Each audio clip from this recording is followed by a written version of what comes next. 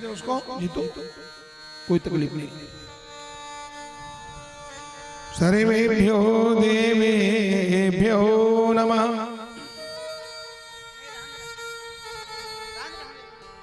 अच्छा तो ठीक है। सर्वेभ्यो ब्राह्मणेभ्यो नमः। सिद्धिबुद्धि सहिताय श्रीमन्महागणाधिपतये नमः। गजाननं भूतगणाधिसेवितं कपित्थजम्बूफलचारुभक्षणम् उमाशतं शोकविनाशकारिकम् नमामि विघ्नेश्वरपादपङ्कजम्। विघ्नेश्वराय वरदाय सुरप्रियाय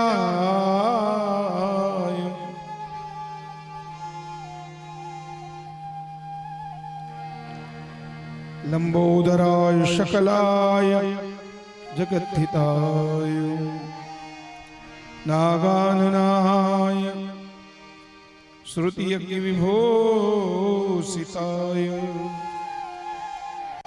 गौरीसुताय गणनाथ नमो नमस्ते।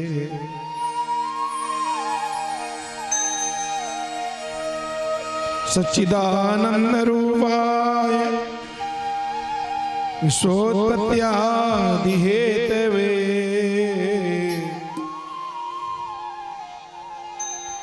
तापत्रय विनाशा श्री कृष्णाय वयं नमः।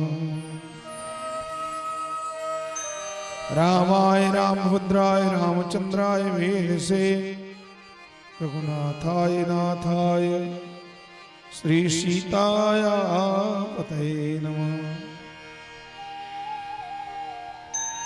माता रामो मत्पिता रामचंद्र स्वामी रामो मत्सखा रामचंद्र सर्वस्वं मे दयालो रामचंद्रो नान्यं जाने नैव जाने न जाने। दक्षिणे लक्ष्मणो यस्य वामे च जनकात्मजा पुरतो मारुतिर्यस्य तं वन्दे रघुनन्दनं।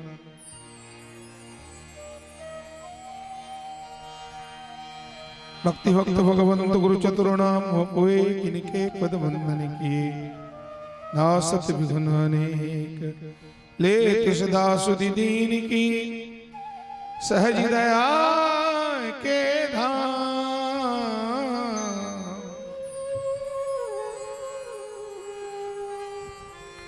जननी जनक हरिदास के श्री सीताराम। जय जय श्री राधारमण जय जय नवल किशोर जय गोपी चित चोर प्रभु जय जय माखन चोर। सब द्वारण को छाण के मैं आयो तेरो द्वार। अहो वृषभान की लाडली जरा मेरी ओर निहार। मुझको माधव का सहारा मिल गया।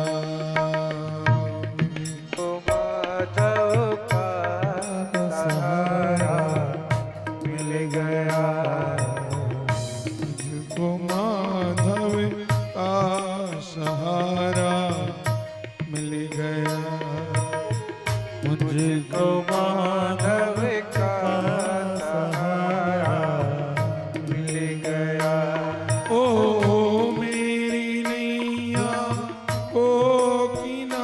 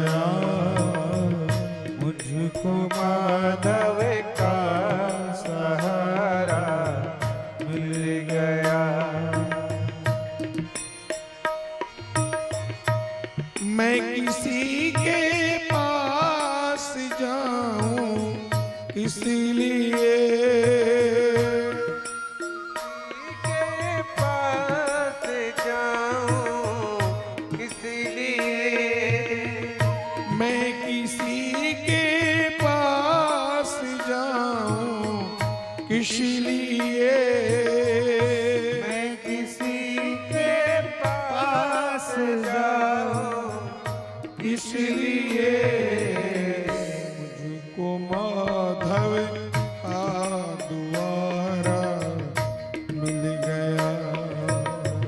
मुझको माधव का द्वारा मिल गया।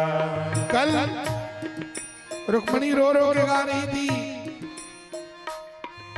कल की स्थिति अलग थी मेरी माताओं।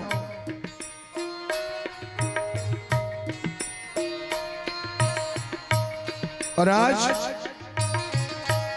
आनंद है, परम आनंद है।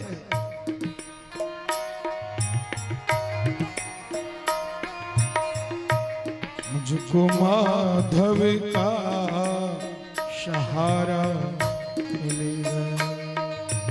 ओ मुझको माधव का सहारा मिल गया। ओ मेरी कश्ती को किनारा मिल गया। ओ मेरी कश्ती को किनारा मिल गया। ओ मेरी कश्ती को किनारा मिल गया। मेरी कश्ती को किनारा मिल गया। मुझको गोविंद का सहारा मिल गया। मुझको गोविंद का सहारा मिल गया। ढूंढती थी मेरी नजरें जो नजर, ढूंढती थी मेरी नजरें जो नजर। ओ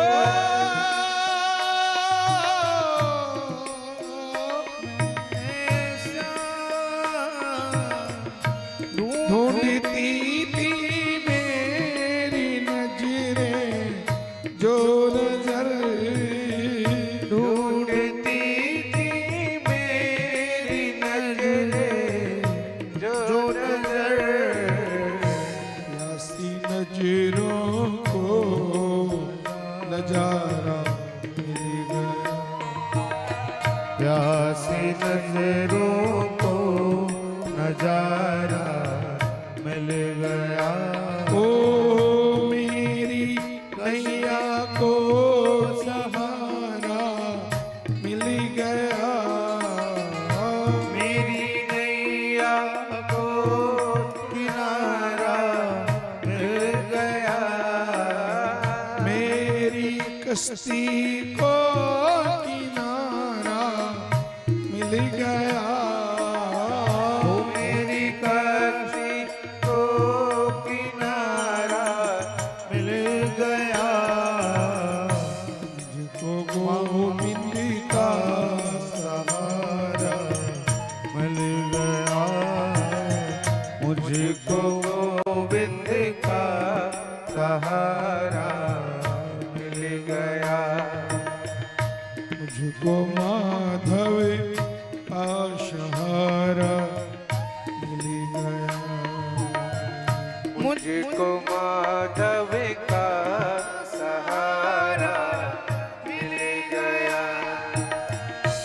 ओम शिव ओम शिव ओम शिव ओम शिव ओम शिव ओम शिव ओम शिव ओम शिव ओम शिव ओम शिव ओम शिव ओम शिव ओम शिव ओम शिव ओम शिव ओम शिव ओम शिव ओम शिव रटता जा।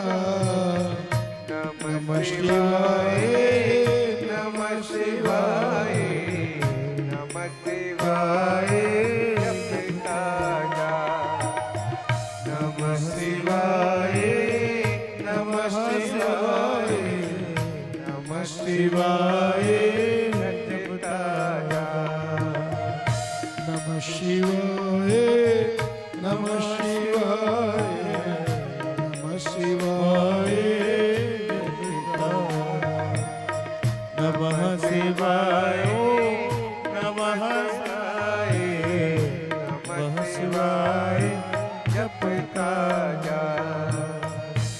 क्यों करूं चिंता भला संसार की, क्यों करूं चिंता भला संसार की, क्यों करूं चिंता भला संसार की, क्यों करूं चिंता भला संसार की।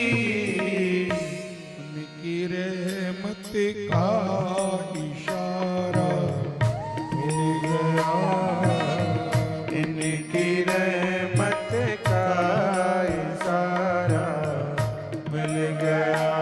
ओ मेरी नैया को किनारा मिल गया, मेरी नैया को किनारा मिल गया।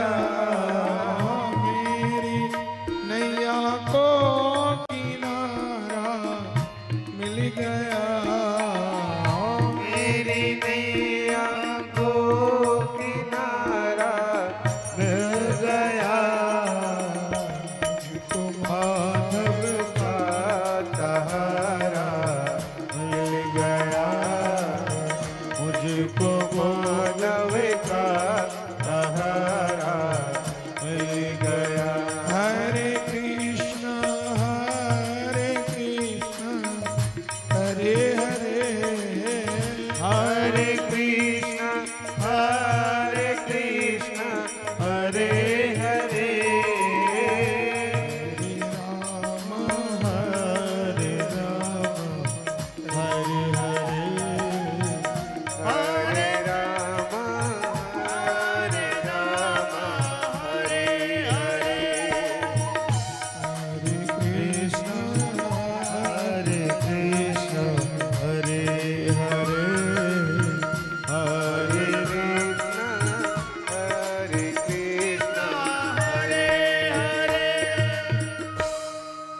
बोलो राम कृष्ण देव की जय, श्री भक्त वत्सल भगवान की जय, श्री भागवत महापुराण की जय, व्यास नारायण सुखदेव भगवान की जय, श्री अपने अपने गुरु गोविंद माता पिता की जय, संत समाज की जय, माता शक्ति की जय, पांडुका पावन धाम की जय, आवाहि सर्व नगर देवी देवताओं की जय, सर्व पितर देवताओं की जय, वैकुंठवासी बाबू श्री छविराम जी महाराज की जय, उनके समस्त कुटुंब परिवार की जय, उनके समस्त बाल गोपाल की जय, उनके समस्त पितरजनों की जय। जय जय श्री सीताराम, जय जय श्री राधे श्याम, नमः पार्वती पते हर हर महादेव।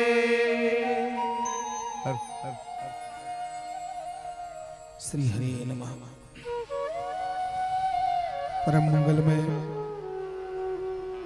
भगवान श्री बालकृष्ण की वांग्मय कृति स्वरूपा भगवत स्वरूप श्रीमद् भागवत महापुराण शिक्षा ज्ञान यज्ञ कथा यात्रा में परमात्मा के पावन चरणों में विराजमान धर्म भूमि, प्रेम भूमि, भक्ति भूमि, संतों की पावन भूमि, विद्वानों की पावन भूमि, समाज सेवकों की पावन भूमि, पुण्य भूमि पांडुका धाम के एवं आसपास के अन्य अन्य ग्रामों से, नगरों से, दूर दराजों से भगवत कथा रसपान हित बधारे हुए आदरणीय संतजनों, सम्मान्य बुजुर्गजनों, विप्रजनों,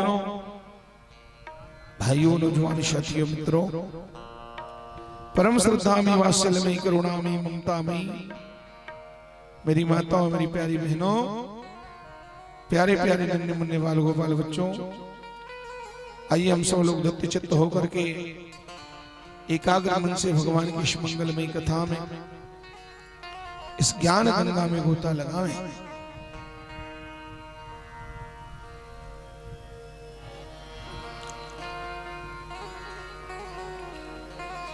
सबके हृदयों पर राज करने वाले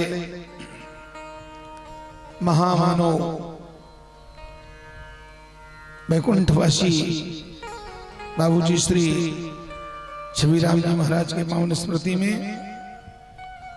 उनकी धर्मणी माता गंगा स्वरूपा श्री किरण देवी जी,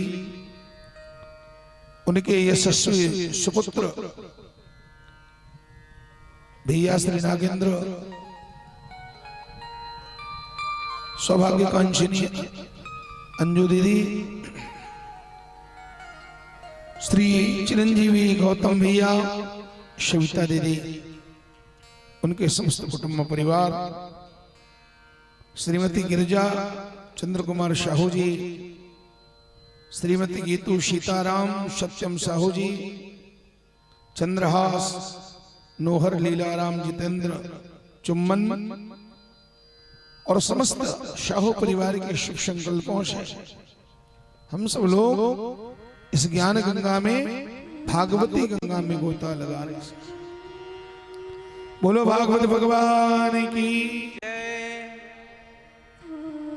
मकर संक्रांति का पावन पर्व चल ही रहा है। लोग गंगा सागर जाते हैं स्नान करने के लिए और जाते जाते गाते हैं सारे तीर्थ बार बार गंगा सागर। कहां लिखा है कि गंगा सागर 2 बार नहीं जाना चाहिए? गंगा सागर 1 बार, 2-3 बार नहीं जाते क्या? और कोई 2-3 बार चला गया तो वहां जाके डूब के मर जाएगा क्या? एकदम लोक प्रचारित ये कहावत है, सब लोग इस बात को जानते हैं। सारे तीर्थ बार बार इतने बोल दो बस, फिर आधा वो लोग पूरा करेंगे। गंगा सागर 1 बार, सबको मालूम है, इतना सरल बन गया ना। प्रश्न ये होता है गंगा सागर 1 बार, तो कहां लिखा है कौन सा शास्त्र में कि 2 बार गंगा सागर नहीं जाना चाहिए, 3 बार नहीं जाना चाहिए? तो कोई आदमी बहुत पैसा वाला है, अगर वो जाना चाहे तो क्या नहीं जाते क्या? नहीं जा सकते? जा सकते हैं ना। अच्छा, गंगा सागर 1 बार 2 बार नहीं जाना चाहिए। ये जो एजेंट लोग हैं जो हर साल तीर्थ यात्रियों को बस भर भर के ले जाते हैं, लोग तो हर साल जाते हैं, तो फिर कहावत तो वहां पर फेल हो गया ना कि गंगा सागर 1 बार। कोई पैसा वाला है, शक्ति है, सामर्थ्य है, उसकी इच्छा है, मन में भाव है, तो कई बार जा सकता है। फिर ये क्यों कहा गया और किस संदर्भ में कहा गया? हमने एक बार बचपने में, आज से करीब करीब 25 साल पहले अपने गुरुदेव भगवान से पूछा था, तो गुरुजी ने इसका समाधान दिया और कहा, गुरुदेव ये क्यों कहा जाता है सारे तीर्थ बार बार गंगा सागर 1 बार? हमारे गुरुजी ने कहा, देखो बेटा, लोग इसको समझ नहीं पाए। कपिल नारायण भगवान ने जो माता देवहूति को ज्ञान की गंगा बताई, जो शांति शास्त्र का विश्लेषण किया, भागवत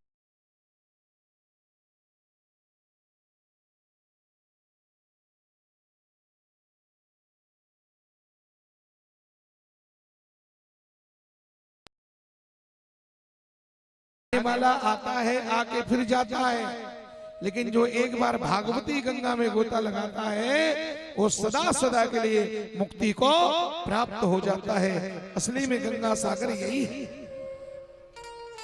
ये जो कहावत है सारे तीर्थ बार बार गंगा सागर 1 बार, ये गंगा सागर, इस गंगा सागर में जो एक बार सच्चे मन से गोता लगाता है, भाव सहित डुबकी लगाता है, वो 84 के चक्कर से बच जाता है, नरक में जाने से बच जाता है। उसमें गंगा सागर में जाने वाला फिर आता है, और जब संसार में आता है तो फिर उससे पाप हो जाता है, और फिर पाप करता है। देखो, गंगा में नहाने से पाप तो धुलता है, कोई शक नहीं है। लोग गंगा सागर जाते हैं, नहाते हैं और अपने पाप को धो डालते हैं, लेकिन संसार में आकर के फिर पाप करते हैं। दिक्कत ये है ना, है? ओ गंगा मैया, हमारे तन के पाप को तो धो सकती है, पर वो मैया हमारे मन को नहीं धो सकती। इसलिए उसको लिए मन को शुद्ध करने के लिए कि और नया सागर का निर्माण हुआ, जिसे भागवत सागर कहते हैं, ज्ञान रूपी सागर कहते हैं।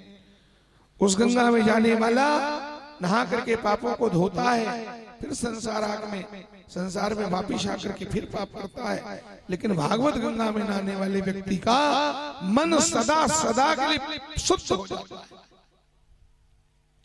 इसमें एक बार कोई नहा लेता है तो हमेशा हमेशा के लिए उसका मन पवित्र हो जाता है। और मन जब पवित्र हो जाता है तो ध्यान रखना,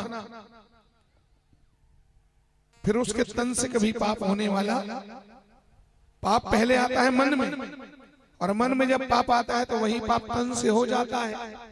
अब मन ही जब शुद्ध हो जाएगा तो मन से पाप नहीं होगा तो समझ लो तन में भी पाप होने वाला नहीं है। मन में पाप आएगा नहीं, तन से होगा नहीं, और तन से जब पाप होगा नहीं तो बार बार साल दर साल तुम्हें गंगा सागर जाने की कोई जरूरत पड़ेगी ही नहीं। समझ गए? और मेरी माताओं, एक अंतर तो ये है, वो तन के पाप को धोती है, और ये गंगा, ये भागवती गंगा मन के पाप करने की प्रवृत्ति को धो डालती है, आदत को बदल देती है। और प्रवृत्ति धुल गया तो फिर पाप होगा नहीं, और पाप नहीं होगा तो फिर गंगा नहाने की कोई जरूरत पड़ेगी नहीं। अच्छा, बात की बात, अगर गंगा नहाने चले भी गए तो उस गंगा में, उस सागर में नहाने के लिए पांडुका से चल के हमें वहां तक जाना पड़ता है, जबकि भगवान की भागवत रूपी गंगा आप समस्त पांडुका वासियों को नहलाने के लिए स्वयं चल करके आपके गांव तक आई है। उस गंगा में नहाने के लिए पैसा चाहिए, फोकट में गंगा सागर तो जा नहीं सकते। कम से कम गरीबी में 5-7 हजार रुपया तो चाहिए। तो उस गंगा में नहाने के लिए पैसा चाहिए, जबकि भागवत गंगा में नहाने के लिए प्रेम चाहिए, प्रेम श्रद्धा चाहिए। अच्छा, 7,000 रुपया खर्चा करके पहुंच भी गए तो उस गंगा में नहाने से केवल तन का पाप धुलता है, जबकि भगवान की कथा गंगा में नहाने से हमारा मन का पाप धुलता है। उस गंगा में नहाते नहाते कहीं डूब गए तो समझो मर गए। उस गंगा में नहाते नहाते कहीं तैरना नहीं आया तो डूब गए, और डूब गए तो सीधा मर गए। अंतर यही है, उस गंगा में डूबने वाला मर जाता है, और भागवत गंगा को सुनते सुनते डूब जाता है, वो सदा के लिए तर जाता है, भगवान के घर जाता है, वो मुक्ति को प्राप्त हो जाता है। ऐसा ये दिव्य गंगा सागर है। और इस भागवत रूपी सागर को किसने बहाया? उसको भागीरथी ने लाया। अब इस भागवत रूपी सागर को भगवती पार्वती ने बहाया। पार्वती माता भगवान शंकर से अगर लड़ लड़ के कथा न पूछती तो फिर भागवत कहां से प्रकट होता? तो उस गंगा का नाम है भागीरथी गंगा, और इस गंगा का नाम है भागवती गंगा। ये गंगा भगवान के मुंह से प्रकट हुई है, इसलिए इस गंगा में नहाने से लाभ ही लाभ है चौतरफा। 1 रुपए का टेंशन नहीं, कोई खर्चा नहीं। मेरी माताओं, आओ बैठो भगवान की शरण में। और जो लोग गंगा सागर नहीं गए उनके लिए मैं गाना चाहता हूं। सत्संग करो रे, सत्संग करो जी, सत्संग करो रे, सत्संग करो जी, सत्संग करो रे, हरि भजन करो जी। ओ सत्संग करो रे, हरि भजन करो जी। ये गिरे परे हपटे मन, ये गिरे परे हपटे मन, और दीन दुखी मन के मन, और दीन दुखी मन के मन। सत्संग करो रे, सत्संग करो जी, सत्संग करो रे, सत्संग करो जी।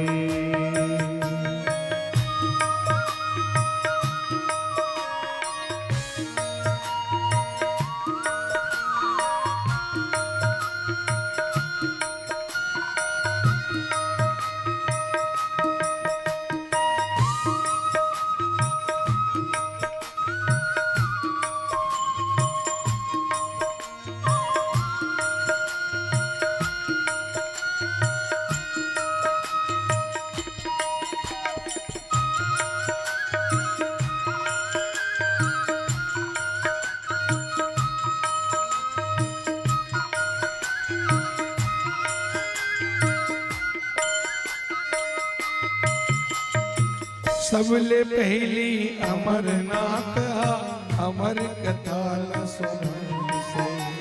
हो सबले पहले अमरनाथ है, अमर कथा न सुनाई से। अमरनाथ भगवान शंकर ने माता पार्वती को सुनाया। सबले पहली अमरनाथ अमर कथा न सुनाई से। हो सबले पहली अमरनाथ है, अमर कथा न सुनाई से। तब जाके ये ज्ञान के गंगा पांडुका में आई से।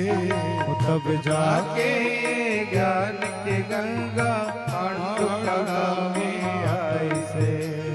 कहाँ जाऊं बड़ दूर है गंगा,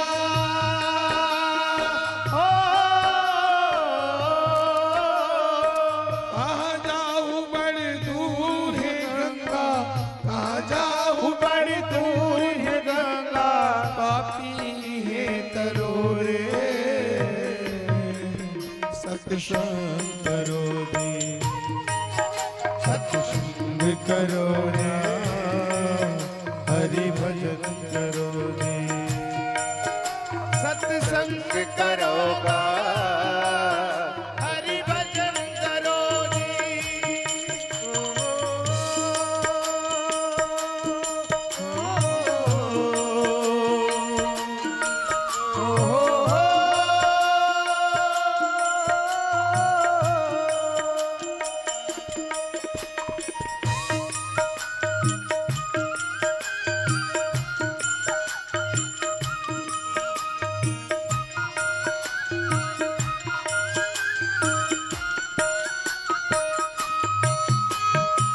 मानो तन दुर्लभ है संगी हरि भजन लगाओ।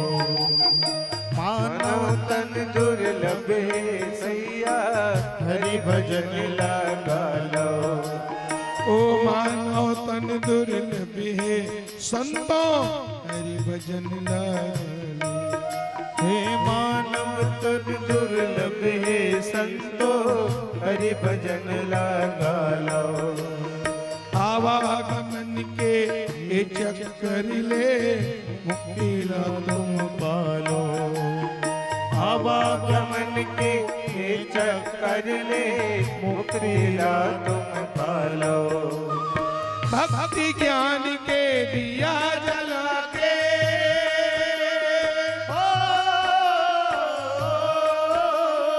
भक्ति ज्ञान के दिया जला के, ज्ञान के दिया जला के, वो भक्ति ज्ञान के दिया जला के, भक्ति ज्ञान के दिया जला के। मन मा जोर भरो रे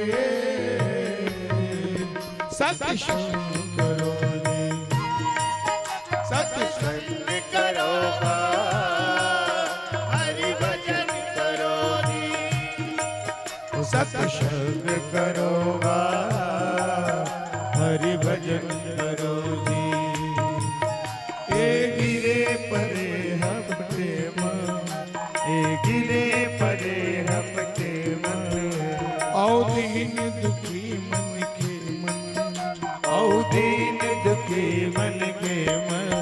सत्संग करो रे, सत्संग करो जी, ए सत्संग करो रे, सत्संग करो जी।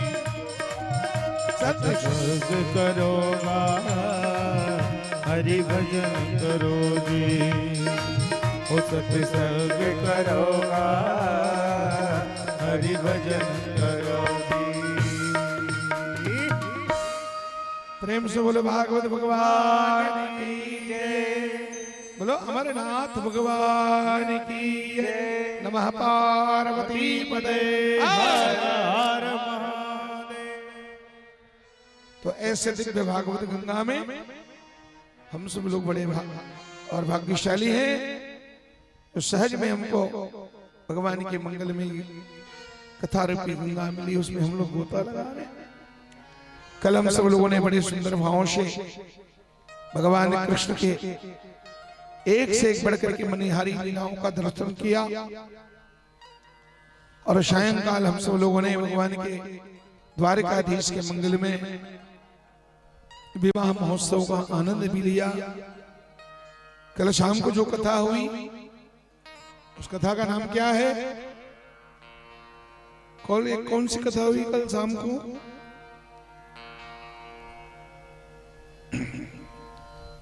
रुक्मिणी के साथ भगवान का सुंदर विवाह हुआ ना। बोलचाल की भाषा में उसे रुक्मिणी हरण की कथा कहते हैं। कौन सी कथा? रुक्मिणी हरण की कथा। ठीक है, बोल लेते हैं, कोई दिक्कत नहीं है। पर भगवान ने अगर बुद्धि दिया है और दिक्कत भी है, क्यों नहीं? किसी दूसरे नाम के जो दूसरा नाम अपने मन से धर दोगे, बहुत अंतर आ जाता है कि एक शब्द में अर्थ के अनर्थ हो जाते हैं। बोलचाल की भाषा में रुक्मिणी हरण कहते हैं, लेकिन अगर बुद्धि के तराजू पर तौल के देखा जाए सज्जनों, तो रुक्मिणी हरण की कथा नहीं है, सच में वो रुक्मिणी वरण की कथा है। भगवान ने रुक्मिणी का हरण नहीं किया, अपितु रुक्मिणी का वरण किया है। वरण किया, रुक्मिणी को भगवान ने स्वीकार किया। अब देखो कितना अंतर आ गया। हरण मने क्या होता है? हरण मने आज की भाषा में किडनैप, अपहरण, है कि नहीं?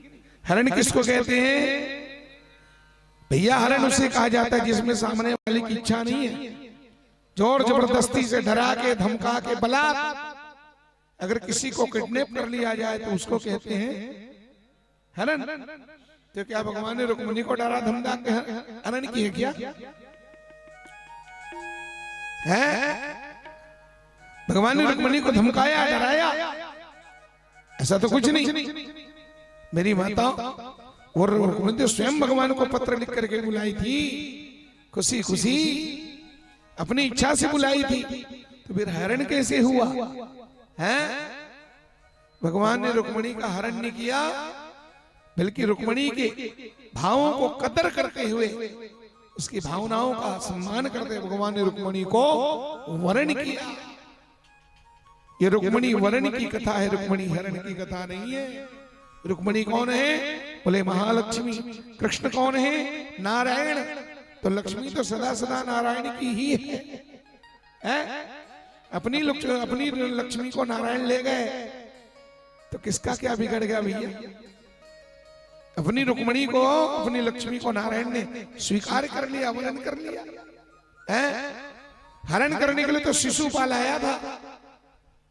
सच कहो, हरण करने के लिए रुक्मिणी का शिशुपाल ही आए थे। वो शिशुपाल पूर्व जन्म का कौन है बताओ? द्वापर युग में जो शिशुपाल है ना, जो दुल्हा बन के माउर बन के आया है ना, वो पूर्व जन्म का क्या है? अरे वो त्रेता युग का रावण है। रावण, समझ गए? रावण ही तो शिशुपाल बन के आया था। और देखो, तो रावण ने किया था सीता का हरण। रुक्मिणी कौन है? वही सीता है। त्रेता युग की सीता, द्वापर में बनी रुक्मिणी। तो त्रेता में रावण ने किया सीता का हरण, इसलिए रावण का हो गया। और ऐसे मरा, ऐसे मरा, बाप रे बाप, ढंग से आज तक नहीं मरा, हर साल मरता है। आदमी एक ही बार मरता है ना, लेकिन रावण तो साल दर साल मरते हैं। मेरी माता, रावण की जीवन की भूल है। रावण ने लक्ष्मी का, सीता का हरण किया। आध्यात्मिक दृष्टि में सीता शांति है, सीता भक्ति है, और भक्ति का कोई हरण नहीं कर सकता। जिसने भक्ति का हरण किया उसका मरण निश्चित मानो। तो रावण ने किया सीता का हरण, इसलिए रावण का हो गया मरण। रावण के छोटे भाई विभीषण, रावण के छोटे भैया विभीषण ने रावण से पूछा, भैया रावण, संसार को जीत करके आप क्या प्राप्त करना चाहते हो? उसको मारो, उसको लूटो, उसको खटोसो, उसको धमकाओ, ये सब क्या कर रहे हैं आप? अब इतना सब करके आखिर आप पाना क्या चाहते हैं? रावण कहता है विभीषण मैं शांति पाना चाहता हूं, सारी दुनिया को जीत करके मैं शांति प्राप्त करना चाहता हूं, अभय होना चाहता हूं। विभीषण ने कहा प्यारे भैया भाव तो आपका बड़ा बहुत सुंदर है, लक्ष्य आपका बहुत अच्छा है, लेकिन रास्ते आपके गलत हैं, राह गलत है। चाह तो बढ़िया है मगर राह है कि नहीं? अब आदमी की यही तो इच्छा है, हमारे जीवन का भी यही हिसाब किताब है। चाह तो सबका बढ़िया है लेकिन राह खराब है। चाहते तो हम भगवान को हैं और चलते हैं संसार की ओर, संसार की ओर चलेंगे तो भगवान कैसे मिलेंगे? हमें भगवान की ओर चलना चाहिए। रावण कहता है मैं शांति प्राप्त करना चाहता हूं, कितना बढ़िया बात है। मैं भगवान को पाना चाहता हूं, मैं शांति को पाना चाहता हूं। शांति कहो, भगवान कहो, भक्ति कहो, सब उसी के पर्यायवाची शब्द हैं। तो रावण कहता है प्यारे विभीषण सारी दुनिया को जीत करके मैं शांति प्राप्त करना चाहता हूं, भगवान को पाना चाहता हूं, मैं भक्ति को पाना चाहता हूं। विभीषण ने कहा भैया बात तो ठीक है लेकिन आपका सिस्टम गलत है, आपका तरीका गलत है। अरे आप भक्ति को पाना चाहते हो तो भक्ति को पाने का ये कोई तरीका नहीं है। भक्ति को पाना है तो भजन करना पड़ेगा, बिना भजन के भक्ति मिलने वाली। सत्संग करना पड़ेगा, भगवान की कथा सुननी पड़ेगी। मुनि दुर्लभ हरि भगत नर पावहि बिनहि प्रयास, जे यह कथा निरंतर सुनहि मान विश्वास। जो लोग भगवान की कथा सुनते हैं, हमेशा सुनते हैं, राम चरण रति जोज अथवा पद निर्वाण, तो भाव सहित सो यह कथा करें श्रवण पुटपा। सज्जनों मेरी बात और सुनो, अगर भक्ति को पाना है, भक्ति सबके जीवन का लक्ष्य है। रावण कहता है मैं भक्ति को पाने तो भगवान को पाना चाहता हूं, शांति को भक्ति को पाना चाहता हूं। विभीषण बोले भजन करना पड़ेगा, बिना भगवान के भजन के भक्ति मिलने वाली नहीं है। तो भजन करो फिर भक्ति मिलेगी। रावण ने कहा भाई यही तो मेरी कमजोरी है, यही तो मेरा स्वभावगत कमजोरी है। क्या विभीषण तुम भजन करने की बात करते हो, अब मुझसे भोजन तो हो सकता है लेकिन भजन हो ये भजन नहीं तामस देहा, खान पान बिगड़ा हुआ है। और आप लोग भी अच्छी तरह समझो, जिसका आहार बिगड़ा है उस आदमी से कभी भी भजन होने वाला, हाँ समझ गए। तामसी प्रवृत्ति के लोग, रजोगुनी लोग कथा भागवत पसंद नहीं कर सकते सुनो।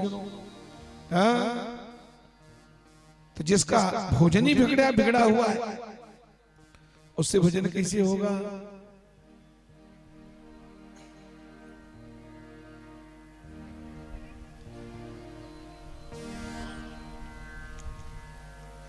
होए भजन नहीं तामस देहा, तमोगुण की प्रवृत्ति बढ़ती है, तमोगुण बढ़ता है। तमोगुण भोजन करने से, तामसी भोजन करने से। सज्जनों मेरी बात और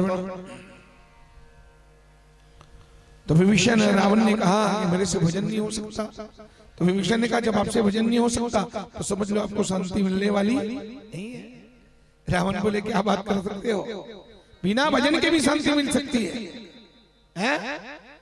बिना भजन के भी मैं शांति को प्राप्त कर सकता हूं। विभीषण बोले क्या बात करते हैं भैया, बिना भजन के आप शांति पा ही नहीं सकते। रावण ने कहा पा सकता हूं क्योंकि मेरी भुजाओं में दम है, मेरी भुजाओं में ताकत है। मैं बिना भजन के शांति को प्राप्त कर सकता हूं। कैसे? बोले मैं शांति को ही चुरा के ले आऊंगा, शांति का हरण कर लूंगा, सीता का हरण कर लूंगा, भक्ति को ही हरण कर लूंगा। और जब भक्ति मेरे घर में आ जाएगी, लंका में आएगी, तो एक दिन उसी भक्ति को खोजते खोजते भगवान को भी मेरी लंका तक आना पड़ेगा। भक्ति को मैं चुरा कर लाऊंगा और भक्ति जब मेरे लंका में आएगी तो एक दिन भक्ति के पीछे पीछे भगवान को भी आना पड़ेगा। रावण ने सीता का हरण कर लिया। मेरी माताओं, रावण का फार्मूला गलत है। सिस्टम तरीका गलत है, भक्ति पाने का सिस्टम गलत है। और मजे की बात और देखो, क्या रावण किसको चाहता है? सीता को। रावण सीता को चाहता है ना, और रावण की बहन शूर्पणखा वो किसको चाहती है? और राम को चाहती है। भाई बहन का बड़ा हिसाबी किताब जबरदस्त है। बहन चाहती है राम को, भाई चाहता है सीता को। दोनों सीताराम को चाहते हैं, पर दोनों का तरीका गलत है। रावण सीता को चुरा करके राम को पाना चाहता है, जबकि शूर्पणखा सीता को मार के राम को पाना चाहती है, और परिणाम गलत हुआ है। तो ये तरीका नहीं है। भगवान की भक्ति करो, भजन करो, सत्संग करो, इससे जो भक्ति मिलती है। अच्छा, एक बात और बताऊं गहराई में उतर के। सीता का हरण, भक्ति का हरण का मतलब क्या है?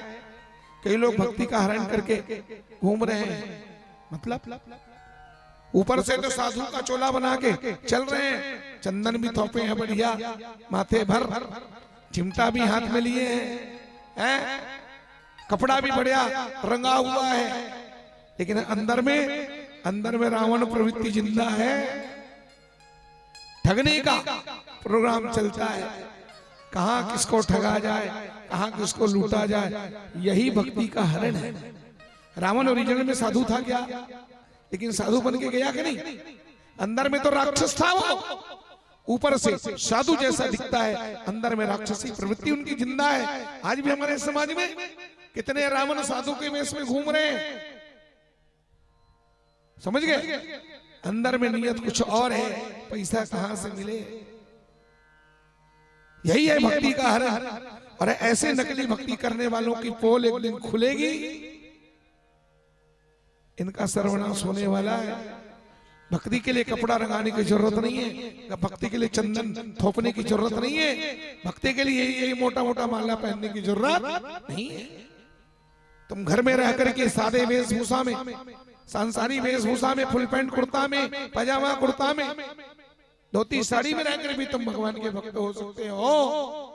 उसके लिए तुम्हें मेकअप करने की कोई जरूरत नहीं है ना? रावण ने मेकअप किया, साधु का मेकअप तो किया, लेकिन स्वभाव से कहां साधु बन पाया? स्वरूप को बदला पर स्वभाव को नहीं बदल पाया। सती स्वरूप को बदली पर स्वभाव को नहीं बदल पाई। और सोई पावन सोई सुभग शरीरा, जो तन पाय भजिय रघुबीरा। भगवान कहते हैं मोहि कपट छल छित्र भावा निर्मल मन है।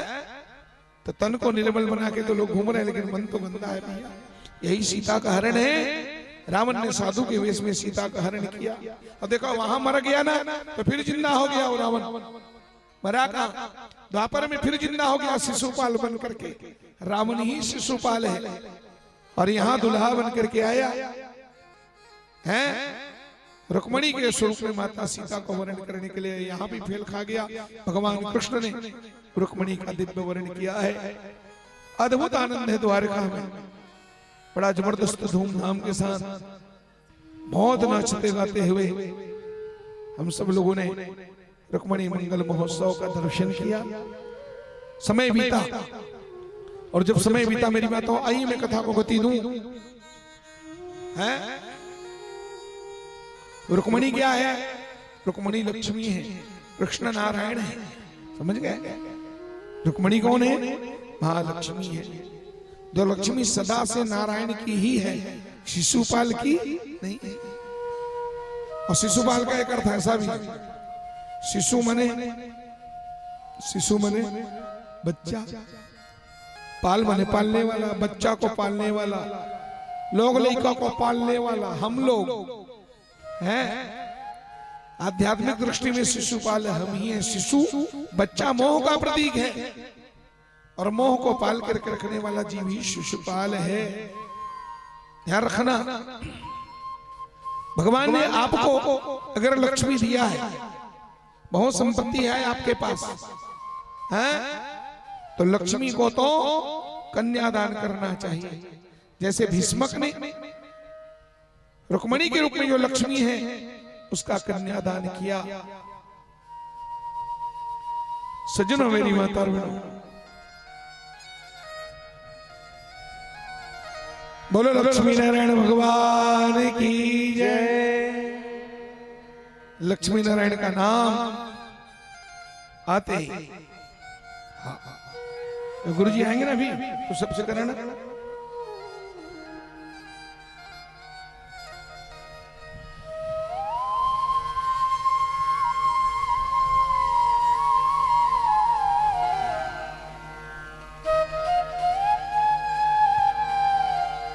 अच्छा डॉक्टर साहब आए, मैं पहचान ही नहीं रहा था। ठीक है, मुकेश साहू जी टेका वाले भैया आए हैं, और डॉक्टर गजाधर साहू जी रोहिना से बंसी भैया भी पधारे हैं, और लक्ष्मी नारायण के रूप में हमारे कमलेश भैया वैष्णव जी महाराज दुर्ग से पधारे हैं अपने लक्ष्मी के साथ, अपनी कमला के साथ कमलेश।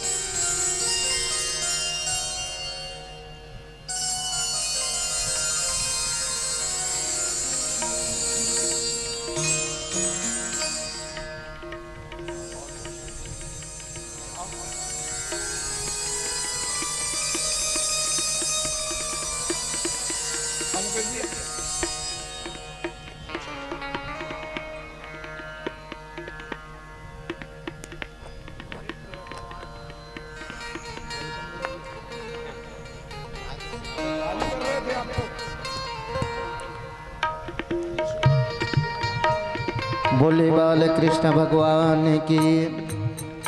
अंशुमान नाग शिक्षक है, अमलीडी से पधारे हुए हैं कथा स्थल पे। वो व्यासपीठ पर आकर के हमारे व्यास महाराज जी से आशीर्वाद प्राप्त करें। अंशुमान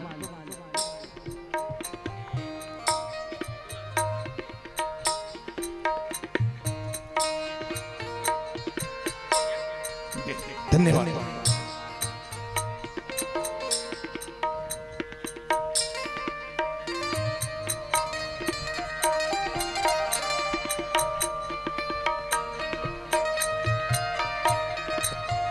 अशोक साहू जी जो परसदा के निवासी हैं, वो भी व्यासपीठ पर आकर के हमारे व्यास जी महाराज से आशीर्वाद प्राप्त करें।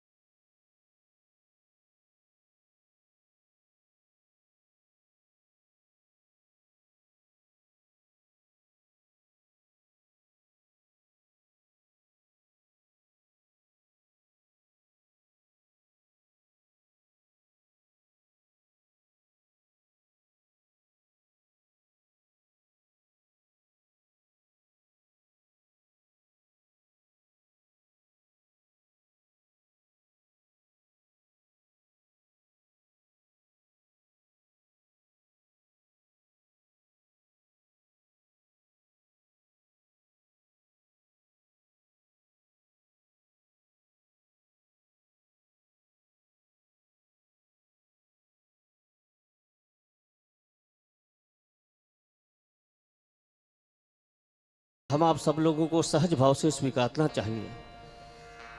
यही जो है आपकी एक ऐसी अमूल्य संपत्ति है,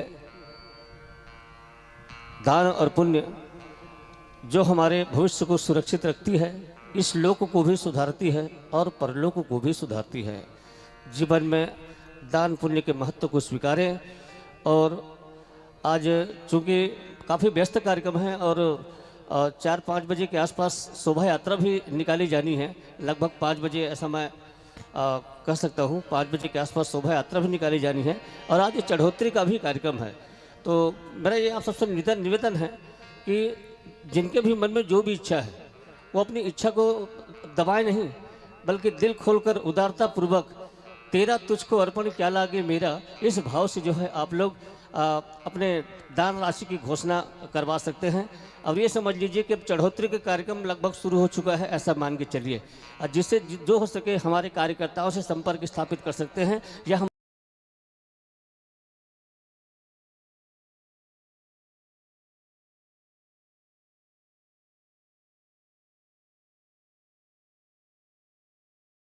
और स्वर्गीय राजू सिन्हा की स्मृति में उनकी माता श्रीमती मथुरा साहू के द्वारा 500 रुपये का स्नेह भेंट कृष्णार्पण किया गया है।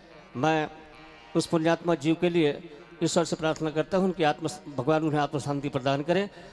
इन्हीं भावनाओं के साथ मैं मथुराबाई सिन्हा परिवार को धन्यवाद देता हूं। और मंच पर 2 व्यक्तियों को और मैं बुलाना चाह रहा हूं।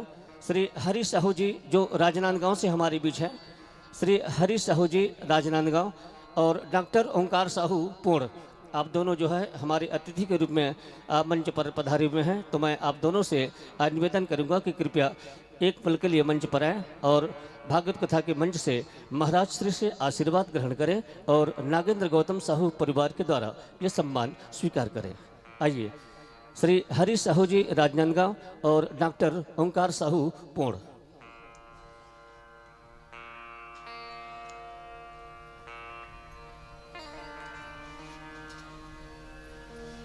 श्री कमलेश वैष्णव जी को भी शायद मैंने देखा है, यदि मेरी नजरें धोखा नहीं खा रहा हो तो ठीक। राधे राधे।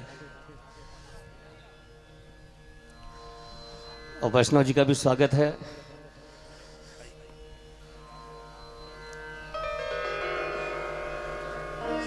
श्री द्वारिका साहू हरदास, आपसे निवेदन है, परिवार सहित आपका भी आगमन हुआ है, आप भी मंच पर आकर के महाराज श्री से आशीर्वाद लें।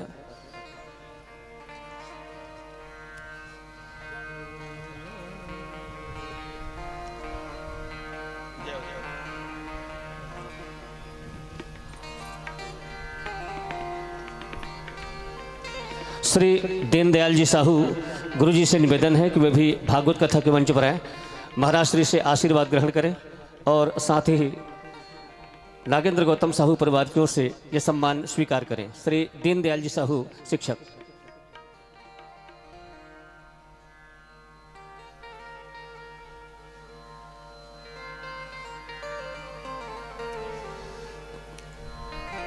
और पुनः आप सबको ये सूचना दे दूं, लगभग चढ़ोतरी का भी कार्यक्रम शुरू है, ऐसा मान कर चलिए।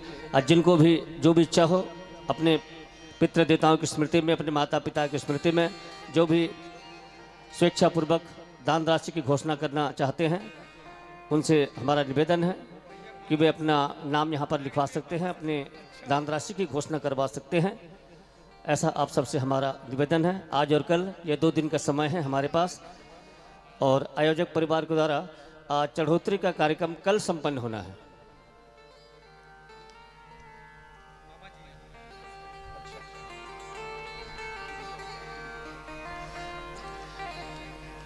पैर में से कांटा निकल जाए, पैर में से कांटा निकल जाए तो चलने में मजा आ जाता है, और मन से अहंकार निकल जाए तो जीवन जीने में मजा आ जाता है।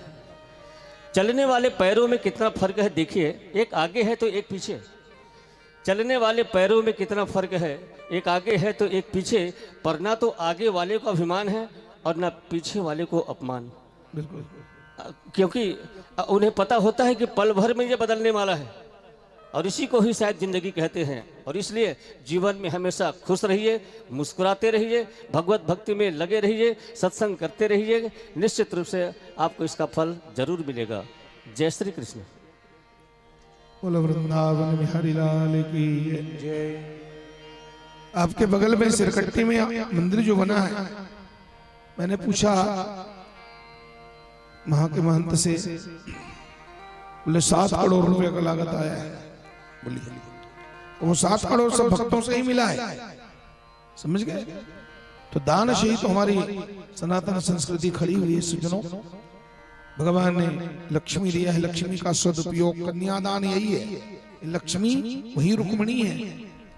आप भीष्मक बनो, भगवान ने आपको भरपूर दिया है, कन्यादान करो।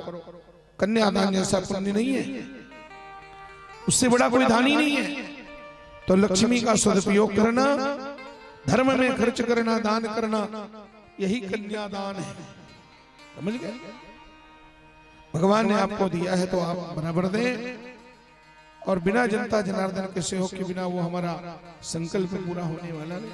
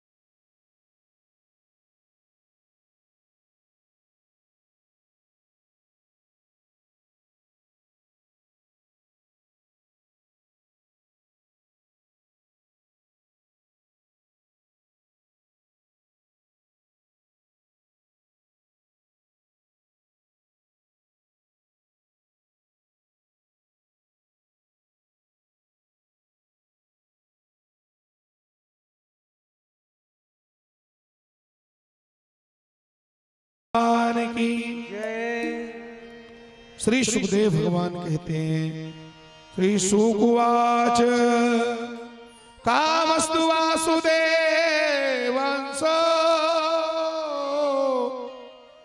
दग्ध प्राग रुद्रमन्युना देहोपपत्ते भूयस तमेव प्रतिपद्यत स एव जातो वेदर्भ्याम कृष्णवीर्य समदभवा प्रधुम्न इति विख्याता सर्वतो नो विदु तम शंबरः कामरूपी हत्वा तो कमनिर्दिशम् सदा विदित्वा आत्मनः शत्रुं प्रास्योद्गृहम्। कामदेव को भगवान वासुदेव का अंश माना जाता है। रुक्मणी मैया दुल्हन बन करके जब द्वारका में आई, आनंद ही आनंद है मेरी माताओं, क्या कहना है। 1 साल के बाद में रुक्मणी मैया को एक पुत्र रत्न की प्राप्ति हुई, एक बेटा रुक्मणी मैया को मिला मेरी माताओं। और रुक्मणी के पुत्र का नाम क्या है? प्रद्युम्न कुमार। बोलो प्रद्युम्न महाराज की जय। कामदेव को भगवान वासुदेव का अंश माना जाता है। कौन कामदेव? वही ब्रह्मा का मानस पुत्र कामदेव, जो सृष्टि के शुभारंभ में ब्रह्मा जी के हृदय से प्रकट हुआ। वही कामदेव द्वापर में भगवान कृष्ण का बेटा प्रद्युम्न बन के आया मेरी माताओं। और बालक जब जन्म लिया, जिस दिन छठी मनाए जा रहे थे द्वारकापुरी में, जन्मोत्सव मनाया जा रहा था, हजारों जनता जनार्दनों की भीड़ रुक्मिणी के उस अंतःपुर में सब लोग आ रहे थे बधाई देने के लिए। इसी भीड़ का फायदा उठाया एक असुर ने, जिसका नाम है संबरासुर। तम संबरः काम रूपी, देखो ध्यान देके गौर करना शब्दों पर।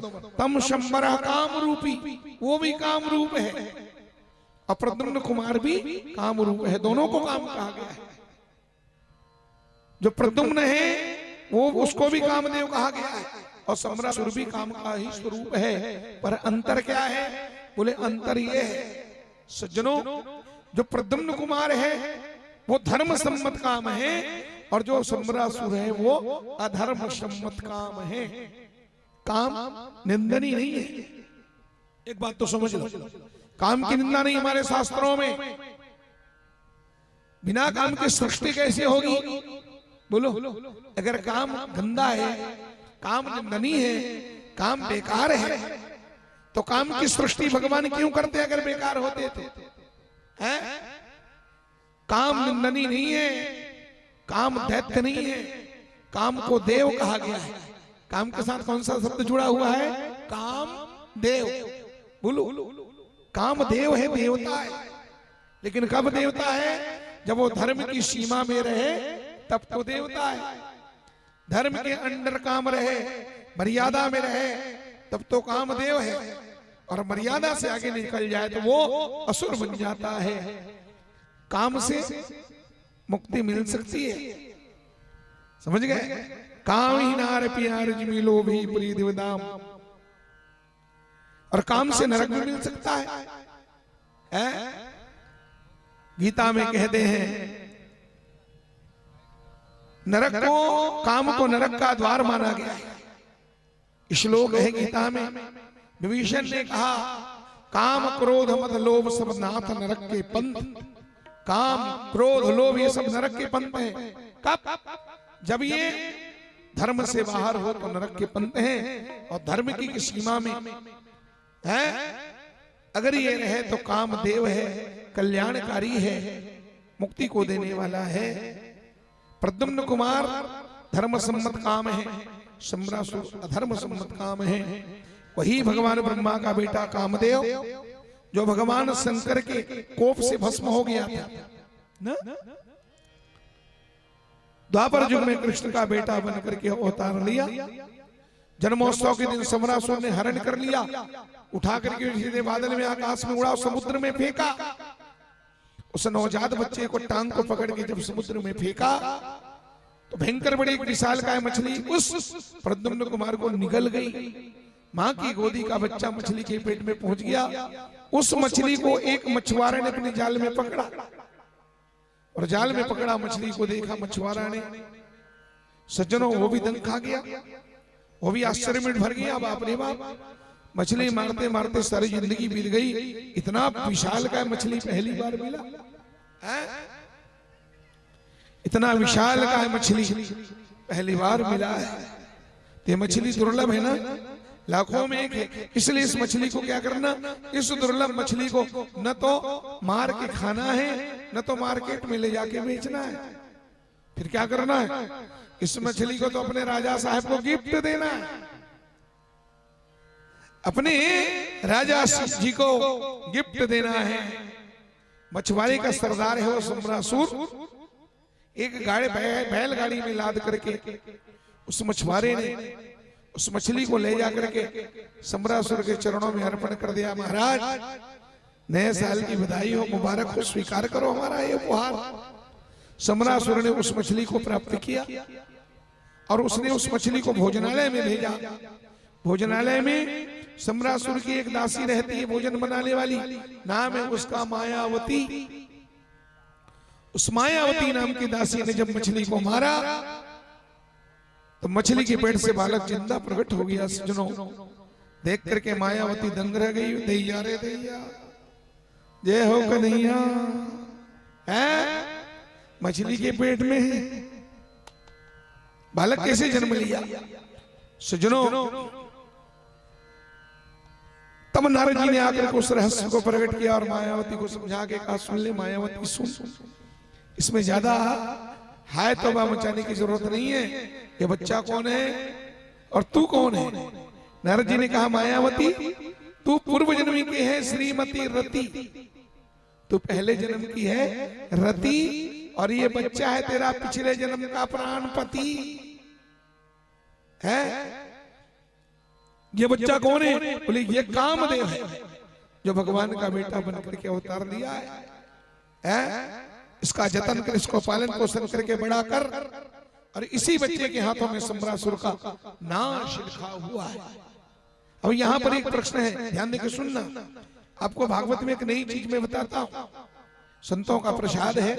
प्रश्न ये है, सम्रासुर ने उस नवजात बच्चे का हरण क्यों किया? वो बच्चा मां के पेट से भी अभी जन्म लेकर के संसार में आया है, मात्र 6 दिन उसकी उम्र है, और 6 दिन के बच्चे की हरण, उसका अपहरण उस सम्रासुर ने क्यों किया? अरे उसका अगर झगड़ा रहा होगा कन्हैया के साथ, द्वारकाधीश कृष्ण के साथ, उसकी कोई दुश्मनी नहीं होगी तो भगवान के ऊपर में वार कर देते हैं? छोटी से नवजात बच्चा अभी अभी आके संसार में जन्म लेके खड़ा है, उस बच्चे को हरण क्यों किया? तो जब हम शास्त्रों का चिंतन करते हैं तो पता चलता है वो सम्रासुर की दुश्मनी कृष्ण से नहीं है, हकीकत में उसी बच्चे से है। और वो बच्चे से दुश्मनी इस जन्म का नहीं है, वो पिछले जन्म का है। वो बच्चा कौन है? वो पिछले जन्म का कामदेव है। और कामदेव जब कुंवारा था, सम्रासुर कुंवारे थे, तो एक बार दोनों ने एक कुंवारी कन्या को देखा जिसका नाम है सुश्री रति। रति नाम की कुंवारी कन्या को देखा। रति इतनी सुंदरी थी सज्जनों, उस रति को देख करके कामदेव के मन में कामना जगी, इच्छा जगी। परम सुंदरी रति अगर मुझे पत्नी के रूप में मिल जाए तो रति को पा करके मेरा जीवन धन्य हो। कामदेव ने रति को पाना चाहा, रति को पाने की लालसा कामदेव के मन में जागी, और उसी रति को देख करके सम्रासुर ने भी वही सोचा। उसके मन में भी लालच आया, रति इतनी सुंदरी है, अगर रति मुझे पत्नी के रूप में मिल जाए तो रति को पाके मेरा जन्म धन्य हो जाए। तो रति मिलेगी कैसे? रति एक और चाहने वाले दो हैं। तो तय किया कि एक काम करते हैं, रति को पाने के लिए कैलाशपति शंकर भगवान की तपस्या करते हैं। एक पर्वत के शिखर में बैठ करके कामदेव ने अद्भुत तपस्या किया। उसकी तपस्या से प्रसन्न हो भगवान शंकर प्रसन्न हुए, प्रकट हुए, कहा वरदान मांगो। हैं? तो कामदेव ने कहा भोलेनाथ वरदान दो, रति मुझे पत्नी के रूप में प्राप्त हो। भगवान शंकर बोले एवं मस्तु, जाओ, रति तुम्हें पत्नी के रूप में प्राप्त होगी। भगवान ने रति को कामदेव को पाने का वरदान दिया। ठीक है, कामदेव को रति जैसे पत्नी पाने का वरदान दिया। 6 महीने बाद सम्रासुर के पास पहुंचे भगवान, वो भी तपस्या करने बैठा था। सम्रासुर से शंकर जी ने कहा बेटा वरदान मांगो। सम्रासुर बोले भोलेनाथ ऐसा वरदान दो कि रति मुझे पत्नी के रूप में मिले। शंकर जी बोले ऐसा, एवमस्तु तथास्तु, जाओ, रति तुम्हें पत्नी के रूप में मिली। बोलो, उधर कामदेव से कह दिया रति तुम्हें पत्नी के रूप में मिलेगी, उसको वरदान दिया। 6 महीना बाद सम्रासुर को वरदान दे दिया, रति तुम्हें पत्नी के रूप में मिलेगी। अब ये समाचार रति को जब पता चला मेरी माता, तो रति एकदम व्याकुल हो गई। ऐसे समाचार को पेपर वाले जल्दी आउट करते हैं ना पेपर में। पेपर वालों ने लिख दिया है हेडलाइन में मोटे मोटे अक्षर में, एक रति के 2 पति। क्या लिखा था? आंचलिक में पेपर वालों ने छाप दिया था हरी भूमि में, एक रति के 2 पति। नीचे तरफ लिख दिया वरदान दे दिया कैलाशपति, एक रति के 2 पति, वरदान दे दिया कैलाशपति। और उसी पेपर के कटिंग को लेकर के पहुंच गई रति शंकर जी के पास। बोले भोलेनाथ ये क्या आपने मेरे साथ मजाक किया?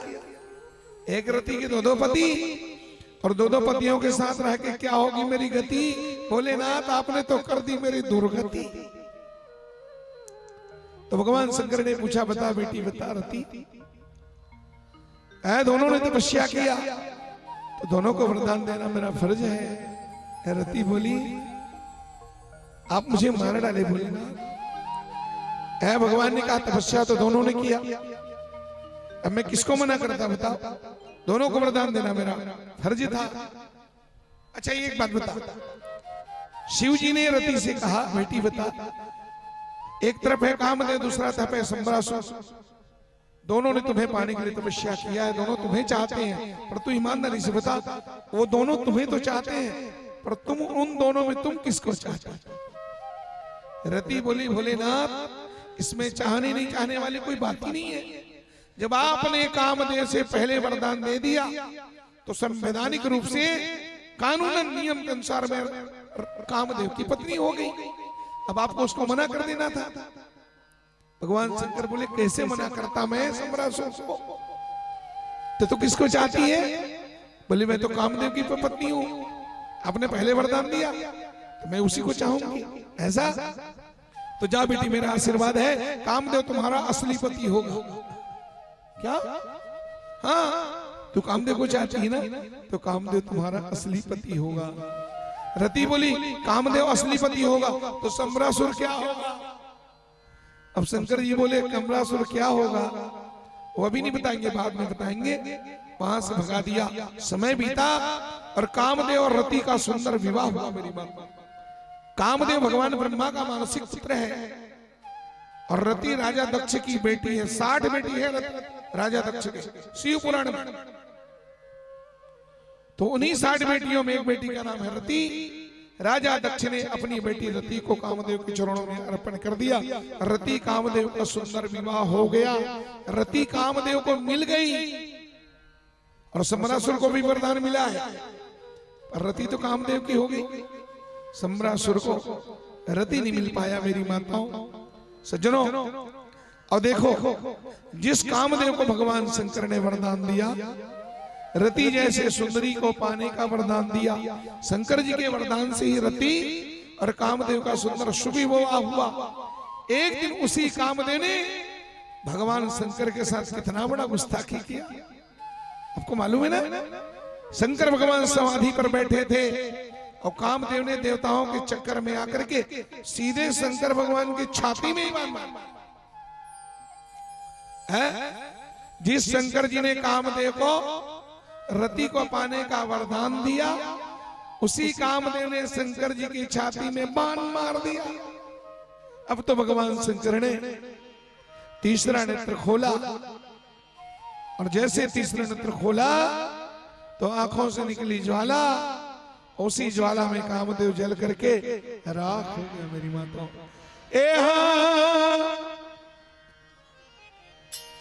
तब शिवती सर नयन उघारा,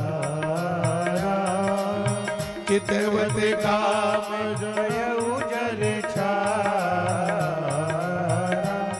हो चितवत काम जय उजल छारा। तब शिवती सर नयन उघारा,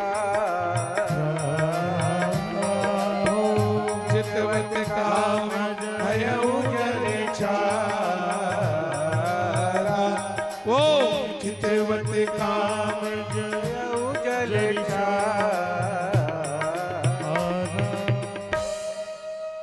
भगवान शंकर के नेत्र लाल हो गए, लाल नेत्र गोरा बदन, अरे भस्म विराजत अंग। देखो भगवान शंकर का स्वरूप कैसा है, लाल नेत्र गोरा बदन, वो भस्म विराजत अंग, जटाजूट के बीच में शोभित रानी गंग। हे जटाजूट के बीच में शोभित रानी गंग, हे जटाजूट के बीच में शोभित रानी। शोभित रानी गंग संग में लिए ना दिया काला भोले, दिए ना दिया काला हो भोले, दिए ना दिया काला। शोभित रानी गंग संग में लिए ना दिया काला, हाथ के डमरू डम डम बाजे, गल मुंडल की माला, ओ हाथ के डमरू डम डम बाजे, गल मुंडल की माला। हे हाथ में डमरू डम डम बाजे, गल मुंडल की माला। गले मुंडल की माला संवलिया, अरे गले मुंडन की माला, बाएं हाथ में सती विराजे बिछा हुआ मृग। हे हे बाएं हाथ में सदी विराज पिता हुआ मृगशाला ओ बाएं हाथ में सदी विराज पिता हुआ मृगशाला सदा शिव शंकर भोला सदा शिव शंकर भोला सदा शिव शंकर भोला जी सदा शिव शंकर भोला तू कर दे निर्मल चोला कर दे निर्मल चोला तो तू है घट घट के वासी ए भोलेनाथ तू है घट घट के वासी दया करो भक्तन के ऊपर शंभु जी कैलाशी हो दया करो भक्तन के ऊपर शंभु जी कैलाशी हो दया करो भक्तन के ऊपर शंभु जी कैलाशी तब शिवती सर नयन उगारा तब काम जय उदर चारा चितवत काम भय उदर चारा बोलो शंकर भगवान की जय। कामदेव जल करके राख हो गया मेरी माता। रति रोते रोते आई शंकर जी के चरणों में सिर झुका कितना रोई। बोले ना आप हो कैलाशपति मैं हूं रति और आपने भस्म क्यों कर दिया मेरा प्राणपति।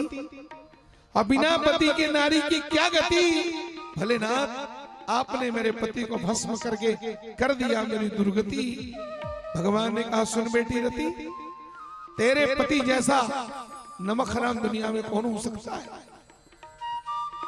जिस कामदेव को मैंने तुझ जैसे सुंदरी को पाने का वरदान दिया आज बदले में उसी बेटे ने हमारी छाती पे बांध दिया और हमने कहा कुछ किया। हमने नेत्र खोला जल के राख हो गया मैं क्या करूं। रति बोली पति की बिना मैं क्या करूं बताइए। जिए बिन देह नदी बिन भारी तैसे ही नाथ पुरुष बिना। हे विश्वनाथ नाम तो विश्वनाथ है और आपने मेरे प्राणनाथ को भस्म कर करके मुझे अनाथ कर दिया। प्रभु आप मेरे पति को जिंदा कर दो। सज्जनों भगवान शंकर जैसा दयालु दुनिया में कोई नहीं है। समझ गए। राम प्रेम अवतार है। राम को मर्यादा पुरुषोत्तम मर्यादा के अवतार माने जाते हैं तो राम मर्यादा अवतार है। कृष्ण प्रेम अवतार है और शंकर जी कर्पूर गौरम करुणावतारम। शंकर जी जैसा करुणा में दुनिया में कोई नहीं होगा। उसके जैसा दयालु दुनिया में कौन होगा।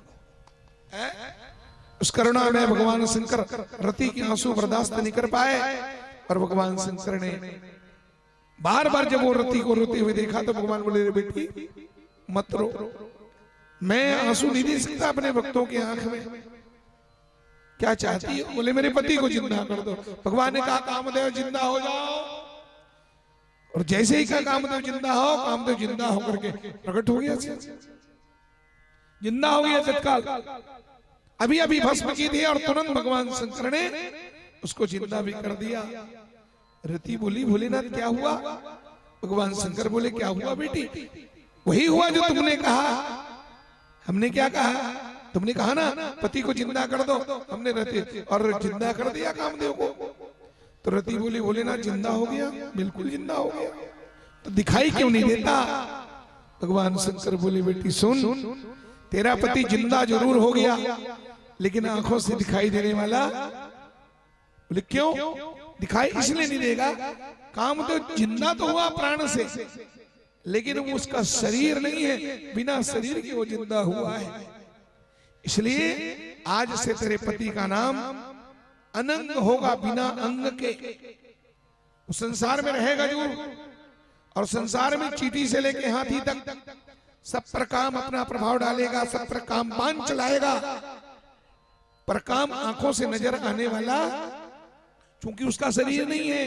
अब ते रति तो नाथ कर होई नाम अनंग बिन बपु व्यापी शकल पुनी सुन निज मिलन प्रसन्न।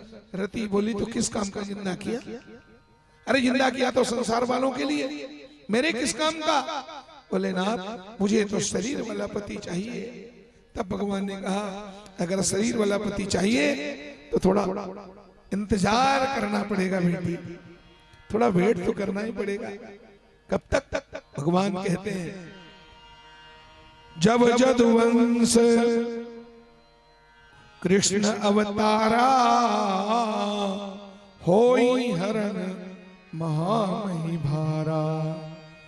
कृष्ण तनय पति होई तोरा, बचन अन्यथा होई न मोरा। यदुवंश में द्वापर युग में जगत पिता भगवान नारायण जब कृष्ण बनकर के प्रकट होंगे तो रति तेरा पति उसी कृष्ण भगवान का बेटा बन करके द्वापर में प्रकट होगा, तब जाकर के तुझे शरीर वाला पति प्राप्त होगा। रति बोली बाप रे बाप, अभी आपने त्रेता में भस्म किया, अब द्वापर युग में जन्म लेगा वो सशरीर, इतना लंबा वेटिंग लिस्ट थमा दिया मुझे। बोले ना अरे भाई जीने के लिए रोटी कपड़ा मकान तो चाहिए, अब मैं कहाँ जिंदा रहूंगी, कहाँ रोटी खाऊंगी, कैसे समय गुजारूंगी? भगवान ने कहा सुन, असली पति तो भस्म हो गया। और उस दिन पूछी थी ना तू, जब मैंने कहा कामदेव तुम्हारा असली पति, तो तुमने कहा था सम्रासुर क्या होगा? अब उसका उत्तर सुन ले आज, असली पति तो भस्म हो गया, इसलिए बाकी उम्र को पाने के लिए अब तो नकली पति के पास शम्रासुर के पास चली जा और वहीं तेरे पति से मुलाकात होगी। रति ने कहा प्रभु शम्रासुर को आपने वरदान दिया है कि रति तुम्हारी पत्नी बनेगी, जब से वो वरदान मिला है उसको तब से मुझे पत्नी भाव से देखता है। क्योंकि मैं उसे पति कभी नहीं मानती, मैं तो पति प्रता नारी कामदेव की ही पत्नी हूँ, मैंने कभी उसको पति भाव से नहीं देखा, लेकिन वो तो मुझे पत्नी भाव से देखता है और उसी के घर में आप मुझे भेज रहे हैं।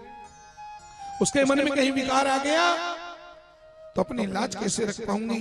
भगवान ने कहा चिंता बिल्कुल मत कर, एक मंत्र देता हूं, इस मंत्र का नाम है मोहिनी मंत्र। तो भगवान ने वही मंत्र दिया है। कौन सा मंत्र जानते हो? श्री शिवाय नमस्तुभ्यं, वही तो मोहिनी मंत्र है। चाहो तो इस मंत्र से किसी को वश में कर सकते हो, चाहे तो किसी के संकटों से बच सकते हो। शिव पुराण में है ये मंत्र। तो भगवान शंकर ने कहा मेरे नाम का स्मरण करना, तेरे जीवन में जब संकट आए तो श्री शिवाय, शंकर जी के शिवाय, और किसी को याद मत करना है, इस मंत्र का जपन करना। भगवान शंकर ने अपने नाम का मंत्र दिया।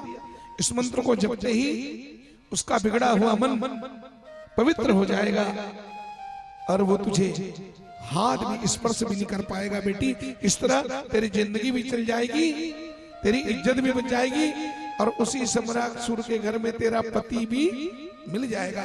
भगवान शंकर ने कहा था पहले जन्म की रति मायावती बनकर के सम्रासुर के घर में दासी बनी। सम्रासुर ने बच्चों को क्यों फेंका? तो यही प्रश्न मेरा है, उसने उस नवजात बच्चे को क्यों फेंका? इसीलिए फेंका इस कामदेव के चलते रति मेरे हाथों से निकल गई। तपस्या तो मैंने किया, वरदान तो मैंने पाया, लेकिन रति का सुख तो इसी पापी ने उठाया।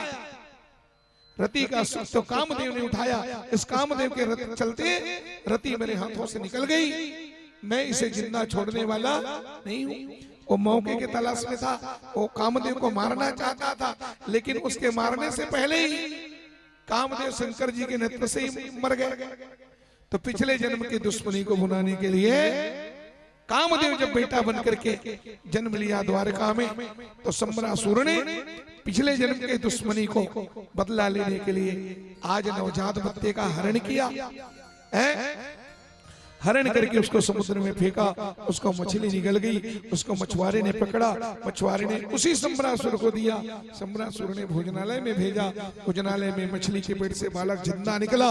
मायावती समझ गई ये है मेरा पति, और पति पत्नी दोनों सम्रासुर के घर में रहे, उसी के घर पले, उसी के घर बढ़े, उसी को खाए और उसी के घर खा के एक दिन उसी को इतना चमकाए सजनों, कामधेनु सुम्रासुर का नाश किया। अब उधर क्या हाल है? द्वारका में हाहाकार है, बेटे का हरण हो गया, रुक्मणी बेहोश हो गई। माता रुक्मणी बेहोश हो गई, सारी द्वारका रोने लगी।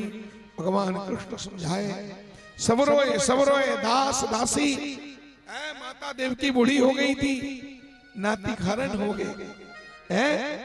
देवकी मैया बूढ़ी हो गई है, बूढ़ी देवकी रोई, वसुदेव जी रोए,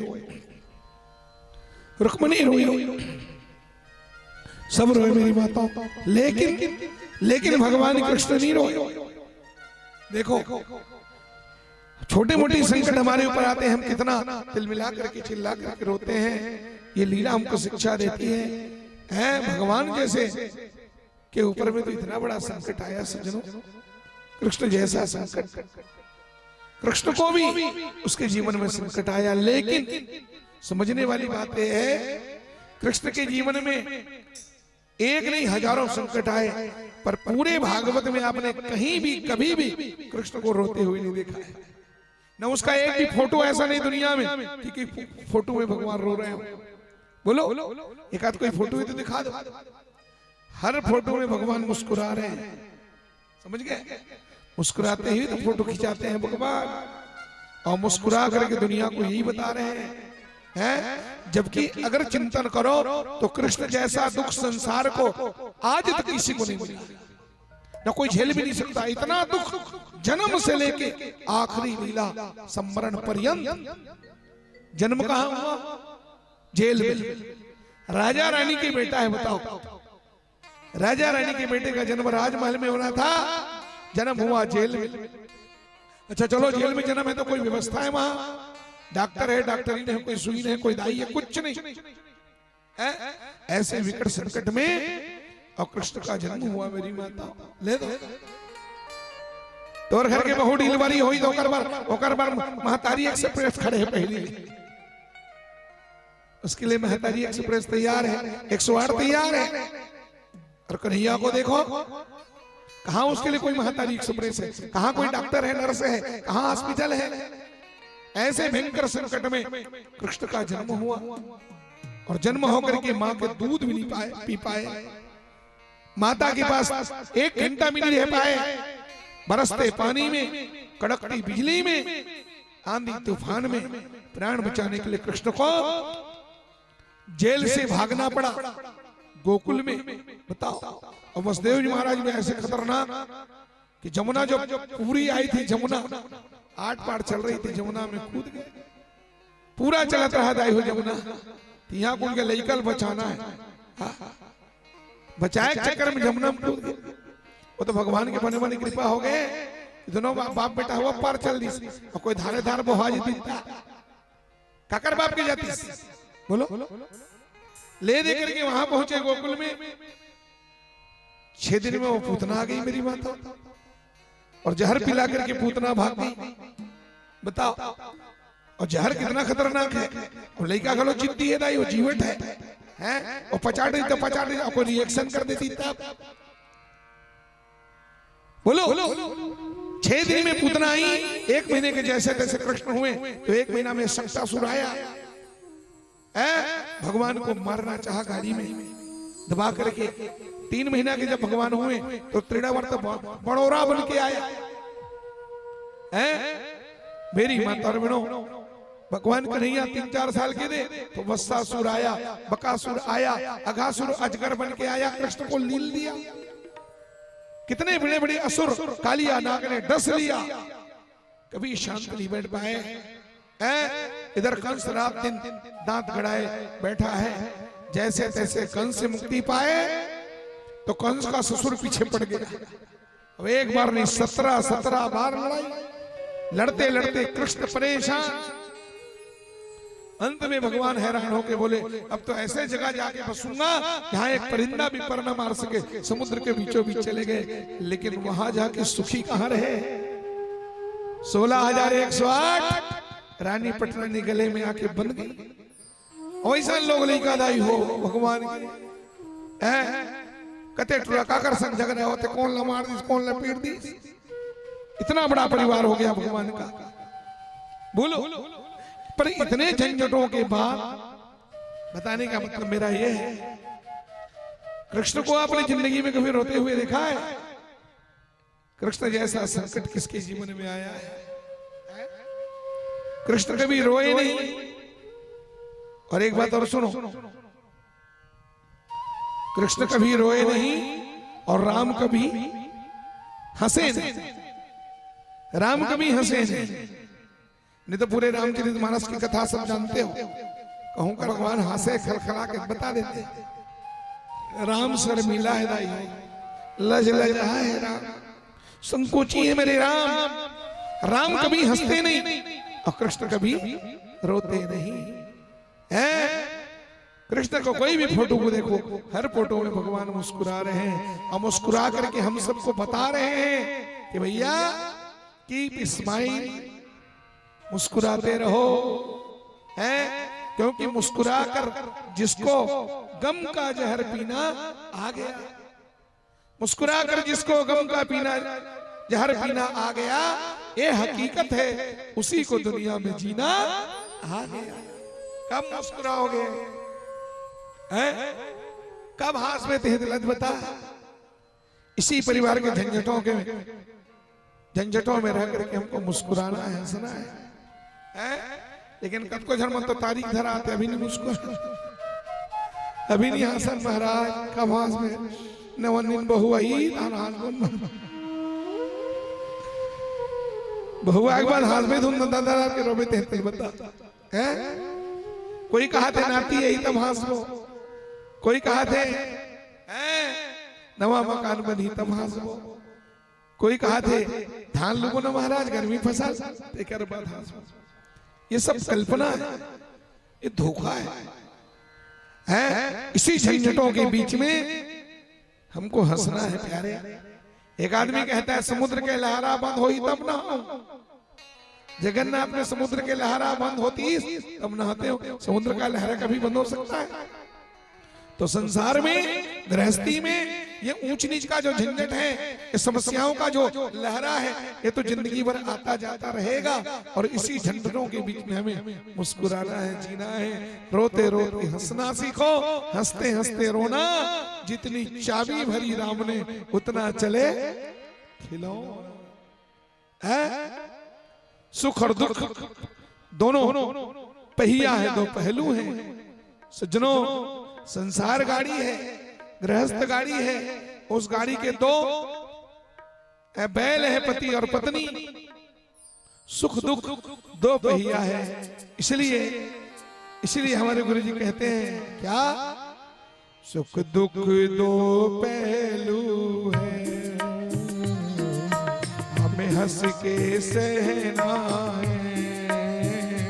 सुख दुख दो पहलू है, हमें हंस के सहना है। हंस के सहना है। सिक्का के दो पहलू हैं, एक पहलू से सिक्का कभी बन ही नहीं सकता। समझ गए माता? जिस सिक्के में चित है, उसी सिक्के के पीछे में पट भी है। तो जहां सुख है वहीं दुख है। सुख दुख दो पहलू है, हमें हंस के सहना है। सुख दुख दो पहलू है, हमें हंस के सहना है। किसी के जाने का गम है तो किसी के आने की खुशी भी तो है।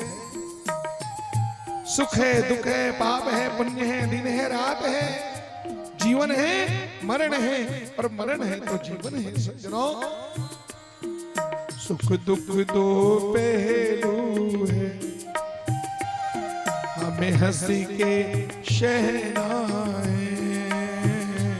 सुख दुख दो पहलू है, हमें हंस के सहना है। जैसे भी रखोगे तुम हमें, वैसे ही रहना है। जैसे भी रखोगे तुम हमें वैसे ही रहना है। सुख दुख दो पहलू है, हमें हंस के सहना है।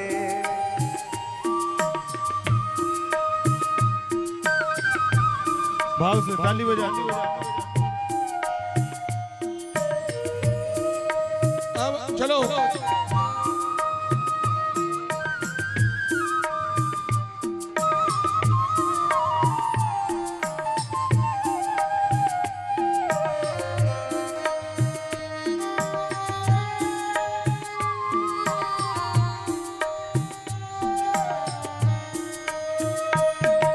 सुख आए। देखो भगवान से प्रार्थना करना है, अपने आप को तैयार रखना है। दुख आएगा कान्हा, दुख आएगा कान्हा, तेरी याद भी आएगी, तेरी याद भी आएगी। सच बताओ, भगवान के सुरता, भगवान की याद सुख में आता है कि दुख में आता है? दुख में ना, तो दुख अच्छा है कि बुरा है?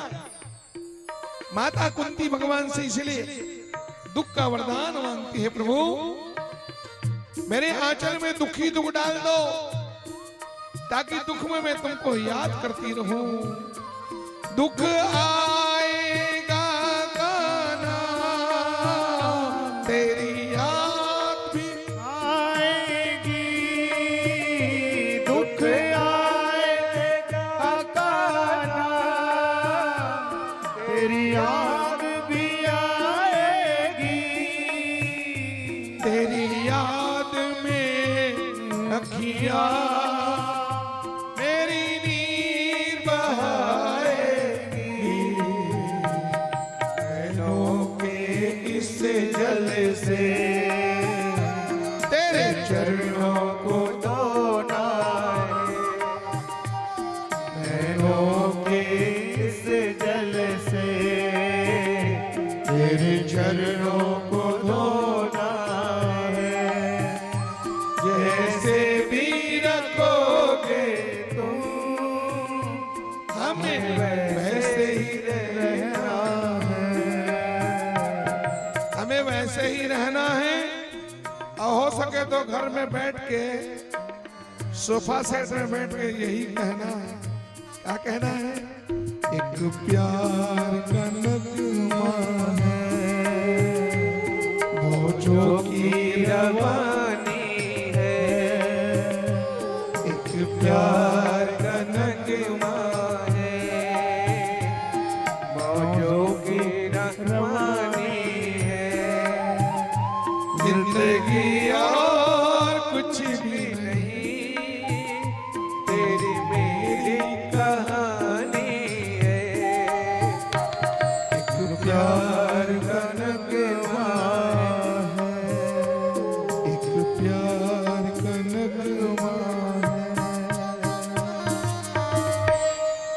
बोलो वृंदावन बिहारी लाल की। भगवान के जीवन में संकट आए पर भगवान मुस्कुराते रहे। मुस्कुराओ, इसी का नाम जीवन है। सज्जनों, जानवर कभी नहीं मुस्कुराते। कुत्ते बिल्ली को आपने रोते देखा है, पशु पक्षियों को रोते हुए देखा है, हंसते कभी नहीं देखा है। भगवान ने हमें अपने तरफ से गिफ्ट दिया है, तुम हंसो भैया। देखो, हंसना पुण्य है और हंसाना परम पुण्य है। रोते हुए को हंसाना ये तो महापुण्य है। भगवान कन्हैया देवी के चरणों में गए, अपने कुल देवी हरसिद्धि मां के चरणों में जाके भगवान ने विनती किया है, प्रार्थना किया है, ज्योत जलाए, ब्राह्मणों से सप्तशती का पाठ कराए और भगवान की कृपा से, देवी मां के आशीर्वाद से भगवान का बेटा 27 साल बाद मिला। 6 दिन का बच्चा 27 साल का हो गया था माता।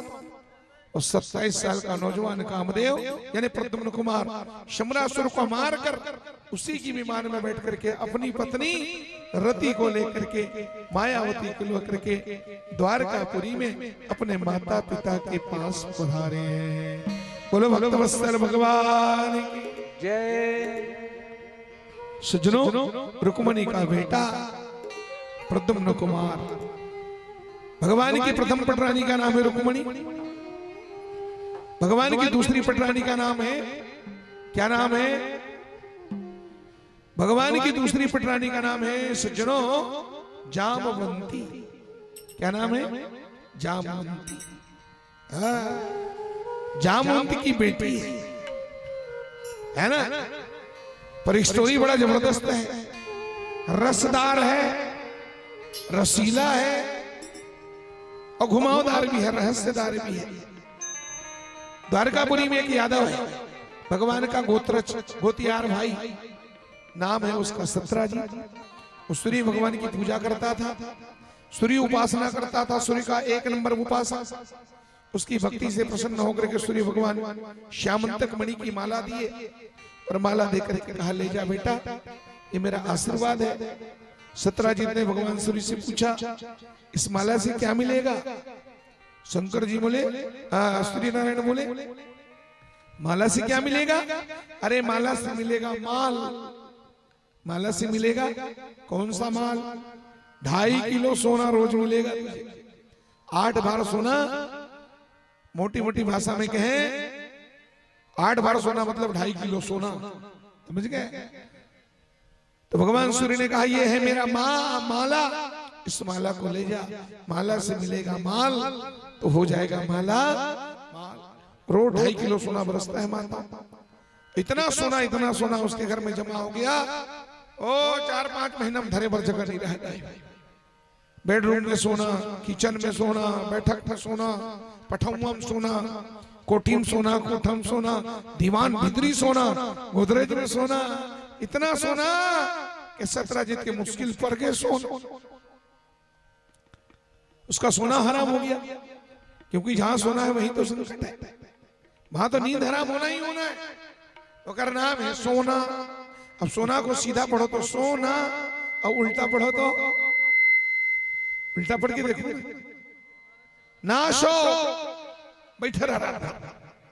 ये देखो झंझाई चमकी, सोना जहां है ना वहां संकट भी है, ध्यान रखो। सोना जहां है, अच्छा यहां प्रश्न ये है, सोना कहां है? जहां सोना है वहां संकट है, पर सोना कहां है? तो आजकल के कलयुग के दार्शनिकों ने कुछ ऐसा चिंतन किया और पाया कि जिस शहर के नाम में, जिस गांव के नाम में, जिस देश के नाम में आखिरी में का आता है, का, वहां सोना जाया पाया जाता है। जिस देश के नाम में, जिस गांव के नाम में, इस शहर के नाम में, कौन सा देश है जिसके देश के नाम में आखिरी में का है? बताओ, लंका देश है कि नहीं? द्वापर में लंका, सोने की लंका बनी हुई है, त्रेता में लंका और द्वापर में द्वारका।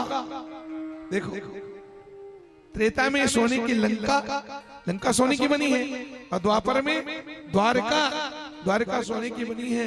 तो त्रेता में लंका, द्वापर में द्वारका, कलयुग में अमेरिका, कलयुग में अमेरिका में भयंकर सोना है। अफ्रीका, अफ्रीका में सोने की खान है। जितना सोना पहने हो ना, ये एक भी सोना यहाँ का नहीं, हिंदुस्तान का। हिंदुस्तान में सोना नहीं है, हीरा भले है देवभोग में, समझ गए? हीरा है, पीतल है, कोयला है, जस्ता है, तांबा है, बिजली है, लेकिन सोना भारत में नहीं है। और है तो मात्र नाम मात्र। ये जितना सोना आप पहने हो ना, सुनारों से पूछना, अच्छे ज्वेलर से रायपुर में जाके, है ना, वो अनोप चंद तिलोक चंद वाले से पूछना, वो स्वर्ण वाले से पूछना, ये सब सोना कहाँ का है, वो सब बताएगा। ये सब अफ्रीका का सोना। तो जैसे लंका, जैसे द्वारका, जैसे कलयुग में अमेरिका, अफ्रीका, ये तो देश के नाम है। नगर में द्वारिका, हैं? वर्तमान में कोई गांव का नाम बताओ जिसमें का हो, तो एक नाम आता है घुमका। दुर्ग भिलाई कर है घुमका, कोहका, क्या कोहका, घुमका है कि नहीं? पर देखो भाई, कोई जरूरी नहीं है कि नाम में का हो और वहां सोना मिले। घुमका के माताओं को तो हमने बड़े बड़े झुमका पहने हुए देखा। वहां के 75% परिवार बीएसपी वर्कर है, लेकिन कोहका, शिवनाथ नदी के किनारे देखा कोहका, वहां तो गरीब कुम्हार लोग रहते हैं। तब हमने कहा ये कहना फालतू बात है कि जिस गांव में जिस देश में का हो, एक बात पक्का है, जिस देश के नाम में, जिस शहर के नाम में, गांव के नाम में का हो, वहां सोना मिले ना मिले ये जरूरी नहीं है।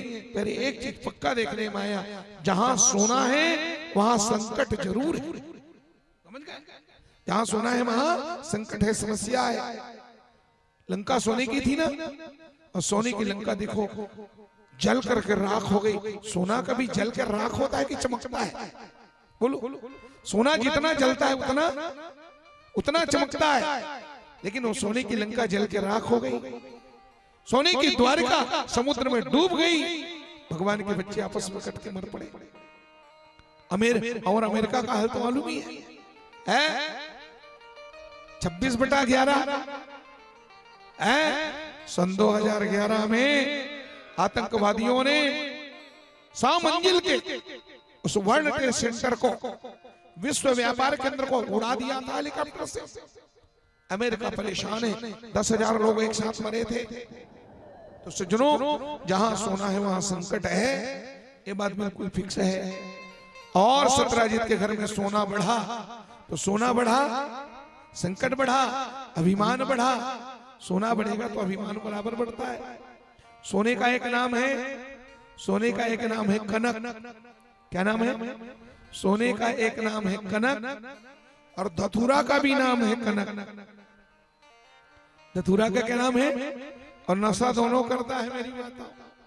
धतूरा वाला कनक भी नशा करता है और सोना वाला कनक भी नशा करता है। अंतर ये है, नशा कैसे करता है? तो बचपन में हम लोगों ने पढ़ा था, कनक कनक दे 100 गुनी, मादकता अधिकाय, वह पाए बहुरात है और यह खाए बहुरात।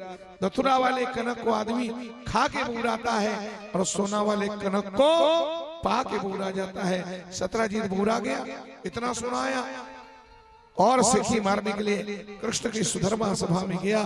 भगवान ने उसको कहा, प्यारे इस माला की विशेषता क्या है? बोले 2.5 किलो सोना रोज बरसता है। तो तेरे पास कितना जमा है? बोले रखने के लिए जगह नहीं है। भगवान ने कहा, एक काम कर, इस माला को राज खजाने में जमा कर, नहीं तो घर के बुजुर्गों को, हमारे नाना को पहना दे, तुझे आशीर्वाद मिलेगा। खजाना को जमा कर दे राजकोष में, नहीं तो नाना को दे दे। न तो वो खजाने में जमा किया, न तो नाना को दिया। कृष्ण को गाली जरूर दिया, और गाली देते हुए रोज की तरह घर में आया, खूंटी में टांग दिया। 2 दिन बाद उसके भाई ने प्रसेन, सत्राजीत के छोटे भाई का नाम है प्रसेनजीत, उस माला को पहन करके घोड़े में बैठ करके शिकार खेलने जंगल में भागा। और जंगल में शिकार खेलने क्या गया माताओं, उसका छोटा भाई शेर का शिकार हो गया। जंगल में शेर ने उसके भाई को चीर करके फेंक दिया, खून पी गए उसके घोड़े को मार डाले। उसके गले में चमकती हुई श्यामंतक मणि की माला शेर ने अपने जबड़े में दबाया, खींच करके शेर जंगल की ओर भागा। जंगल की ओर जब शेर भाग रहा था तो शेर की मुठभेड़ हो गई जंगल के एक भालू के साथ। शेर की मुलाकात हो गई भालू के साथ, और जंगल का भालू एक नंबर का चालू। जंगल के भालू जैसे समोसा में, जैसे समोसा में आलू, वहां भी हाटा चारा घोटालू है, वैसे जंगल का भालू और शेर की मुठभेड़ भई। भालू ने शेर को चीर करके फेंक दिया माता। जंगल के राजा शेर को मार डाला, और उसके मुंह में दबा हुआ उसके जबड़े का माला छीन करके भालू भगा के गुफा में, और गुफा में जाके छुप गया। उसी गुफा के अंदर में भालू की एक जवान बेटी है, उसी को ले जाके भालू ने माला दे दिया। पहले बेटी सोना देख तेरे लिए माला लाया है। अब भालू की बेटी पहने लाई और मजाक कर रहा था। अब बेटा सतराजीत जब माला को पूजा करने के लिए खोजे, माला गायब। और जहां माला गायब देखा, बिना सोचे समझे न किसी से पूछा, कुछ नहीं, डायरेक्ट सीधे कृष्ण के ऊपर में चोरी का इल्जाम लगा दिया। बस उस छलिया ने माला चुरा ली। बड़ा हितैषी बन करके बोल रहा था, राज खजाने में जमा कर दे। आज उसकी बात को नहीं माना तो चुरा लिया माला को। बाप रे बाप, जन्म जा चोर है। बचपने में माखन चुराया, थोड़ा बड़ा हुआ तो गोपियों के साड़ी चुराए। अरे अभी अभी तो रुक्मिणी को चुरा खिलाया है। आज उस चोर ने मेरी माला को चुरा लिया, कृष्ण को बदनाम कर दिया। अब वो बातें भगवान कृष्ण के कान में पड़ के लाई, पूरा द्वारका भर में फैल गए।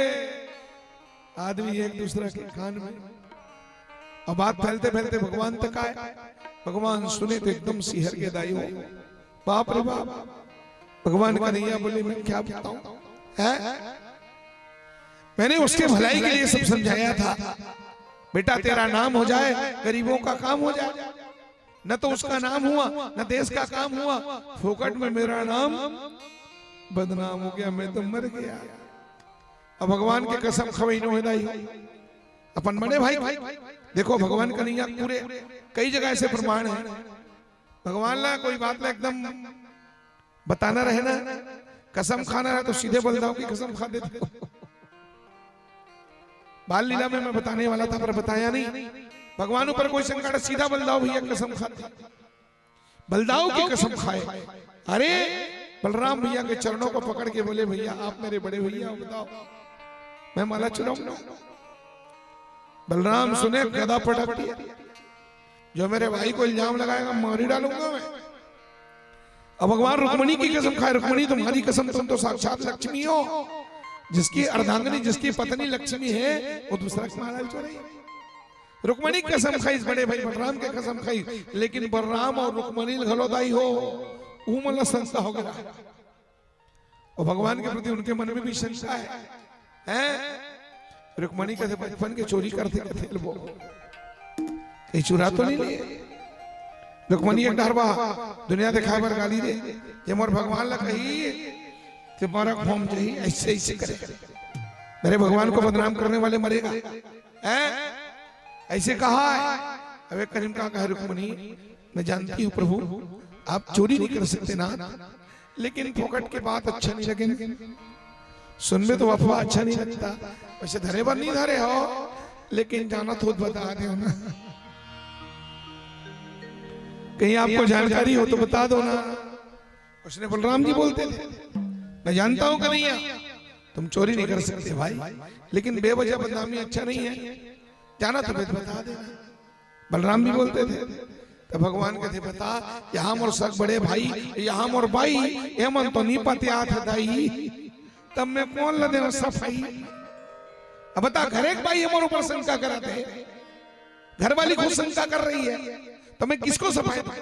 खुद बड़े भाई को शंका हो गया बलराम को। भगवान बोले अब दूध का दूध और पानी का पानी क्लियर करना पड़ेगा, अपने आप को निर्दोष साबित करना पड़ेगा। फंस गया मैं। भगवान पहुंचे सीधे सतराजी के पास और सतराजी से कहा क्यों रे तुमने माला चुराते हुए देखा? सतराजी बोले तो नहीं तो देखा, लेकिन सलाह तो तुमने दिया था ना, और तुम्हारे बोलने के दूसरे दिन गायब हो गया। तो भगवान बोले इसका मतलब मैंने चुराया ना लाए। कहाँ है तेरा छोटा भाई? मेरी माता सब तो परिवार के दिखे पर छोटा भाई नहीं मिला। लोगों ने बताया, नौकरों ने बताया, सेवकों ने, अरे 2-4 दिन पहले वो माला वाला पहन करके शायद शिकार खेलने निकला है। सुराग मिला भगवान को, 15 बॉडी गार्ड लेकर के मेरी माता और रथ में बैठ करके भगवान और प्रसेनजीत को खोजने के लिए जंगल गए। तो बीच जंगल में प्रसेनजीत मरा हुआ मिला, पर माला नहीं मिला। प्रतोवन को किसने मारा? तो जब वहां के निशान ढूंढे तो शेर के पंजों का निशान देखा। भगवान समझ गए प्रसेन को मारने वाला शेर। अब शेर किधर गया है? जिधर पांव के पंजे के निशान गए थे उस निशान को ढूंढते गए तो बीच जंगल में शेर मरा हुआ मिला। और शेर को मरे देख करके भगवान चक्का गए। भगवान बोले बाप रे बाप, जंगल के राजा शेर, और शेर को किसने कर दिया ढेर? तो शेर को ढेर करने वाला है भालू। अब भालू के पांव जिधर गए थे उधर पंजे के निशान को ढूंढते ढूंढते गए, एक गुफा के पास जाके पंजे का निशान समाप्त हुआ। इससे सिद्ध हुआ कि भालू और कहीं नहीं है, इसी गुफा के अंदर छुपा हुआ है।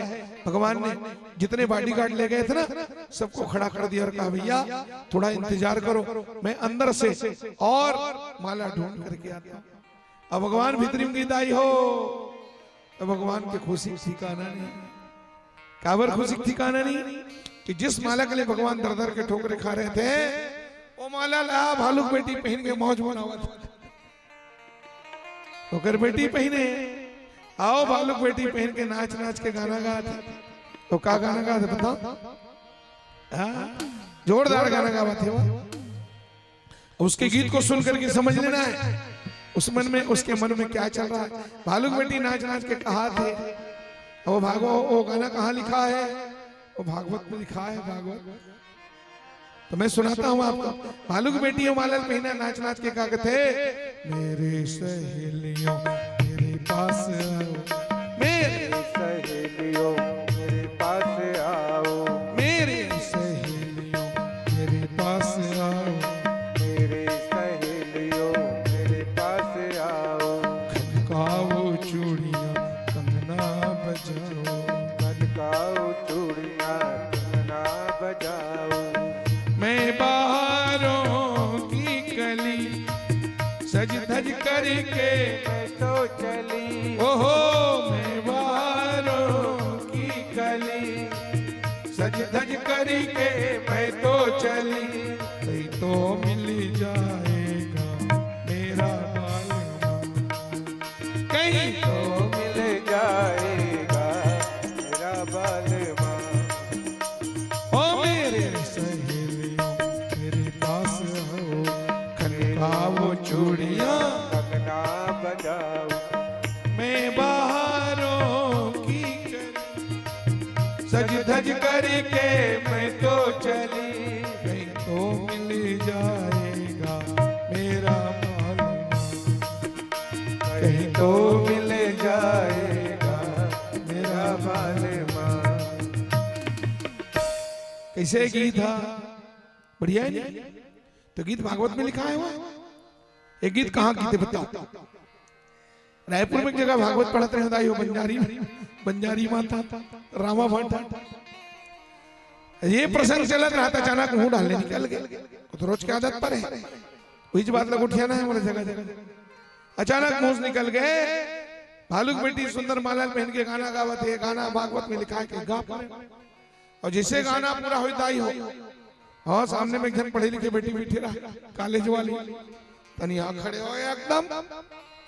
उससे मैं खड़ी हो गई, कहते महाराज रायपुर वाले मला थे, बेवकूफ मत समझ महाराज, हम रायपुर वाले इतने बेवकूफ नहीं है। मैंने कहा क्या हुआ? अब क्या हुआ? ये भागवत का गीत है। बिल्कुल। मैं बोला भागवत के कहते महाराज बेवकूफ मत बनाओ, झूठ मत बोलो, नहीं तो फिर मैं बताऊंगी। मैं क्या हुआ? काहे भागवत का गीत नहीं है? तो कहाँ गीत है?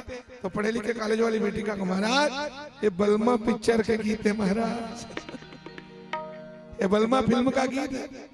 ओ जांडवी ताई हमें लही लही के लहा पे हो, गड़बड़ हो गई वो तो शेर से ज्यादा सब शेर निकल गया। तो तत्काल बात बदल के मैंने कहा बहन बिल्कुल ठीक, वेरी गुड, थैंक यू। सफाई देना पड़ा है। मालूम है कि बलमा फिल्म का गीत का गाते हैं? तो मैं कह रहा तुम जानते नहीं जाने के गाते हैं वो ऐसे हिसाब से जमा। मैं कहता बहनी वो भालू की बेटी ये गीतला नहीं गाते, तका लगा थे यही गीत के धुन में वा तैया जमाना गीतला ये लमन नान ना रहन तब गा ते गीत लगावत रहा। का गीत लगाते महाराज?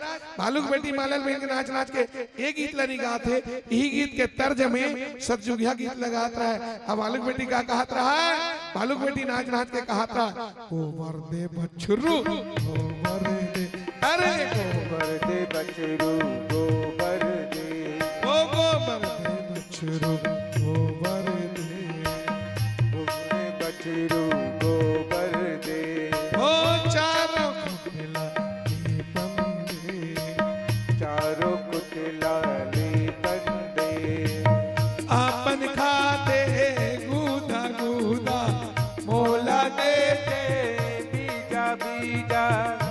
मन खाते गूदा गूदा मोला दे दे बीजा बीजा ए बीजल काय कर बो रही गई गो तीजा तीजक बिहाने सरी सरी लुगरा हृदय भोजी का पाके खिला एक गुड़ में हीरा जीरा एक गुड़ का बूट कतिकला मानो में देवर सतु कुकड़ी हाँ कुकड़ी ओ कुकड़ी हो फुगड़ी ओ कुकड़ी ओ कुकड़ी वो भालू बेटी नाच नाच के गा के थे कृष्ण कन्हैया दाऊ भैया जनकपुर आगे रे कृष्ण कन्हैया दाऊ भैया कुंड जनकपुर आगे रे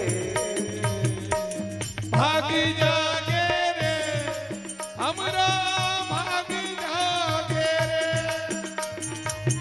भागी जागे रे हमरा भागी जागे ना राम लक्ष्मण चारो भैया जनकपुर आगे रे राम लक्ष्मण चारों भैया जनकपुर आगे रे भाग जागे रे हमरा भाग जागे रे भागी जागे रे हमरा भागी जागे ना अरे गोबर छुरू गोबर दे चारों लाले पंडे चारों मूड़ा दिया पारंदे हो सुंदर चौक पूरा वंदे चारों भैया ला वंदे वो चारों बहिनी ला वंदे वो सातो भावर उमा वंदे ओहो जय माला अहिरा वंदे सीता के सुंदर रूप में भैया के सुंदर रूप भैया सीता के सुंदर रूप में भैया के सुंदर रूप भैया चंदा रानी ला जागे रे चंदा रानी ला जागे रे भाग जागे रे हमरा भाग जागे ना ओ भाग जागे रे हमरा भाग जागे ना भाग जागे रे हमरो भाग जागे बोलो भक्त वत्सल भगवान की की जय भालू की बिटिया उस माला को पहन करके मौज मना रही थी माताओं और भगवान जब देखी ना सपट के ओकर गाना सुनत रहा सपट के नचई कूदाई अब तो जैसे ही गाना पूरा हुआ भगवान सामने गए और भगवान ने धमका करके कहा बड़ी गाने वाली आई है मरने वाला मर रहा है और तुझे मौज सूझ रहा है निकाल माला कहां से पाई ये माला निकाल निकाल निकाल भगवान ने जब माला मंगा ना तो बड़ी बाप की बेटी भगवान की धमकी को सह नहीं पाई और रोती रोती चिल्लाते चिल्लाते गुफा के अंदर एक और गुफा था माता वही गुफा में उसका बाप बैठ करके ध्यान कर रहा था जा करके उस बिटिया ने अपने बाप को इतला कर दिया और कहा पिताजी अरे गुफा के अंदर में मानव का प्रवेश हो गया है मनुष्य घुस आया है भालू की गुफा में सुनते ही भालू जोर से गर्जना किया और गुर्राते हुए आया ओ भगवान का नहीं देखिए दाई अब भगवान काला दिखत रहा है और गुफा बनावट कौन बना है ये सुंदर ऊपर डाल और पीछू डाले जो भगवान एक मुठ का जमैसी धक्का देते हैं भगवान को ऐसे मारे धक्का करके कहा get out get out get out भगवान कहते बाहर गेट आउट गुफा में गेट लगे हैं रे तेकर आउट हो जाओ और गुफा तुम्हारे पापा का है क्या तुम्हारे बाप भगवान बोले निकाल चुपचाप माला बेवजह तूने मुझे मारा अगर मैं मारूंगा तो बर्दाश्त नहीं कर पाओगे भगवान बोले मुझे झगड़ा बढ़ाना नहीं है मुझे माला प्रेम से दे दो और मैं यहां से दफा हो जाऊं तब उस भालू ने कहा बेटा फोकट में नहीं मिलने वाला है ये माला जंगल के राजा शेर को ढेर करके लाया माला चाहिए तो दो दो हाथ करना पड़ेगा। बिना मल्ल युद्ध के मैं माला देने वाला नहीं। दम है तो हरा के ले जा है। तब तो भालू और भगवान का भयंकर युद्ध हुआ और 26 दिन तक लड़ाई हुआ। बताओ 26 दिन तक एक दूसरे को मारते रहे, न भालू कम न भगवान कम है। लेकिन भगवान चिदाई हो। भालू सियान हो गया, भगवान जवान है। दिन मन मनमाने लड़े, रात किन कास के खाए, अब पेट भर खा पट ले दोनों जने के जगह सूझ जाए। लड़ाई गड़े पे हो, दिन भर लड़े मन माने पट के पट और 5 बत्ती नहीं नानो कर बैठी है, वही तो रेफरी बने रहा है। घंटी बजा देते चलो पूरा छुट्टी गई। अब भालू और भगवान फिर झरना में जाते थे एक साथ, और झरना में जाके एक दूसरे के पीठ को रगड़ रगड़ के नहाए हैं। और नहाए बढ़िया गुफा में, जो रूखा सूखा मिले खाए हुए के जगह सूझ जाए। तब भालू जवान है, कस के लड़े, दिमाग झड़े, आपाट लेनी न पारे, समझे नहीं। अब भालू सियान हो गया, जोश के मारे दिन मान लड़ दे, और आधा रात के मन माने था दाई। एक दिन भालू बैठ गिरा है, सुने अब भगवान और दुनिया की जगह सूझ रहा है। अब भालू आधा रात की नौकर नींद खुल गिरा है। अब भालू रोवत रहा है मन माने, मर गया दाई, धीमा चंद दा ये दाई वो कहते जन्म के दुख लभोगा था भगवान। तो भगवान और कोहनी भुदरी भगवान कहते सुतन देवे तमाशा लगा रहे हैं। तोर माने मुन निंदी पड़ा थे, मर गयो दाई मर गयो दादा, चुपचाप रखते नहीं रहा। भालू भड़क गए भगवान के लिए, और भड़क के बोले एको पैसा दया थे निर्दयी, मोरे घर में आले रात दिन मुहला कतरी बरोबर कचा रहा था। भालू ने कहा तुम निर्दयी हो, निष्ठुर हो, तुम्हें दया नहीं आती। उसकी कमजोरी उसके मुंह से निकल गई, भगवान ने पकड़ लिया और एक शब्द को पकड़ के बोले हाँ तो एक काम कर, अगर तू चाहता है कि बच जाऊं तो बेटा सुबह होते ही आत्मसमर्पण कर, खुद अपने मुंह से कबूल कर, अपने मुंह से बोल तू जीता और मैं हारा, हार मार ले और हार मान के हार ले, प्रेम से दे दे, हार मान के हार दे दे, मैं भाग जाऊंगा। भालू बोले 10 मिनट का समय दो, सुबह बताएंगे 5 बजे बताऊं। भगवान बोले सोच लो, और सुबह होते होते भालू ने साफ कह दिया बेटा मरना स्वीकार है लेकिन हारना स्वीकार, बिना लड़ाई के तो मैं दूंगा ही नहीं, अगर दम है तो लड़के ले जा। भगवान के देकर बांचे 28वें दिन इतना पिटे सज्जनों, दोनों पैर में पकड़ के ऐसे पटके भगवान, उस गुफा की दीवारों में मारते थे भालू। अंत में भगवान भालू पस्त हो गया, चित्त हो गया, भालू मूर्छित हो गया। भगवान उसकी छाती में बैठ गए। तब भालू ने हाथ उठा के कहा प्यारे तुम जीते और मैं हारा, क्योंकि तुमने मुझे तबीयत से मारा, तुम जीते मैं हारा। मेरी माता और मैंने भालू आत्मसमर्पण कर दिया।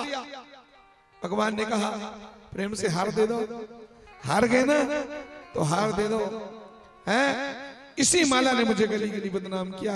भालू लड़खड़ाते खड़े होकर के बोले ब्रह्मा की सृष्टि में मुझको हराने वाला कोई माई का लाल पैदा नहीं हुआ, लेकिन हे वीर तुमने मुझे हराया, कहो कहो तुम कौन हो? तुम मनुष्य तो हो ही नहीं सकते, मेरे साथ लड़ने की क्षमता देवताओं में नहीं है, तो क्या मनुष्य लड़ेगा? सच बताओ तुम मनुष्य रूप में कौन हो, अपने असली स्वरूप में प्रकट हो।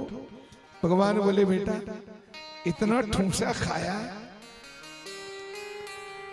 फिर भी मुझे पहचान नहीं पाया, तो ले दे मैं कौन हूं। यूं कर करके भगवान कृष्ण ने अपने कृष्ण रूप को त्याग करके माताओं हाथों में धनुष मान लेकर के भगवान राम रूप में प्रकट हो गए। बोलो राम कृष्ण देव की जय, बोलो भक्तवत्सल भगवान की जय। मेरी माता बनो भगवान कृष्ण रूप को त्याग करके और राम बन करके धनुष मान लेकर के, कित मुरली कित चंद्रिका कित गोपियन के साथ, कित मुरली कित चंद्रिका कित गोपियन के साथ, कित मुरली कित चंद्रिका कित गोपियन के साथ, कित मुरली कित चंद्रिका कित कित गोपियन के साथ अपने जन के कारणे अपने जन के कारणे अपने जन के कारणे अपने जन के कारणे कृष्ण भय रघुनाथ नैना तरस तेरे नैना तरस तेरे राम दर्श के खातिर नैना तरस तेरे हरि दर्शन के खातिर नैना तरस तेरे तरस तेरे नैना तरस तेरे राम दर्श के खातिर नैना तरस प्रभु दर्शन के खातिर नैना तरस तेरे जय हो।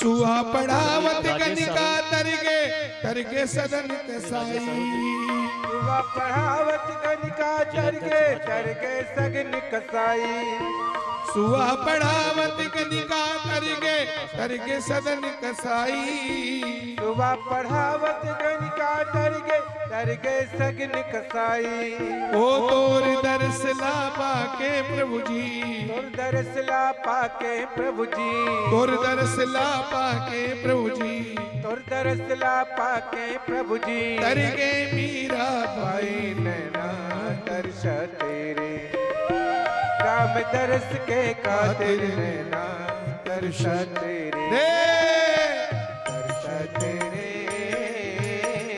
नैना दर्श तेरे हरि दर्शन के खातिर नैना दर्श तेरे राम दर्श के खातिर नैना दर्श तेरे ओ कित मुरली कित चंद्रिका कित गोपिन के साथ कित मुरली कित चंद्रिका कित गोपियन के साथ मुरली गायब हो गया, चंद्रिका को भगवान ने छोड़ा।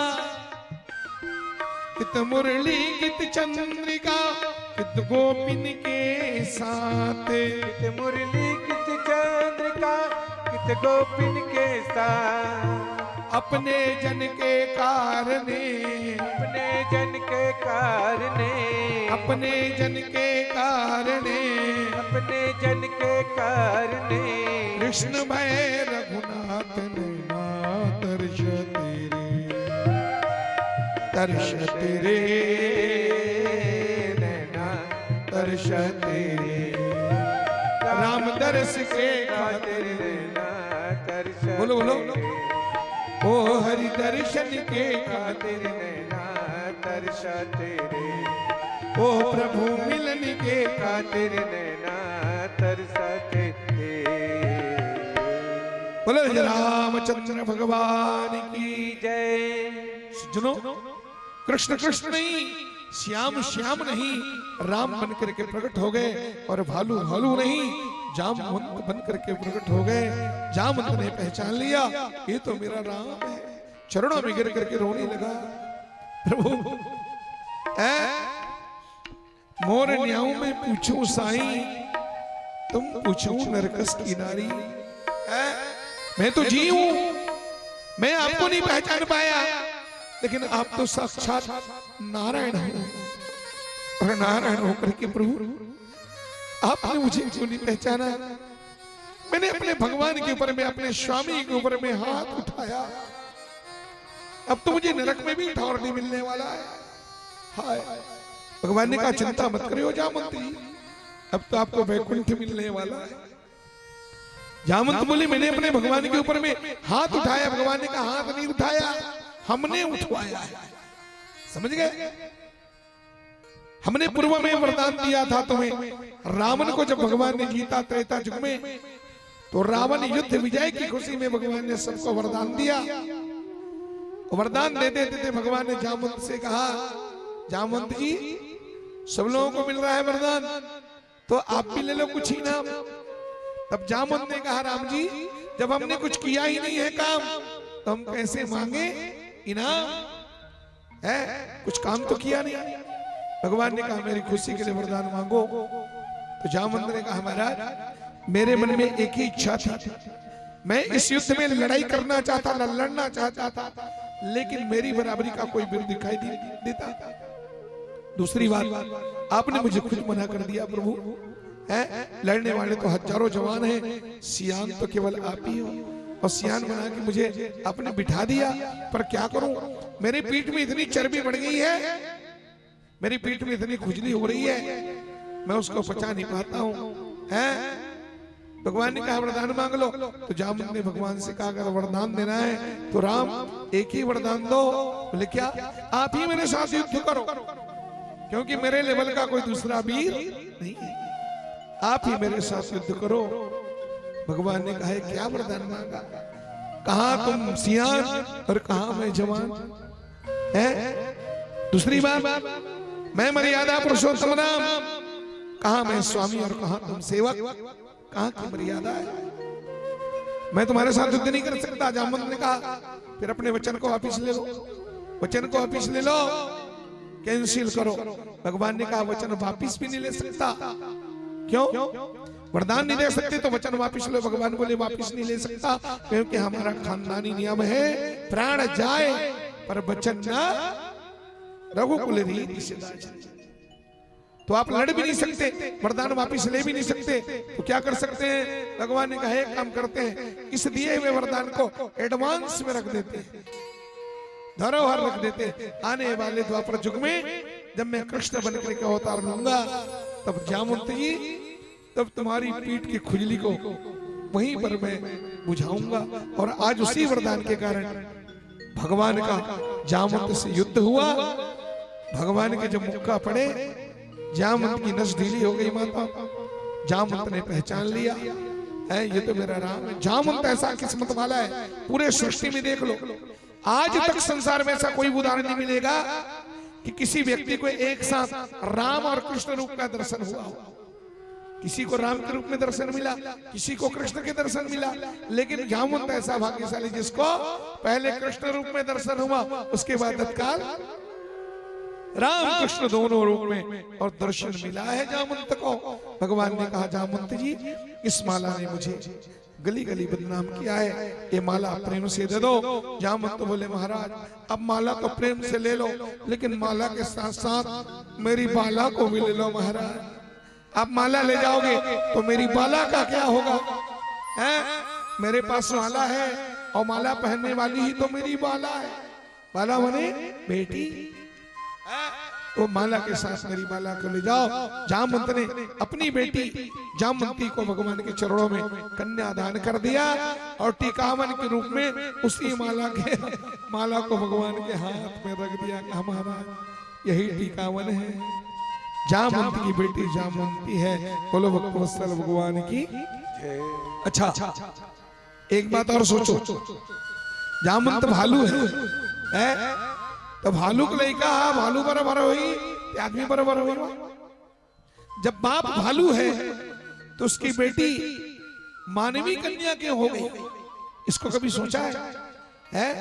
परम सुंदरी है जामवंती दाई हो, लक लक लक लक कर और सोचना ही है बेटी अधिक सुंदर है, बेटियां इंसान है तो दादा भालू कैसे? अब बाप भालू है तब भालू को बेटी है, भालू बराबर इंसान जैसे कैसे? इस पे बहुत बड़ा रहस्य है, राज है, पर इस राज को राज ही रहने दो, अभी नहीं बताऊंगा मैं, समय नहीं है। फिर कभी मौका लगे भगवान की कृपा तो फिर आपको कोई सुना देंगे। कुछ तो कुछ कारण है मेरी माताओं, ठीक है। इस तरह से भगवान की दूसरी पटरानी हो गई जामवंती, प्रथम रुक्मणी, दूसरे जामवंती। भगवान सीधे पहुंचे द्वारका और माला फेंक दिया सत्यराजित के घर में। कहा ले नादान, बेवजह तुमने मुझे बदनाम किया, ले माला। और माला जब मिला तो शर्मिंदा हो गया, बड़ी गिलानी हो गई, बाप रे बाप, मैंने इतने बड़े और भगवान को बेवजह बदनाम कर दिया, द्वारका नाथ के ऊपर में कलंक लगा दिया। तो उस सत्यराजित ने क्या किया? उसने प्रायश्चित किया, उसको बड़ी म्लान हुई। उसने कहा मैंने भगवान का अपराध किया है। ऐसा सोच करके उस सत्यजीत ने अपनी एक लौती बेटी, जिसका नाम है सत्यजीत की बिटिया का नाम है सत्यभामा, उस सत्यभामा नाम की बेटी को भगवान के चरणों में अर्पण कर दिया। मालिक क्षमा करो द्वारकानाथ, मेरी कन्या को स्वीकार करके मुझे ससुर पद प्रदान करो।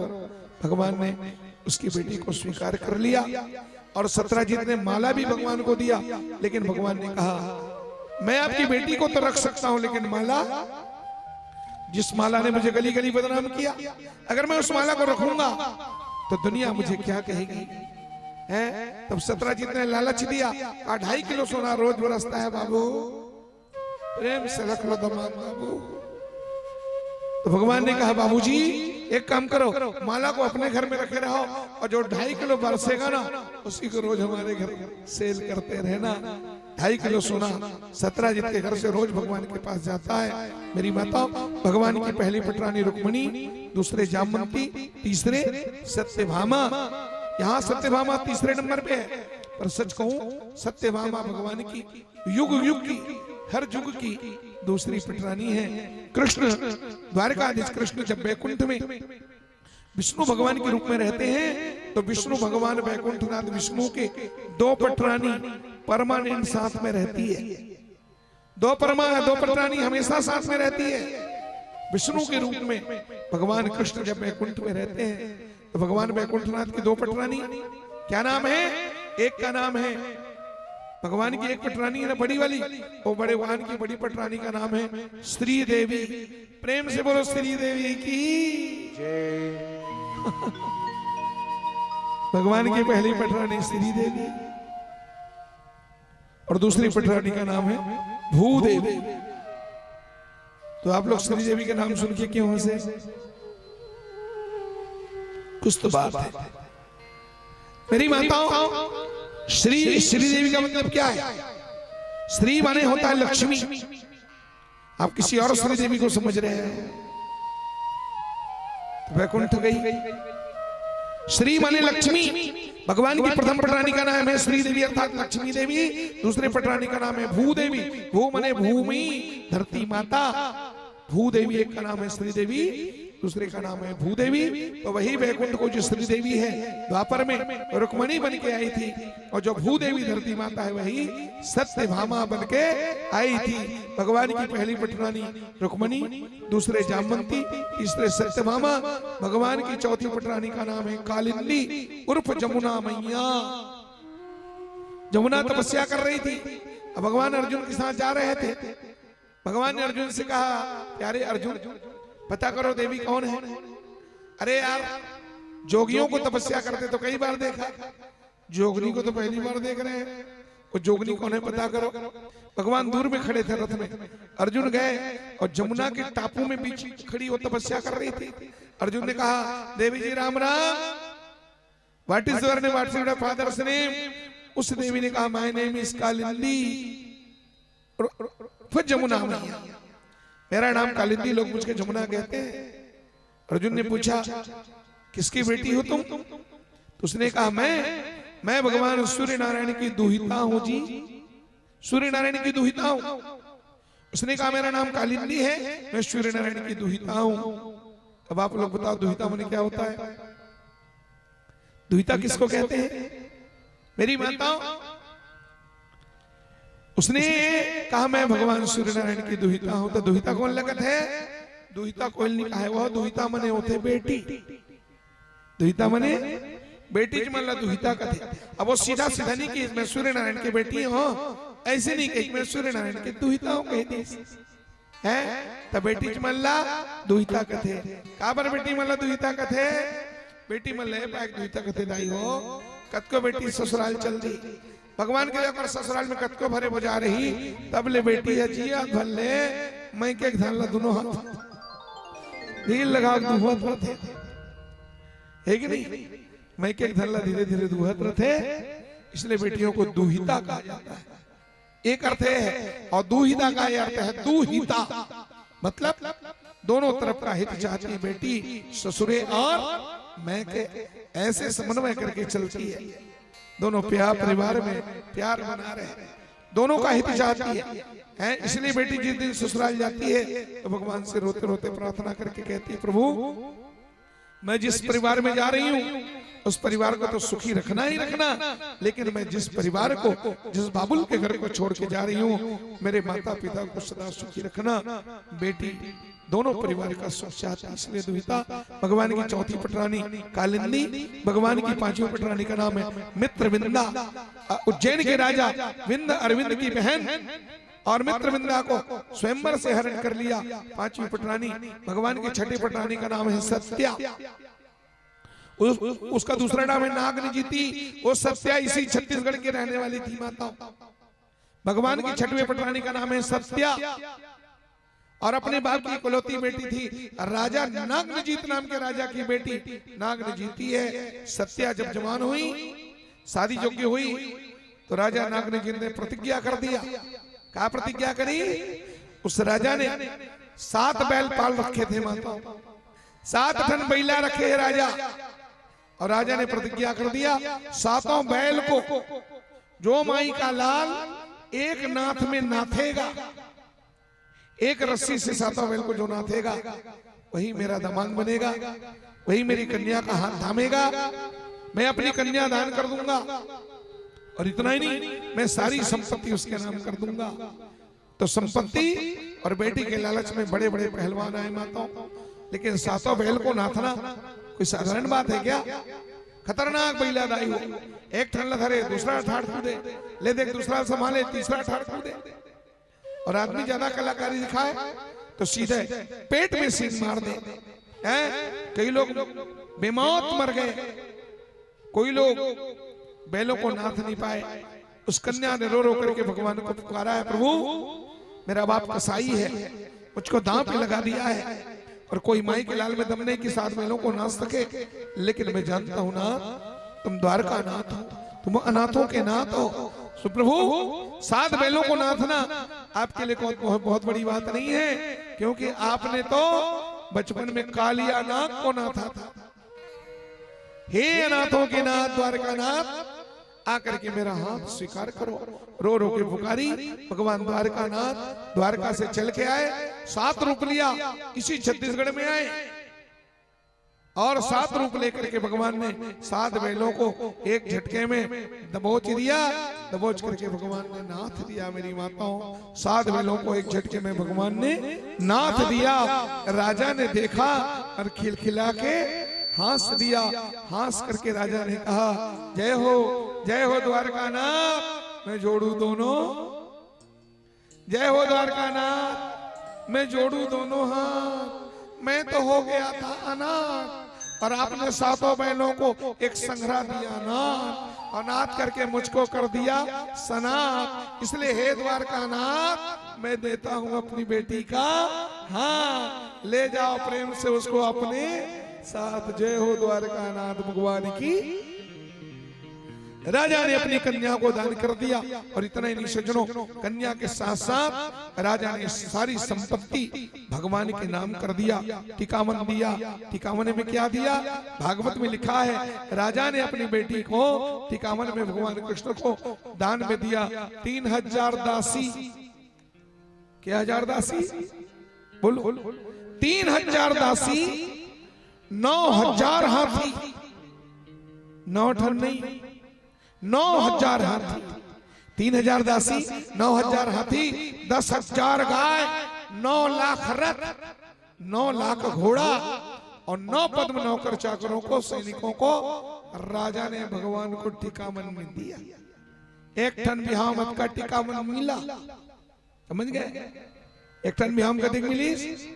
3000 दासी, 9000 हाथी, 10,000 गाय, 9 लाख रथ, 9 लाख घोड़ा, और 9 पद्म सैनिकों को राजा ने भगवान को टिकावन में दिया। 1 टन बिहामत का मिले हदाई। और कद का शादी हुआ है भगवान के? टोटल 16,108। अब 1 टन टिकावन शादी बिहाम टिकावन अंकर है। तो मन्नीपति हो दीदी हो, भगवान का नहीं कर द्वारकापुरी में जत का संपत्ति है ना, जितना ऐश्वर्य जत का संपत्ति है, तेल भगवान मेहनत करके नहीं बना है। ओ भगवान के जत का संपत्ति नहीं, सब ससुराली संपत्ति था है। चारों मुड़ा सकेले बेचारा हिसाब से, समझ गए। और भगवान की उस संपत्ति में सबसे ज्यादा संपत्ति लाने वाली है वो सत्यभामा है। ओकर दादा का 2.5 किलो सोना रोज बरस, तो सत्यभामा सबसे ज्यादा सोना लेके आई थी। सत्यभामा मुंह ज्यादा चले दाई, बड़े बाप की बेटी वो तैसन बोले ओकर बोले देख के नहीं रुक्मणी मुंह सूखा जाए। भले रुक्मणी बड़े लेकिन रुक्मणी गलो डर रहा है, खबर सोना वाली की बेटी इतना बोले है। और बेटी जात बन के जाना तो आदत है। ससुराल में तो मैं के मन माने प्रशंसा करी और मैं के गीता ससुराल। एक दिन तो सत्यभामा बोलत का कहा है, अरे दीदी रुक्मणी मेरे पापा के घर में तो इतना सोना कहते सोना है बहनी। मेरे पापा के घर में पिता के घर में इतना सोना है, चाहे तो मेरे बाप जो है ना पिता जो है द्वारकाधीश को सोने में तौल सकते, द्वारकाधीश को सोने में तौल सकते। या अहंकार भगवान ला पता चली जाए। भगवान बोले सत्यभामा बहुत आगे बढ़ रही है? तो भगवान का अगर तराजू मंगाए और तराजू मंगा करके भगवान बोले तौल कितना सोना है। एक तरफ पलड़े में भगवान कृष्ण द्वारकाधीश बैठ गए और दूसरे से सत्यभामा निकालिस तो जब का सोना ला रहा है। यहाँ गोदरेज में जमा करके बड़े बड़े सोन की ईंटें सारी सोना को जितना लेके आई थी तराजू के दूसरे पलड़े पर रखी, लेकिन भगवान हिले डुले नहीं। तो जत का गहना जेवर पड़ रहा 10-15 किलो सबको रख दी है, एक चीज रखी सत्यभामा, लेकिन भगवान हिले डुले नहीं। जितका सोना चपक के रखी थी सत्यभामा सब रख दिए पर भगवान हिले नहीं। सत्यभामा घबरा गई। भगवान कहते सत्यभामा हार मान आत्मसमर्पण कर। सत्यभामा बोली हार मानने वाली की बेटी नहीं हूं। अब भी क्या सोना नहीं है तो क्या मैं पापा से नहीं मंगवा सकती? अपने बाप को फोन लगा के बोली पिताजी सोने की जरूरत है। उसके बाप के घर से आया, गाड़ी में भर के उस सोने को भी रखी, लेकिन भगवान को हिला नहीं पाई। भगवान उठ भी नहीं करी। अंत में सत्यभामा क्या करे, अपन मुंह खा के धड़ाम से गिरी। ब्लड प्रेशर एकदम हाई हो गया, बेहोश खा के गिर गई, शर्मिंदा हो गई। अब तो भगवान ने उस सारे सोना को हटवाया। सब लोग सोना लगा बैठे अच्छे भगवान तराजू पड़ रहा में। अब भगवान ने रुक्मणी से कहा रुक्मणी तहु तोल बेका भाई। सत्यभामा ने तो अपना करे मान दिखा दिया, तहु तोल ले भाई। रुक्मणी बोली क्यों नहीं, आखिर मैं बड़ी हूं ना। भगवान कभी हुल बीमारी लगे तहु तोल ले। तो रुक्मणी क्या करे जानते हो? रुक्मणी सोने में नहीं तोली माता। रुक्मणी गई तुलसी माता के पास और 3 परिक्रमा देती है, और 3 परिक्रमा लगा करके सुंदर भावों से और माता रुक्मणी ने तुलसी को प्रणाम करी। कहा माँ मेरी लाज तेरे हाथ में है। तुलसी हेम रूपाम रत्न रूपाम च मंजरीम भाव मोक्ष प्रदाम तभ्यम अर्पयामि हरि प्रियाम। तुलसी हेम रूपाम, हे तुलसी माता तेरा पत्ता सोना है। सोना शास्त्रों में वर्णन है। तुलसी के पत्र को सोना, हेम माने क्या होता है? तुलसी हेम रूपाम रत्न रूपाम च मंजरीम भाव मोक्ष प्रदाम तभ्यम अर्पयामि हरि प्रियाम। हे तुलसी माता तेरा एक पत्ता सोना है। मैं गरीब की बेटी, उस सोना से तो मैं द्वारकाधीश को और नहीं तोल सकती, पर तेरे जैसे सोना से मैं और तोल सकती हूँ। उसके मंजरी को रत्न कहा गया है। और तुलसी सहित मंजरी तोड़ी मेरी माता। तुलसी जब भी तोड़ो सुनो तो कभी भी खाली पत्ता को नहीं तोड़ना चाहिए। कोशिश करना कि तुलसी जब भी उतारा जाए तो मंजरी सहित उतारना चाहिए। समझ गए? द्वादशी के दिन, एकादशी के दूसरे दिन, मंगलवार के दिन, रविवार के दिन तुलसी तोड़ना निषिद्ध है। संक्रांति के दिन तुलसी उतारना निषिद्ध है।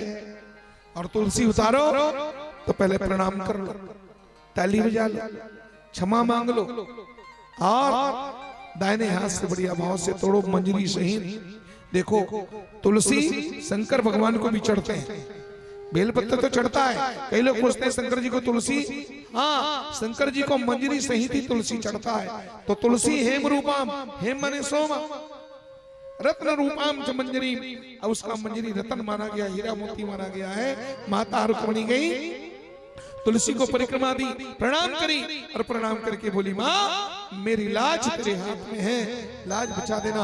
और तुलसी के एक पत्ता को तोड़ी जिसमें मंजरी था और उसी मंजरी से तुलसी के पत्ता को ला करके जैसे तराजू के पलड़े में रखी। तुलसी के आगे ही मेरी माताओं जैसे तुलसी गिराए पड़ रहे में तुलसी माता के आगे द्वारकाधीश हल्के पड़ करके उठ गए, भगवान हल्के पड़ गए और तुलसी नीचे बैठ गई। बोलो तुलसी महारानी की जय। ये है तुलसी माता की महिमा। तुलसी साक्षात भक्ति का स्वरूप है और भक्ति के आगे भगवान हल्के पड़ जाते हैं मेरी माता और बहनों। इसलिए सबसे निवेदन है माताओं से, और तुलसी सदा सुहागन है, समझ गए। तुलसी जिंदगी भर के लिए श्रीमती है।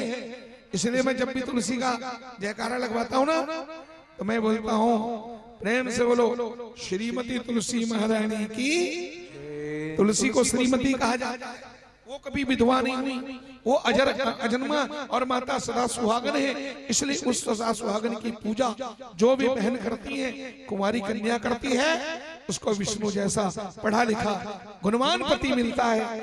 और सुहागन बहनें शादीशुदा करती हैं तो उनकी पति की उम्र बढ़ती है। और कोई विधवा माता भी तुलसी पूजन करती है तो अगले जन्म में उनको वैधव्यता का, उसको विधवा होने का दुख प्राप्त नहीं होता, उसको लंबी पति उम्र वाले पति की प्राप्ति होती है। इसलिए कुमारी कन्या सधवा विधवा सब तुलसी की पूजा करो और तुलसी का चौरा बनाओ और किसी के बहकावे में मत आओ।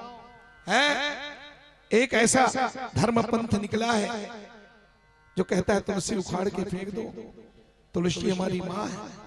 तुलसी से बढ़ के फूल कोई नहीं है दुनिया में, 12 महीना फूलने वाली है वो तुलसी मेरी माताओं। इतिहास में कथा आती है, 2 मिनट महाराज जी फिर मैं इस चैप्टर को पूरा करके विराम लूंगा। इतिहास में एक कथा है दाई, अकबर और बीरबल की कथा आती है। एक बार अकबर बीरबल, दिल्ली की बात है, रथ में सवार होकर के कहीं घूमने जा रहे थे जमुना के किनारे किनारे। बीरबल जाति का ब्राह्मण है, अकबर मुगल बादशाह है, मुसलमान है, वो कभी तुलसी को नहीं मानते। तर रास्ता में जेर रास्ता में अकबर बीरबल जावा, तीर रास्ता तुलसी पर रहे, अपने अपन जाग के लहरा रहे। तुलसी को जब देखे तो बीरबल रथ से कूद गए और कूद करके प्रणाम करते हैं। गोलन गोलन के महापुरी झुका के दे तुलसी मैया रास्ते में कैसे आ गई माँ, नजर पड़ गया नहीं तो गड़बड़ हो गई। अब तुलसी उड़ा झुका दी ताकि ये किसी के पैर में मत लगे। अकबर ने पूछा क्या कर रहे हो? बीरबल बोला मेरी माँ है, मैं अपनी मैया को प्रणाम कर रहा हूँ। माँ की दाई हो तब तो अकबर बड़ा गया, ये तो सरासर बादशाह की बेइज्जती है। इतने बड़े बादशाह के रहते तुम और एक घास को, एक पेड़ को तुम और प्रणाम कर रहे हो। बीरबल तुम हिंदू लोग इतने पागल हो, पत्थर को भगवान मान लेते हो।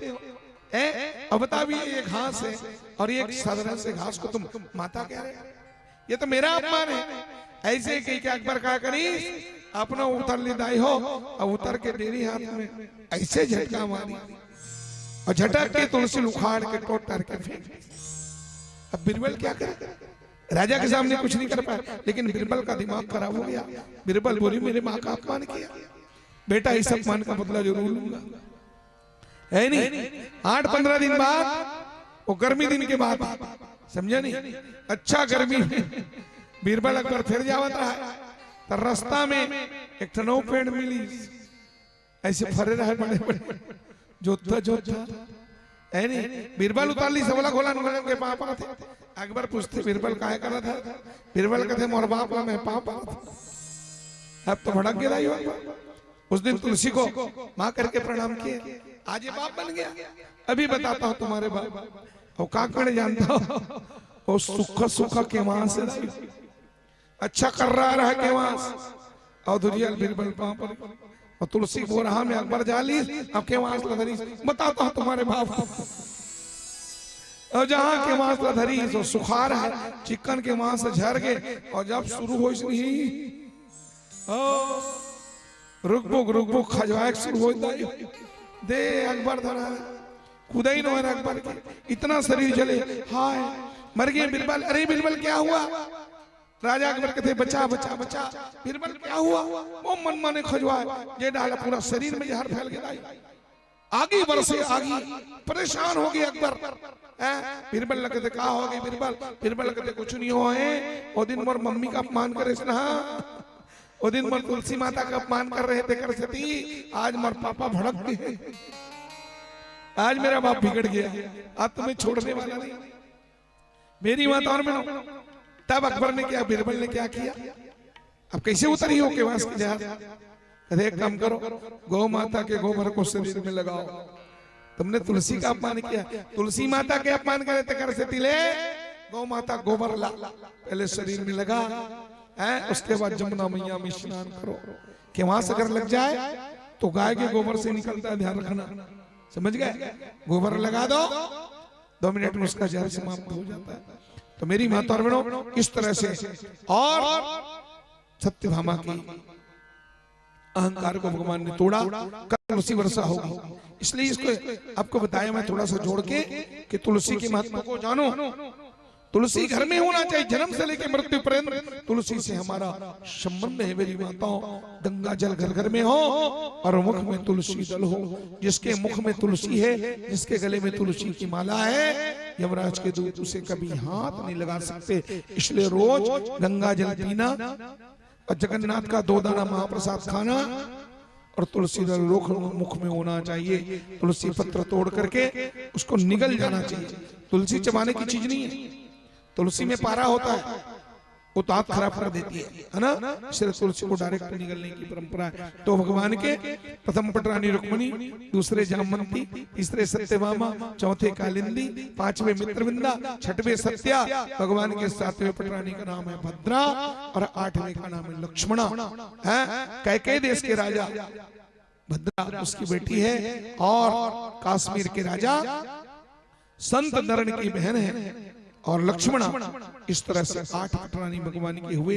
मेरी माताओं ने व्यवहार दृष्टि में राजकुमारी है, राजा की बेटी है, लेकिन आध्यात्म दृष्टि में ये 8 पटरानी और कोई नहीं है, बल्कि अष्टधा प्रकृति है।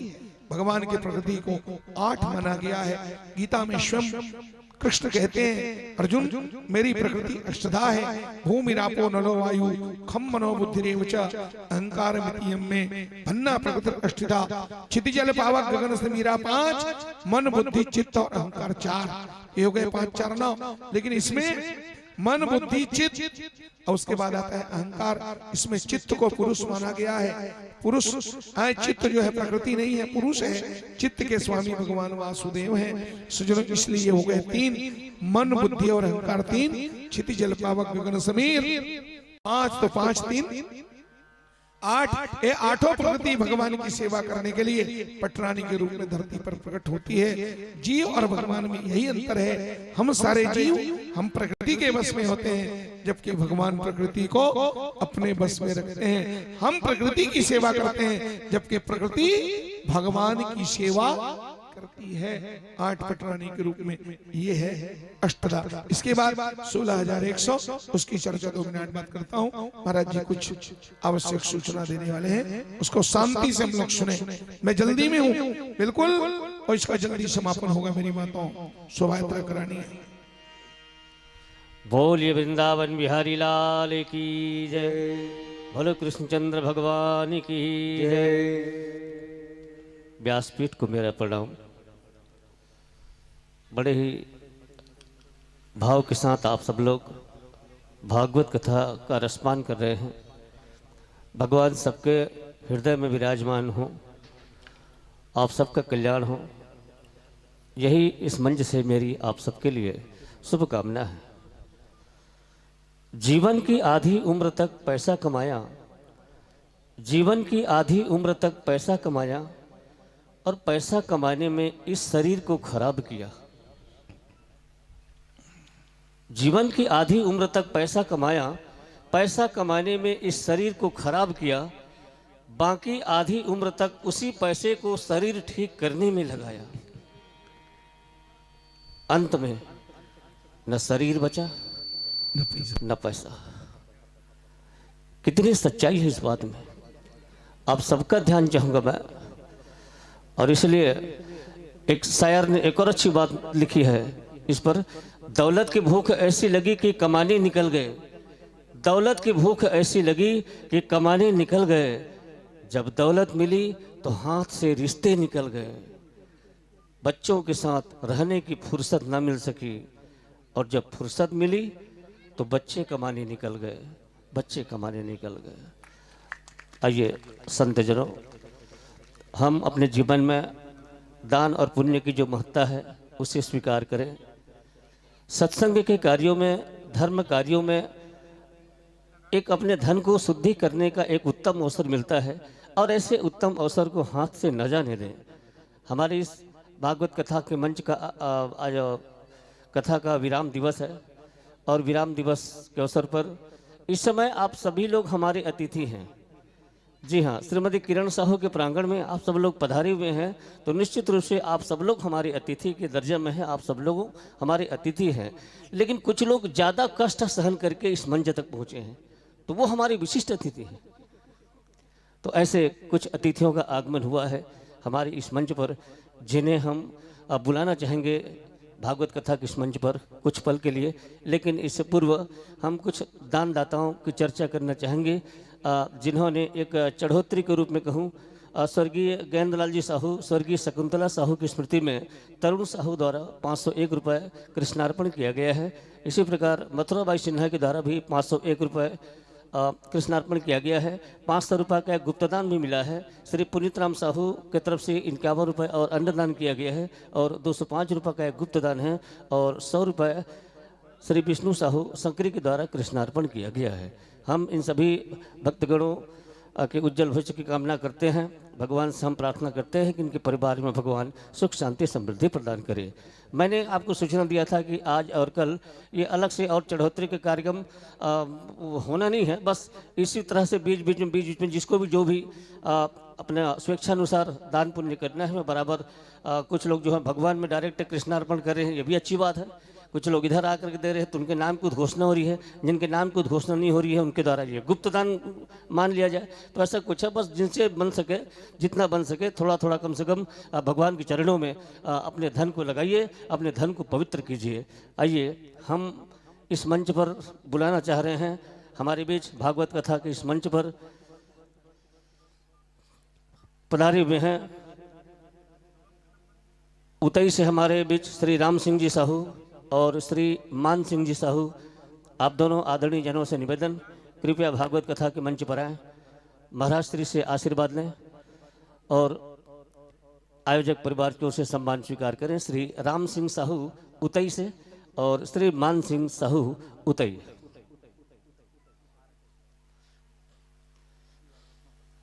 श्री B.R. वर्मा जी, आपसे भी निवेदन, कृपया 2 मिनट के लिए मंच पर आएं, क्योंकि आज मुझे ऐसा लग रहा है कि समय की बड़ी कमी है, लेकिन इसके बावजूद ये सब करना भी आवश्यक है। और इसी बहाने कम से कम महाराज श्री को भी 2-3 मिनट का रेस्ट मिल जाता है। लगातार बोलते रहने से थोड़ा सा उनको भी विश्राम की आवश्यकता होती है, और इसी बहाने कम से कम उनको भी विश्राम मिल जाता है और हमारा भी काम हो जाता है। मैं श्री B.R. वर्मा जी,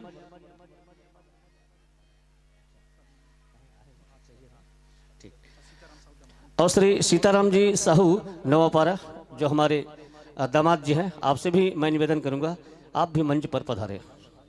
श्री सीताराम जी साहू नवापारा।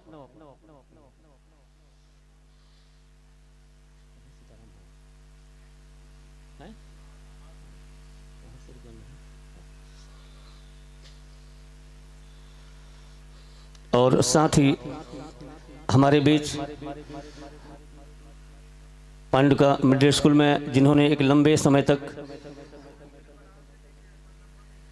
शिक्षकीय कार्य कर हमारे यहाँ के बहुत सारे विद्यार्थियों को जिन्होंने शिक्षित किया है, संस्कारित किया है, ऐसे गुरुदेव कुटेना से पधारे हुए हैं श्री यादराम जी साहू। मैं बड़े ही सम्मान भाव के साथ इस मंच पर सर जी को बुलाना चाह रहा हूँ। कृपया आप भी भागवत कथा के मंच पर आएँ, महाराज श्री से आशीर्वाद ग्रहण करें और आयोजक परिवार की ओर से सम्मान स्वीकार करें। श्रीमान यादराम जी साहू, सेवानिवृत्त शिक्षक।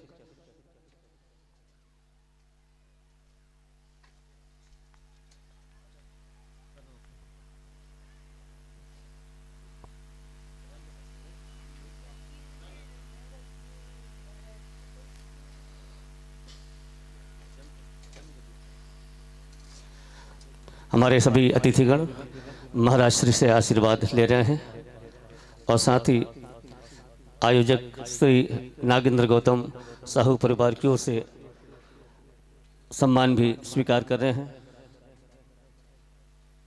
श्री प्रकाश साहू नवागांव जो हमारे बीच हैं, आपसे भी निवेदन है कृपया कथा मंच पर पधारें और महाराज जी से आशीर्वाद लें।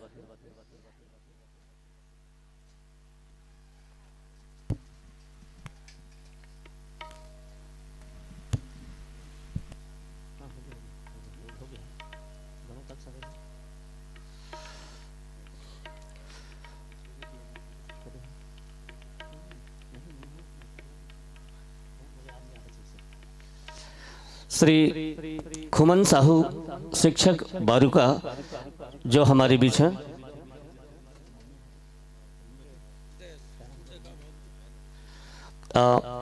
मैं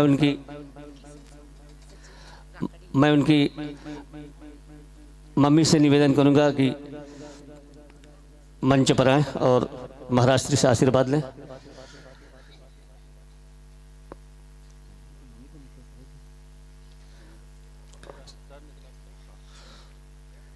श्री किशन लाल जी साहू सचिव, आपसे भी निवेदन है कृपया मंच पर आए और महाराज जी से आशीर्वाद लें।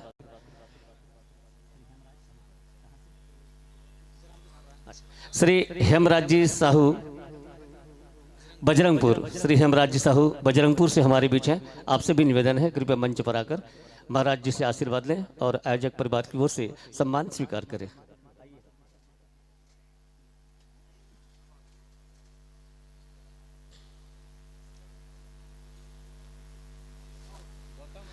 श्री विश्राम सिंह जी दाऊ सर अमलीडीह से हमारे बीच हैं, दाऊ सर से निवेदन करूंगा कि वे भी भागवत कथा के मंच पर आए, महाराज श्री से आशीर्वाद लें और आयोजक परिवार की ओर से सम्मान स्वीकार करें।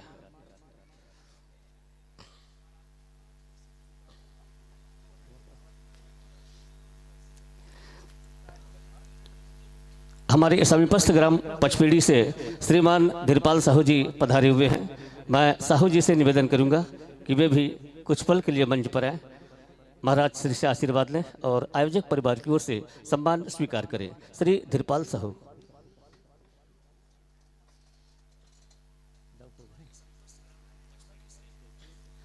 श्री सुखू राम जी सहसपुर से हमारे बीच हैं, श्री सुखू राम जी सहसपुर, आपसे भी निवेदन है कृपया मंच पर आए और साथ ही श्री गुहलेत राम निर्मलकर अमलीडीह से हमारे बीच हैं, मैं आपसे भी निवेदन करूंगा कृपया भागवत कथा के मंच पर आए, महाराज जी से आशीर्वाद ग्रहण करें और आयोजक परिवार की ओर से छोटा सा सम्मान स्वीकार।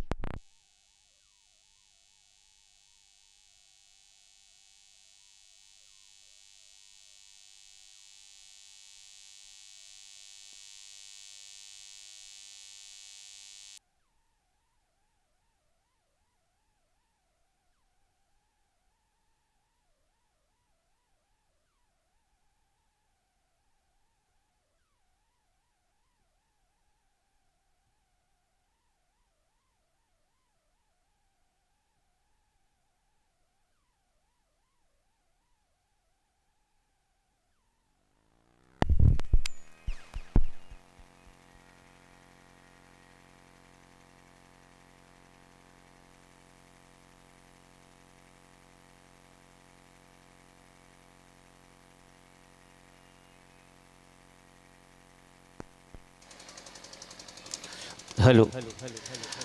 खट्टी से श्री रमेश गंडरा जी लोक कलाकार हमारे बीच पधारे हुए हैं, मैं आपसे भी निवेदन करूंगा भागवत कथा के मंच पर आए, महाराज जी से आशीर्वाद लें और आयोजक परिवार की ओर से सम्मान स्वीकार करें। श्री रमेश गंडरा खट्टी से।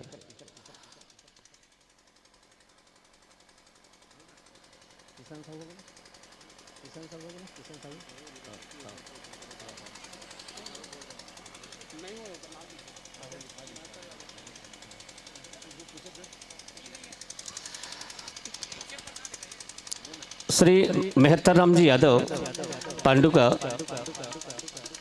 और जो बराबर नियमित रूप से भागवत कथा का श्रवण के लिए यहाँ पधार रहे हैं, मैं श्री यादव जी से निवेदन करूंगा कि वे भी कथा मंच पर पधारें महाराज श्री से आशीर्वाद लें और आयोजक परिवार की ओर से सम्मान स्वीकार करें।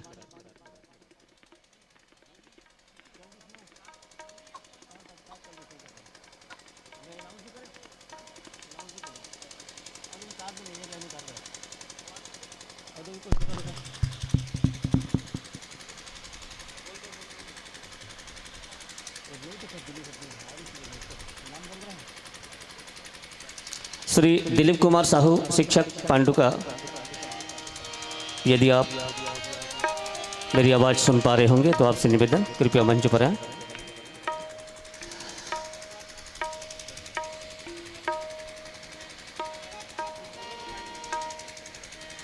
और श्री ओम प्रकाश साहू मुड़ी भंवर,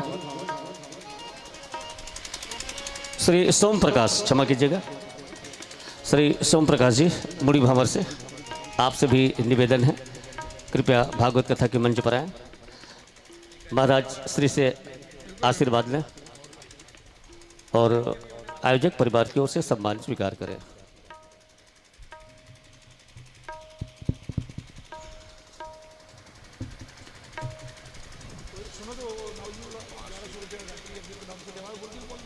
श्री मेहताराम जी यादव की तरफ से 501 रुपये कृष्णार्पण किया गया है। मैं श्री यादव जी के सुखमय जीवन की कामना करता हूं, धन्यवाद देता हूं। श्री मेहताराम यादव 2 मिनट के लिए मंच पर आएंगे। अभी आगामी फरवरी माह में 10, 11 और 12 फरवरी 2023 को शांति कुंज हरिद्वार के तत्वावधान में 9 कुंडीय गायत्री महायज्ञ का आयोजन किया गया है। इस हेतु पूज्य महाराज श्री के द्वारा ये 1100 रुपये का सहयोग उस यज्ञ में यज्ञ के लिए किया जा रहा है। मैं महाराज जी को प्रज्ञा मंडल पांडुका की ओर से बहुत बहुत धन्यवाद देता हूं इस सहयोग के लिए। और साथ ही मैं सबसे आह्वान करता हूं कि आगामी फरवरी माह में होने वाले इस 9 दिवसीय गायत्री यज्ञ महायज्ञ में बढ़ चढ़ करके भाग लें और उस कार्यक्रम में भी तन मन धन से समर्पित होकर के उस कार्यक्रम को भी सफल बनाना है आप सब लोगों को, यही आप सबसे मेरा निवेदन है। और बोलिए वृंदावन बिहारी लाल की जय। और व्यासपीठ को पुनः एक बार नमन करते हुए मैं महाराज श्री को यह मंच सादर समर्पित करता हूँ। जय श्री कृष्ण। श्री राम। चलिए शुरू करते हैं। बोले वृंदावन बिहारी लाल की जय। भामासुर नाम का एक असुर पैदा हुआ मेरी माताओं।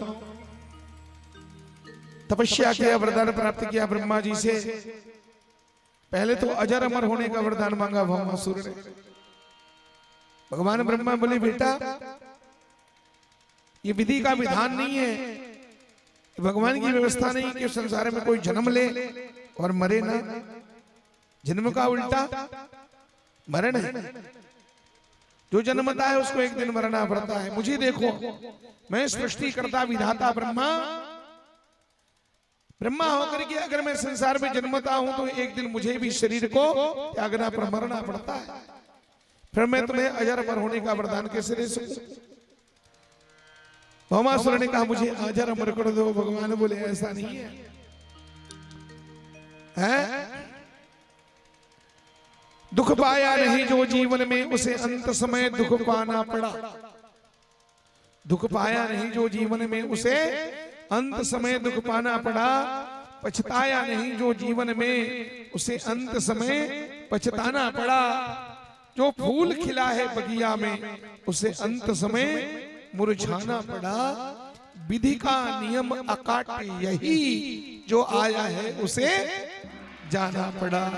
विधि का नियम अकाट यही जो आया है उसे जाना पड़ा। ऐसे दीदी हो, कोई भी बीज को पकड़ के हम धरती में गाड़ देते हैं, बो देते हैं, तो क्या वो सड़ जाता है क्या? है? बैसाख जेठ में वो हंसते हैं, लगता है कि ये सड़ गया है, पर नहीं, अनुकूल वातावरण आने दो। आषाढ़ में पानी गिरने फिर देख लेना। तो कोई भी बीज बोबे तो सरे नहीं, मौका पाके धीरे लगा के एक दिन जागी। और जे जागी ते धीरे धीरे बाढ़ी, और जे बाढ़ी ते एक दिन फूल ही, और फूल ही थे एक दिन फर ही, और फर ही थे एक दिन झर ही, यही किस्म के जे जन्म धरी थे मारी। यही तो नियम है ना। जन्म में ते जागी जागी ते बाड़ी, बाड़ी ते फूली, फूली ते फरी, फरी ते झरी। जो जन्म धरेगा वो मरेगा, उसका नियम ही है। तो भगवान ब्रह्मा ने कहा देख बेटा, ऐसा नहीं कि कोई अजर अमर हो जाए, तुमको तो मरना पड़ेगा, दूसरा वरदान मांगो। तो उस भौमासुर ने कहा ठीक है ब्रह्मा जी, अगर आप मुझे अजर अमर होने का वरदान नहीं दे सकते और आप कहते हैं मरना पड़ेगा, तो ठीक है मैं मरूं। कब मरूं?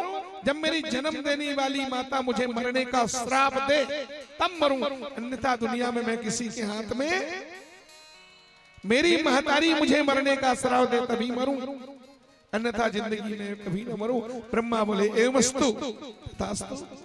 और ब्रह्मा जी का वरदान प्राप्त करके माता बहुरा गया, वो शक्ति प्राप्त करके और अपने तपस्या के बल पर, वरदान के बल पर देश के बड़े बड़े राजे महाराजाओं को युद्ध में पराजित करने लगा मेरी माता। और राजाओं को हरा करके उनकी जवान जवान बेटियों को चुरा चुरा करके, हरण कर करके और राक्षस लाते गया, बंदी खाने में बंद करता गया। वो थोड़ा वहमी किस्म का था, वहसी था, वहसी।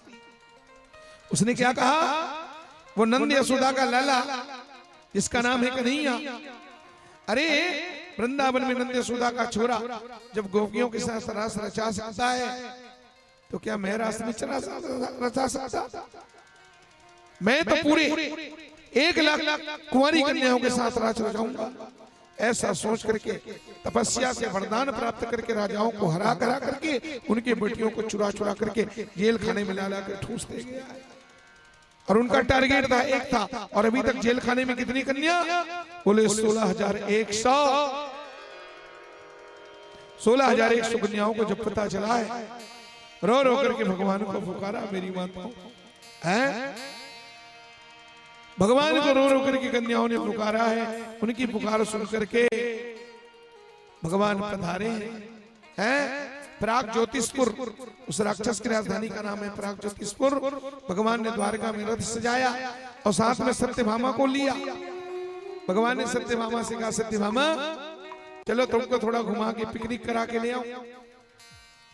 पिकनिक के बहाने सत्यभामा को भगवान ने लिया और मेरी माताओं रास्ता चलते चलते भगवान कृष्ण ने, द्वारकाधीश ने उस राक्षस के अत्याचारों को बिल्कुल हुबहू सत्यभामा को बताया। कहा सत्यभामा एक राक्षस है नाम भौमासुर, तपस्या से वरदान प्राप्त किया, वरदान का दुरुपयोग करता है, कुंवारी कन्याओं के जीवन से खिलवाड़ करता है। जिन बेटियों को कम से कम अभी 2-2, 3-3 बच्चों की जो मां बन जाती, आज उस राक्षस के अत्याचारों में झुलस रही है। सत्यभामा वो मर रही है, तड़प रही है, उनकी इज्जत के साथ खिलवाड़ करता है ये राक्षस। बोलो सत्यभामा बोलो, ऐसे राक्षस को जिंदा रहने का अधिकार है क्या? सत्यभामा माता सुनी तो कलेजा दहल गई और एकदम कातर होकर के सत्यभामा बोली प्रभु ऐसे राक्षस को तो खड़े खड़े मार देना चाहिए, ऐसे राक्षस को क्षण भर भी जिंदा रहने का अधिकार नहीं है। और जब सत्यभामा ने कहा ऐसे राक्षस को मार देना चाहिए, भगवान मन में बोले तथास्तु एवमस्तु। अब वो राक्षस पक्का मरेगा। क्यों मरेगा? क्योंकि उस राक्षस की महतारी ने उसको मरने का श्राप दे दिया है। उसकी महतारी कौन है? धरती माता। भौम नाम है भूमि का और धरती माता का बेटा, इसलिए उसका नाम है भौम। वो धरती का ही बेटा है भौमासुर। उसने वरदान मांगा मेरी मां के श्राप से मैं मरूं, तो भगवान ने क्या किया? उसको मरवाने के लिए फिर उसी की माता ने, धरती माता को सत्यभामा बना करके भगवान ने संसार में प्रकट किया। और सत्यभामा के रूप में उसकी माता धरती माता ने उसे श्राप दिया मरने का।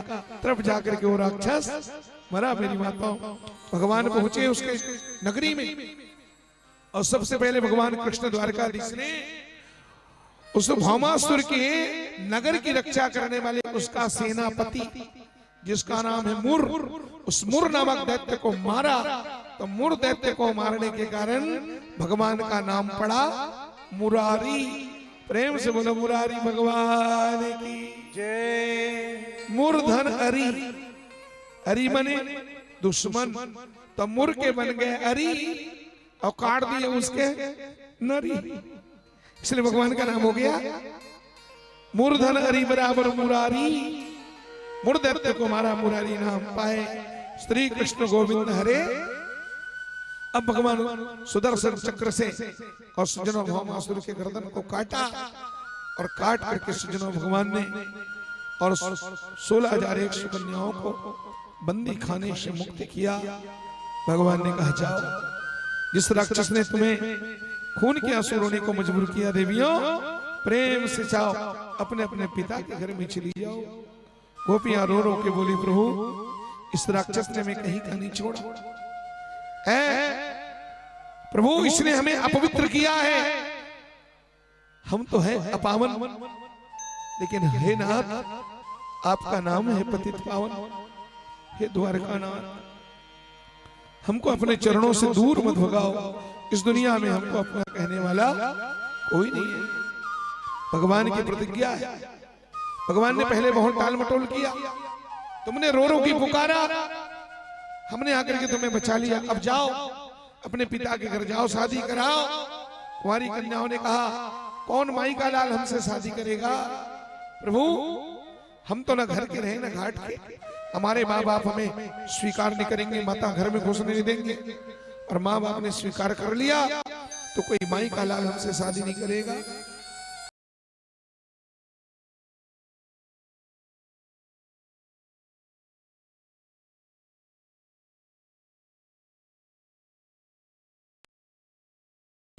तो बाजारों में जाके बिक जाएंगी।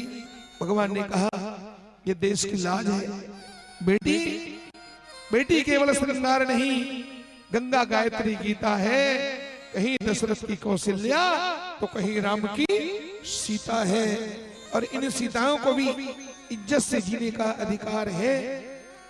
कौन देगा हमें अधिकार?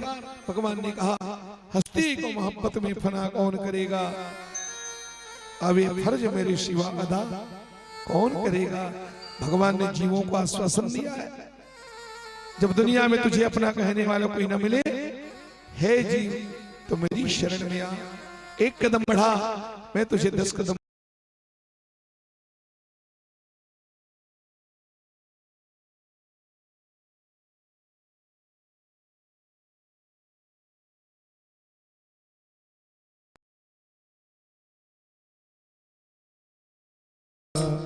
न हो जहां में कोई जब गुजारा न हो, का तुम्हें जब सहारा न हो, जबाने में कोई जब सहारा न हो, किसी का तुझे जब सहारा न हो, जहां कोई जब गुजारा न हो, किसी का तुम्हें जब सहारा न हो, जमाने कोई जब गुजारा न हो, आ जाना तब तुम शरण में मेरी, मेरा दर खुला है, खुला ही रहेगा तुम्हारे लिए, तुम्हारे लिए।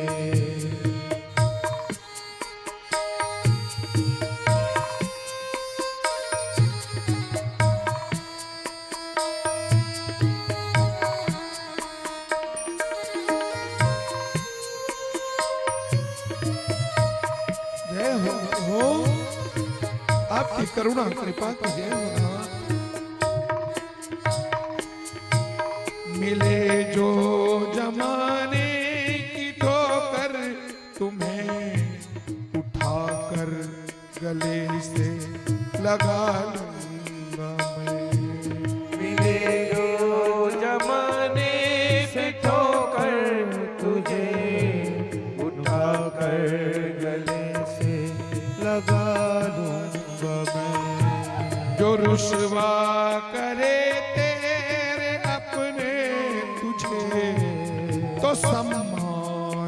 तुझको दिलाऊंगा जो रुसवा करे अपने तुझे तो सम्मान तुझको दिला दूंगा मैं। जो गर्दिश में तेरे गुजारा न हो भटकना भी तुमको गवारा न हो।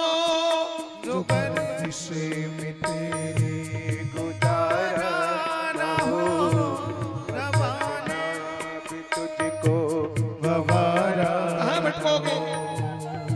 आ जाना तब तुम शरण में मिली मेरा कर खुला है खुला ही रहेगा तुम्हारे लिए तुम्हारे लिए तुम्हारे तुम्हारे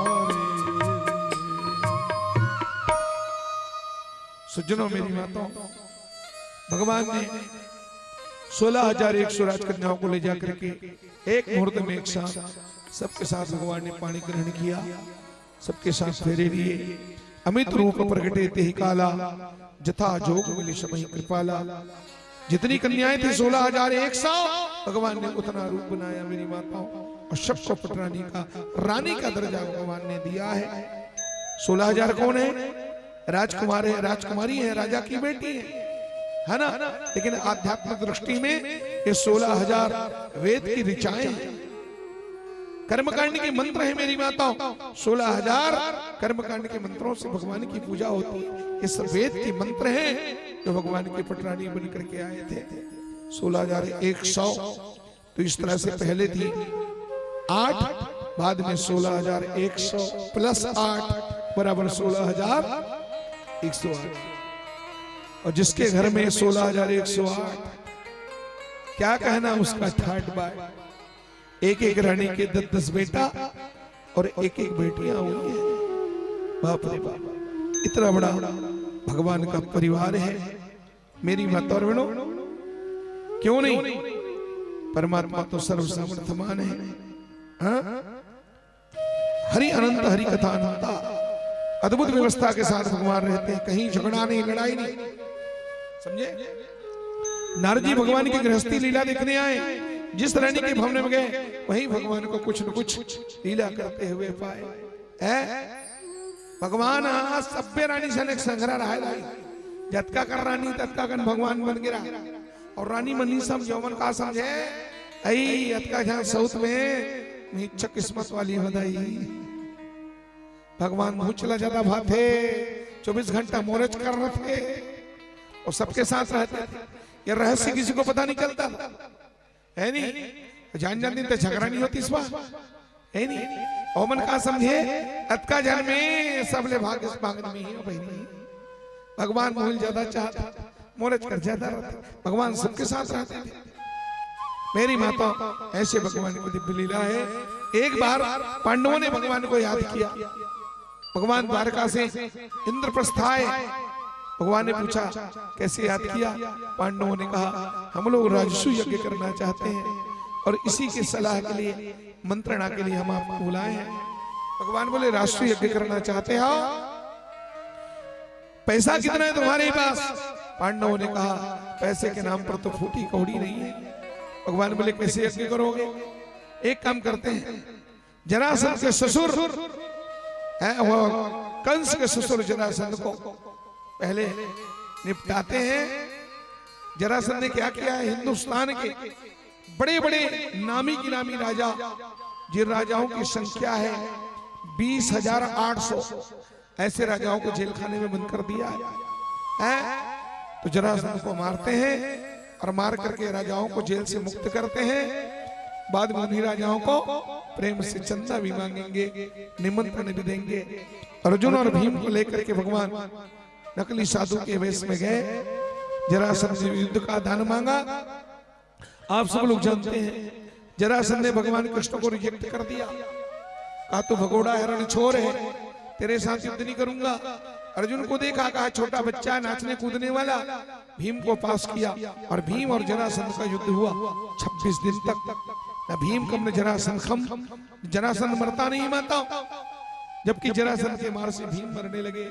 रो रो करके भीम ने कहा कन्हैया लाके मुझे अच्छा फंसा दिया है, मुझको अखाड़े में फंसा दिया और तुम दोनों भाई हलवा पूरी छान रहे हो, रोज गाजर के हलवा खा खा के मस्त हो रहे हैं। अब मुझे सहायता करते नहीं। भगवान बोले सहायता तो करना चाहता, तुम मेरी तरफ देखते नहीं, कल मेरी ओर देखना, चीर करके फेंकना और उसका दाया अंग बाएं तरफ और बाया अंग उल्टा फेंकना।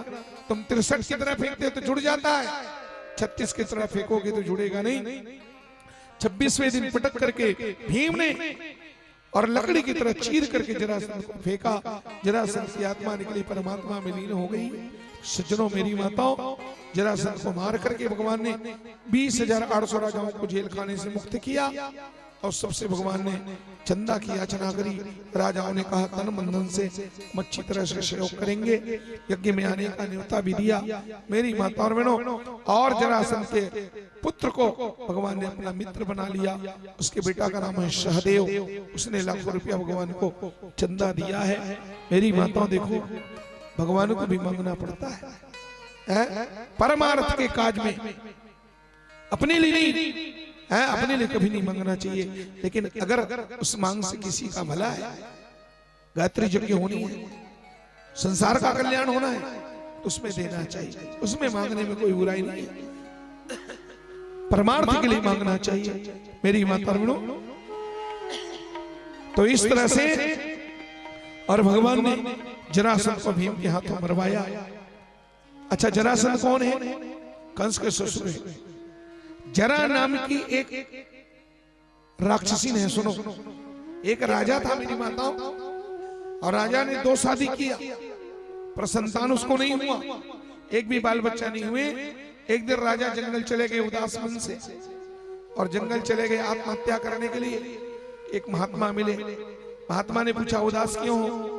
राजा ने अपनी उदासी का कारण रो रो के बताया, महाराज 2 पत्नी है पर संतान एक भी नहीं है। क्यों आए? आत्महत्या करने आया हूं। साधु संत ने कहा आत्महत्या करना पाप है। राज उस महात्मा ने दया करके एक फल दिया, फल को कहा घर वाली को खिला देना। महात्मा को पता नहीं इसके पास कितने घर वाली है, घर वाली अक्सर एक ही होती है, इसलिए एक फल दिया और घर वाली को खिला देना। अब उसको क्या पता इसकी 2 घर वाली है। अब ये राजा क्या सोचा, घर वाली को खिला देना करके बोला है करके, और एक से फल को आधा आधा करके दोनों घर वाली को खिलाए। तो आधा आधा फल खाए तो दोनों घर वालियों ने आधा आधा बच्चा को जन्म दिया माताओं। और आधे अधूरे बच्चे को जब जन्म देखा तो राजा हैरान होकर के, अब वो तो निर्जीव बच्चा है ना, आधा लेगा जन्म लेगा तो मरा हुआ जन्म लेगा। उस आधे आधे बच्चे को टोपले में डाल करके राजा ने जंगल में फेंक दिया। उस जंगल में एक मायावी डायर रहती थी, राक्षसी, जिसका नाम है जरा। उस जरा नाम के मायावी ने उस बच्चे को जोड़ करके बांध करके मंत्र शक्ति से जिंदा कर दिया और पालन पोषण किया। तो जरा नाम की उस राक्षसी से पालन होने के कारण इसका नाम जरासंध पड़ा है। यही कंस का ससुर है। मेरी माताओं, ये तो लीला दृष्टि में जरासंध राजा का नाम है, लेकिन आध्यात्मिक दृष्टि में जरासंध और कोई नहीं है, बल्कि बुढ़ापा ही जरासंध है। समझ गए? जरासंध क्या है? बुढ़ापा का नाम है जरासंध। जरा मने बुढ़ापा। ध्यान रखो, एक दिन हम सब लोगों को जरा नाम बुढ़ापा से संधि करना पड़ेगा। जरासंध, संध मने संधि है। ईमानदारी से बताओ, हम जिंदगी भर जवान बने रहेंगे? जब हमारा बचपन कायम नहीं रहा, बचपन बीती तब जवानी आया, तो जवानी आई है वो भी सदा रहने वाली, जवानी जाएगी फिर बुढ़ापा आएगा। अच्छा, बुढ़ापा आएगा तो वो भी सदा रहने वाला नहीं है, बुढ़ापा आएगा तो एक दिन बुढ़ापा भी जाएगा। कब? जब मौत आएगी तो बुढ़ापा को भी जाना पड़ेगा। मेरी माता, इसलिए निवेदन है जरा आए, जरा मने बुढ़ापा आए, उसके पहले जरा जरा सा भगवान की भक्ति कर लो, परमात्मा का भजन कर लो। नहीं तो चाहे तुम कितना भी चमनप्राश खा लो, चाहे कितना भी तुम पंचवटी लगा लो, समझ गए?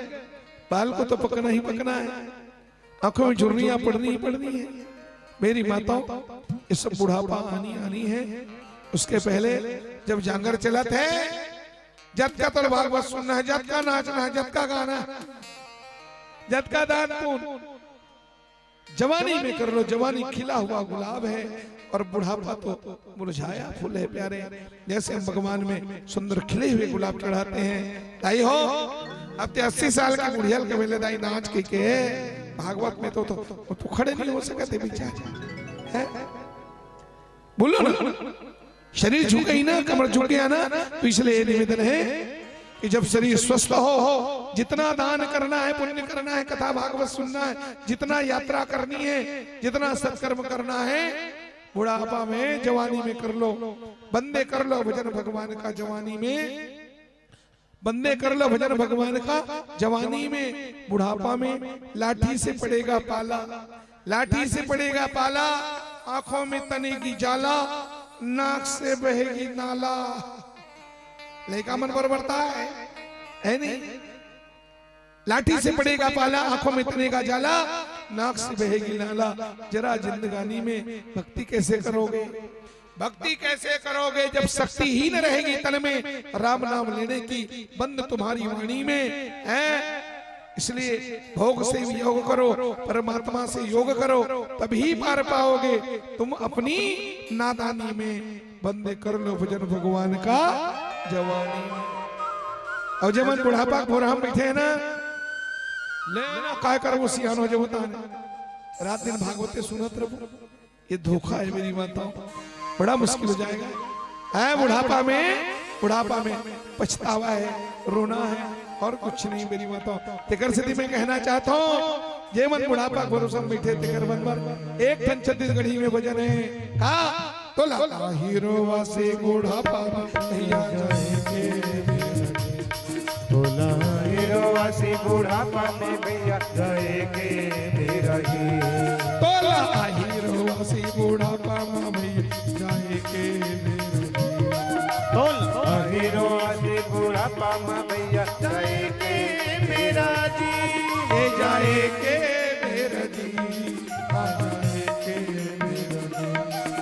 जाएंगे मेरा जी, आ जाएंगे मेरा नाम। ये जाएंगे मेरा जी, आ जाएंगे ए जाएंगे मेरा जी, आ जाएंगे मेरा नाम। हीरो वासी बुढ़ापा में भैया जाएंगे मेरा जी, हीरो वासी बुढ़ापा में भैया जाएंगे मेरा जी।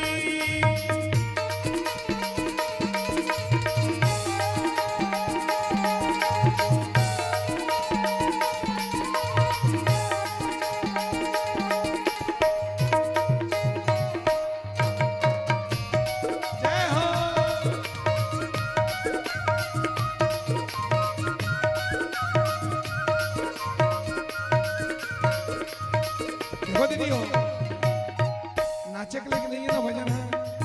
अरे भजन करे के दिन माँ भैया दिन भर सुते जी दिन भर हते हसुते, अरे भजन करे के दिन माँ भैया दिन भर हते सोई जी, दिन भर हते सोई। अरे सपना में माया ला देख दिन और रात ला कोई जी, दिन और रात ला होए। अरे सपना में माया ला देख दिन और रात ला कोई जी, दिन और रात ला कोई। अब बुढ़ापा में तो लगाही गुनासी, बुढ़ापा में दाई तो कत को सोच में ना नाचू के ते पछता के रही में दाई हो। तो लगाही गुनासी बुढ़ापा बुढ़ापा में भैया जाएंगे मेरा जी, बोल हीरो आसी बुढ़ापा में भैया जाएंगे मेरा जी। देखो दीदी हो, बैठे बैठे पैर है चिंगोर गए ना, ठीक कर लो उसको। बेटी बहन चलो तो एक दिन खड़े हो। बोला हीरो से बुढ़ापा में भैया जाएंगे मेरा जी हीरो से बुढ़ापा में भैया जाएंगे मेरा जी ये जाएंगे मेरा जी जाएंगे मेरा ये जाएंगे मेरा जी हाँ जाएंगे मेरा नाम जाएंगे मेरा जी हाँ जाएंगे मेरा नाम ये जाएंगे मेरा जी ये जाएंगे मेरा नाम देखो उदाई देखो 80 साल की है उम्र है तो मतलब लाज नहीं आया देख के वो 80 साल की बुढ़िया नचे बढ़ते यार भगवान की भक्ति में तो ला हीरो वासी बुढ़ापा में भैया जाएंगे मेरा जी हीरो वासी बुढ़ापा जाएंगे मेरा जी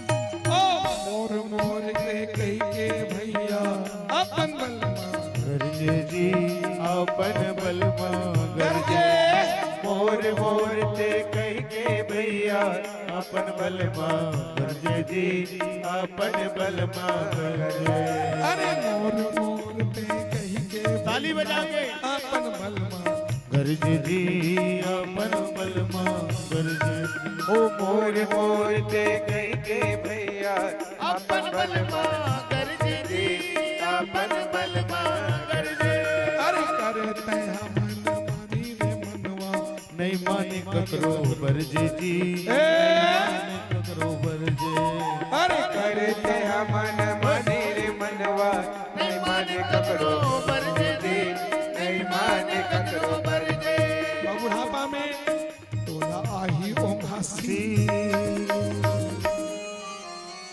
अते बुढ़ापा में कोई भागवत सुने चल देश ना तो वहाँ भागवत घरों नहीं सुन सका कावर उड़ार सुरू सुरू कथा चली या बैठे बैठे फुरु फुरु नींद पड़ी तोला आही ओंघासी बुढ़ापा हीरो असी बुढ़ापा में भैया जाएंगे मेरा जी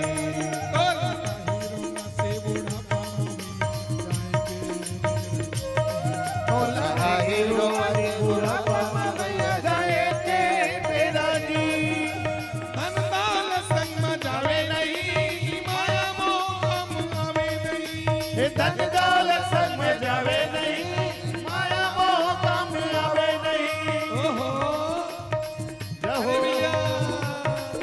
अरे धन दौलत जावे नहीं माया मोह काम आवे नहीं अरे धन दौलत संग में जावे नहीं माया मोह काम आवे नहीं काले हरि के नाम रे ए चोला लहू के आवे नहीं काले काले हरि के नाम रे ए चोला लहू के आवे नहीं काले हरि के नाम का भैया ए चोला लहू के आवे नहीं काले हरि के नाम रे भैया ए चोला लहू के आवे नहीं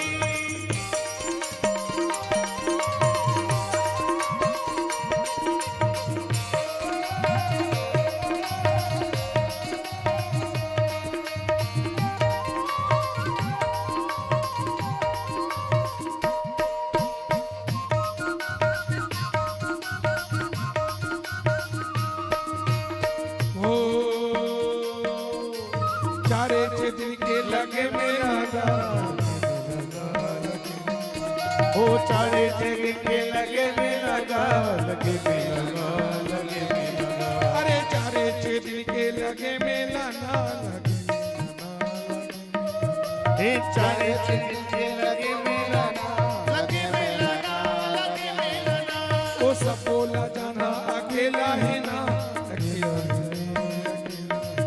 ओ सब बोला जाना अकेला है ना अकेला है ना अकेला है ना हरि के भजन लगा ले मेरा हरि के भजन लगा ले मेरा के भजन लगा ले मेरा प्रभु के भजन लगा रे मेरा, राम के रामायण में शक्ति आ जावे ना, राम के रामायण में शक्ति आ जावे ना, आ जावे ना, हे राम के रामायण में शक्ति आ जावे ना, राम के रामायण में शक्ति आ जावे। अरे अरे राम के नाम सो मेरे लिए होगा नहीं मिले दोबारा। राम के नाम सो मेरे लिए होगा नहीं मिले दोबारा, अरे राम के नाम सो मेरे लिए होगा नहीं मिले दोबारा, हे राम के नाम सो मेरे लिए होगा नहीं मिले दोबारा, मिलेगा राम के नाम में मिलेगा मुक्ति, अरे राम के नाम मिलेगा मुक्ति। राम के नाम में मिलेगा मुक्ति। ओ तुलसीदास से हाथी तुलसीदास से हरि के हवे जो, अरे तुलसीदास से हाथी के हवे गो। तुलसीदास से हरि के हवे जो, ओ कलयुग में नामे अधारा है, कलयुग में नामे अधारा है, अरे कलयुग में नामे आधारा है। कलयुग में नामे अधारा है, नहीं मिले दोबारा, के नामे सु मेरे लिए होगा नहीं मिले दोबारा, हे राम के नामे सु मेरे लिए होगा नहीं मिले दोबारा, मन लगाओगा नाम मन लगाओगा नाम।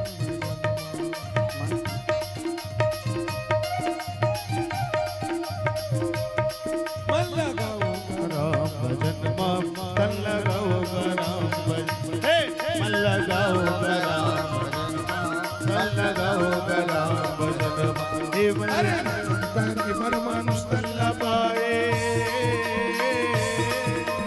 ओहो एक दो भजन करे मन मानुष तल्ला पाए, हरि भजन करो मन मान, मन लगाओ रे राम भजन माम तन लगाओगा राम भजन माम, हे मन लगाओगा राम भजन माम तन लगाओगा राम भजन माम, बोल हीरो से बूढ़ा पावा जाएंगे मेरा जी, तोला हीरो वासी बूढ़ा पावा, जाएंगे मेरा जी, ए जाए के मेरा जी, आ जाएंगे मेरा नाम, हे जाएंगे मेरा जी, आ जाएंगे मेरा नाम, ए जाए के मेरा जी आ जाए के मेरा हे जाएंगे मेरा जी, आ जाएंगे मेरा नाम, ओला हीरो से बूढ़ा पावा आ जाएंगे मेरा जी,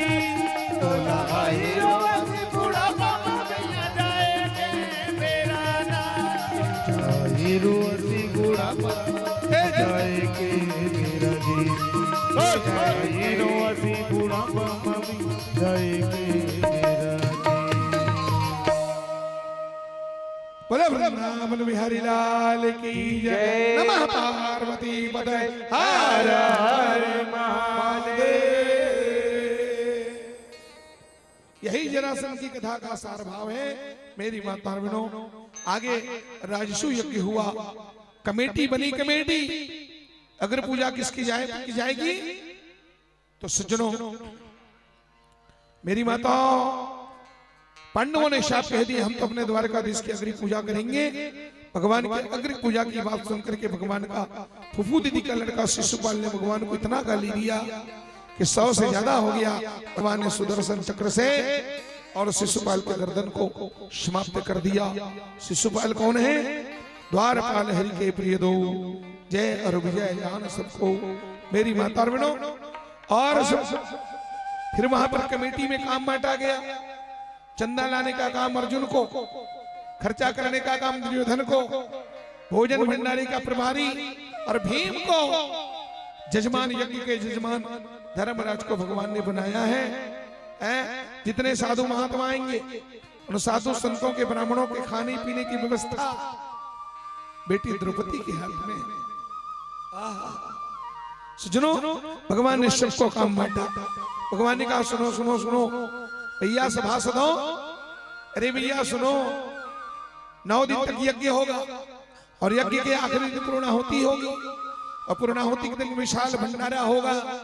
तो भंडारा में प्रसाद पाने के लिए जब हजारों साधु महात्मा आएंगे तो उन अभ्यागत साधु संतों के चरणों को धोने का काम और भंडारा जब समापन होगा तो आखिरी में जूठा पत्तल उठाने का काम कौन करेगा? भगवान ने कहा जिन्हें पत्तल उठाना है प्रेम से अपना हाथ ऊंचा करे। भगवान कृष्ण ने कहा देखो भैया ये पत्तल उठाना ये काम नहीं है, हकीकत में इसको सेवा कहा गया है। काम होता तो मैं किसी का नाम लेके कह देता ये काम फलाना करेगा, ये तो स्वयं सेवा है और सेवा स्वेच्छा से किया जाता है, किसी के कहने पर नहीं। भगवान ने यहाँ तक कहा यज्ञ करवाने वाले यज्ञ कर्ता को जितने पुण्य की प्राप्ति नहीं होगी उससे कई गुना तो पुण्य और उस यज्ञ में सेवा करने वालों को होती है।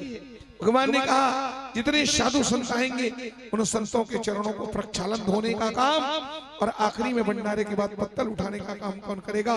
भगवान ने कहा हाथ ऊपर करो, पर वहां पर हाथ किसी ने ऊपर नहीं किया, माथ सबने नीचा कर दिया। जब सबने हाथ नीचा किया तो सबके बीच में भगवान ने दोनों हाथ ऊपर कर दिया सज्जनों, और दोनों हाथ उठा के भगवान ने कहा जब यज्ञ होगी वो संत भगवान आएंगे तो संतों को चरणों को धोने का और भंडारे के बाद पत्तल उठाने का काम ये सेवा द्वारकाधीश कृष्ण अपने हाथों में लेता है। भगवान ने हाथ ऊपर करके सेवा ले लिया, सबने भगवान की जयकारा लगाया, बोलो द्वारकाधीश भगवान की जय।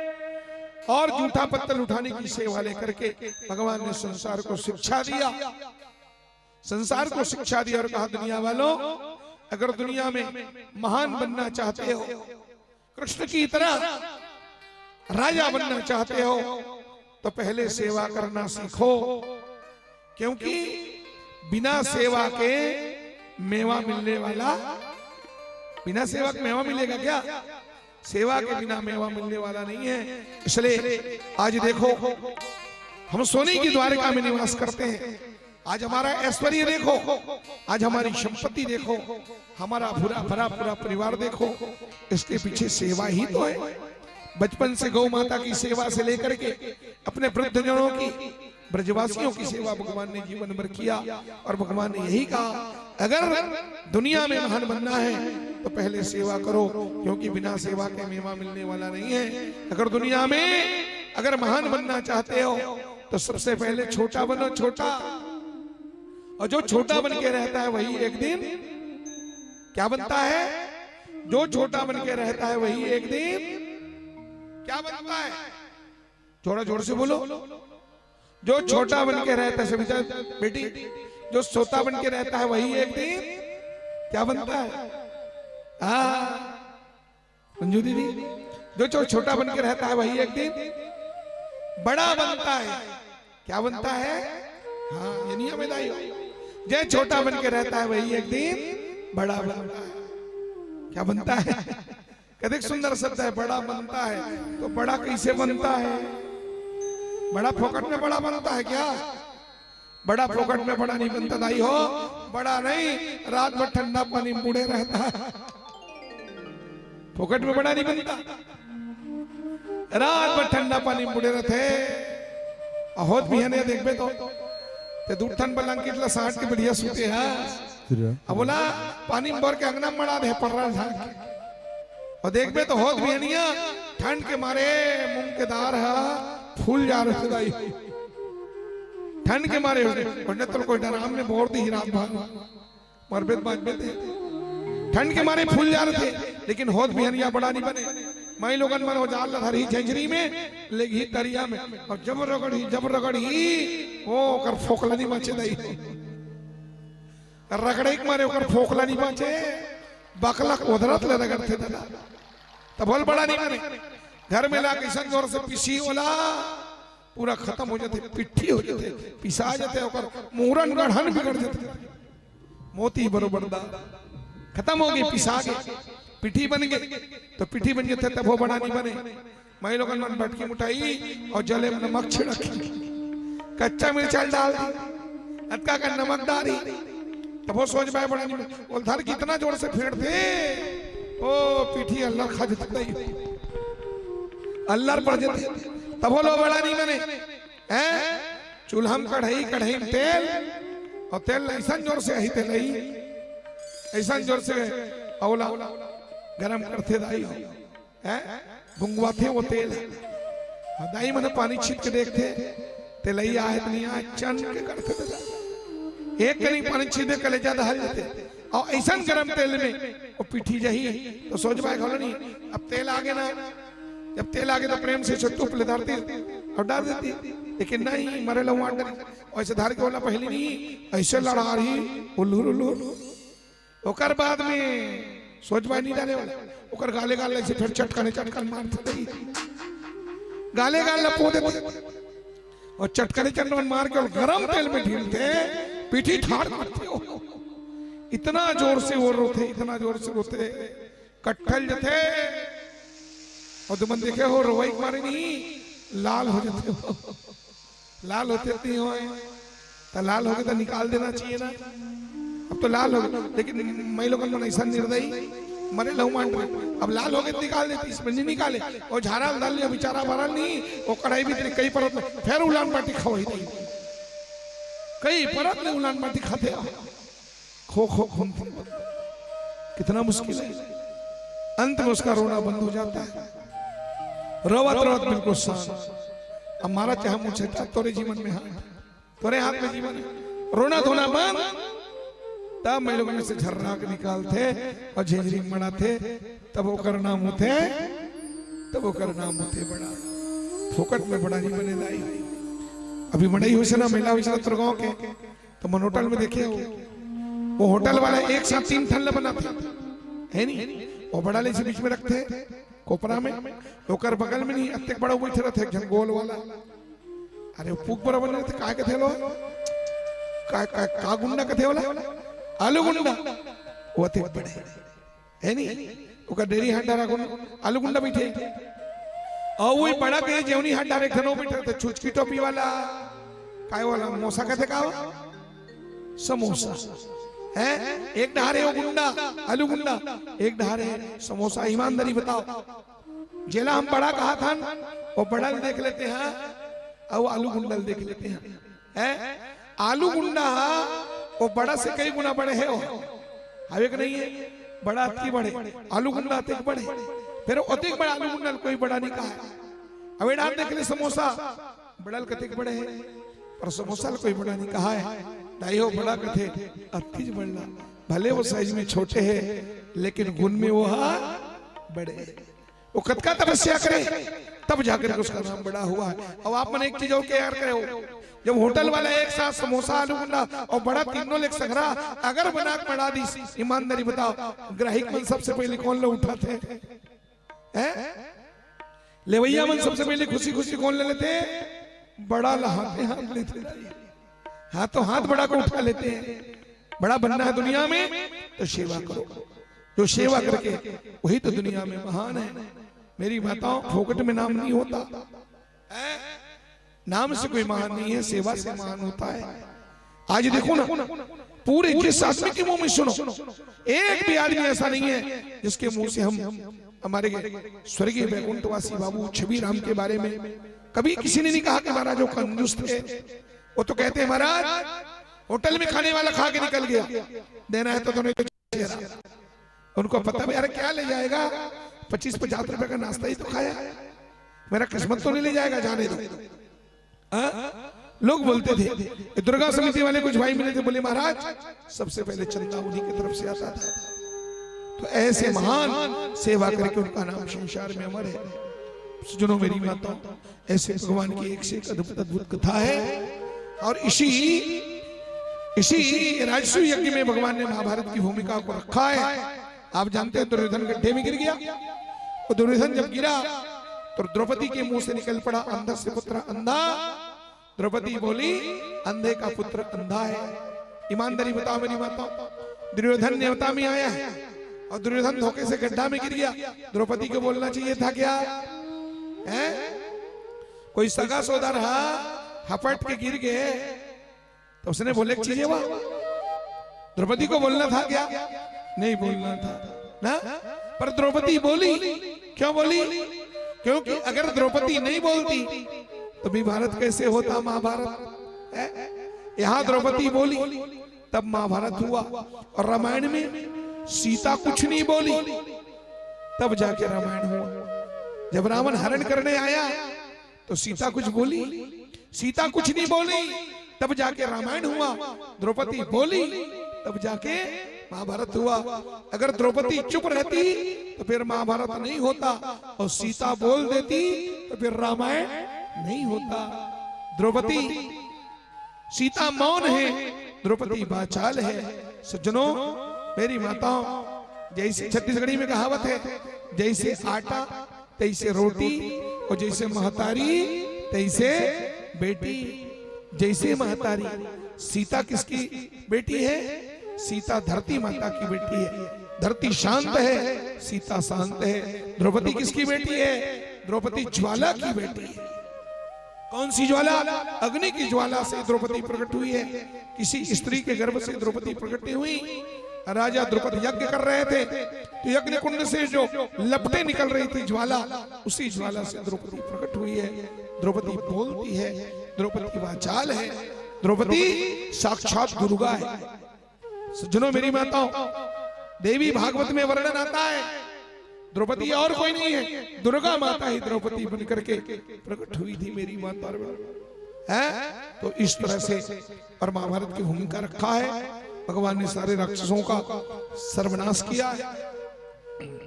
शिशुपाल को मारा, दंतवक्र को मारा, मिथ्या वासुदेव एक नकली भगवान, पौंड्रक नाम का राजा दो नकली हाथ लगा करके अपने आप को भगवान मानता था, उसको भी भगवान ने खत्म किया। अनंत कथा हरि अनंत, हरि कथा अनंत। देखो इतना जल्दी बताते बताते भी 5:15 बज गए हैं।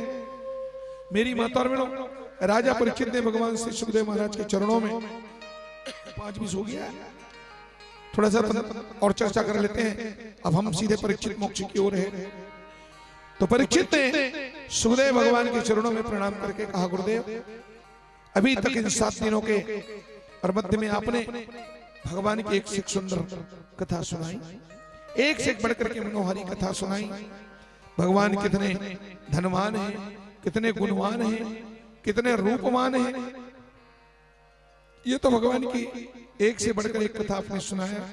गुरुदेव, अब ये बताइए कि भगवान कितने दयावान हैं। दीनों के ऊपर में भगवान का एक नाम है दीनानाथ। क्या नाम है?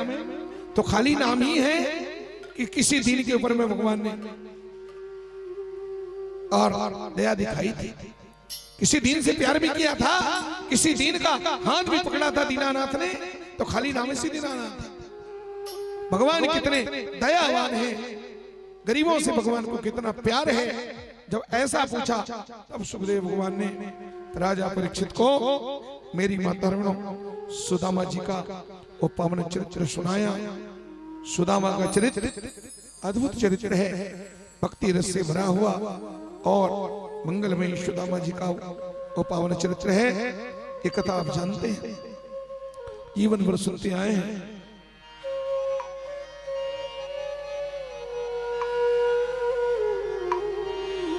श्री शुकोवाच कृष्ण कृष्णस्यासीत सखा कश्चिद ब्राह्मणो ब्रह्मवित्तमः विरक्तेन्द्रियस्य अर्थासु प्रशांतात्मा जितेन्द्रिय।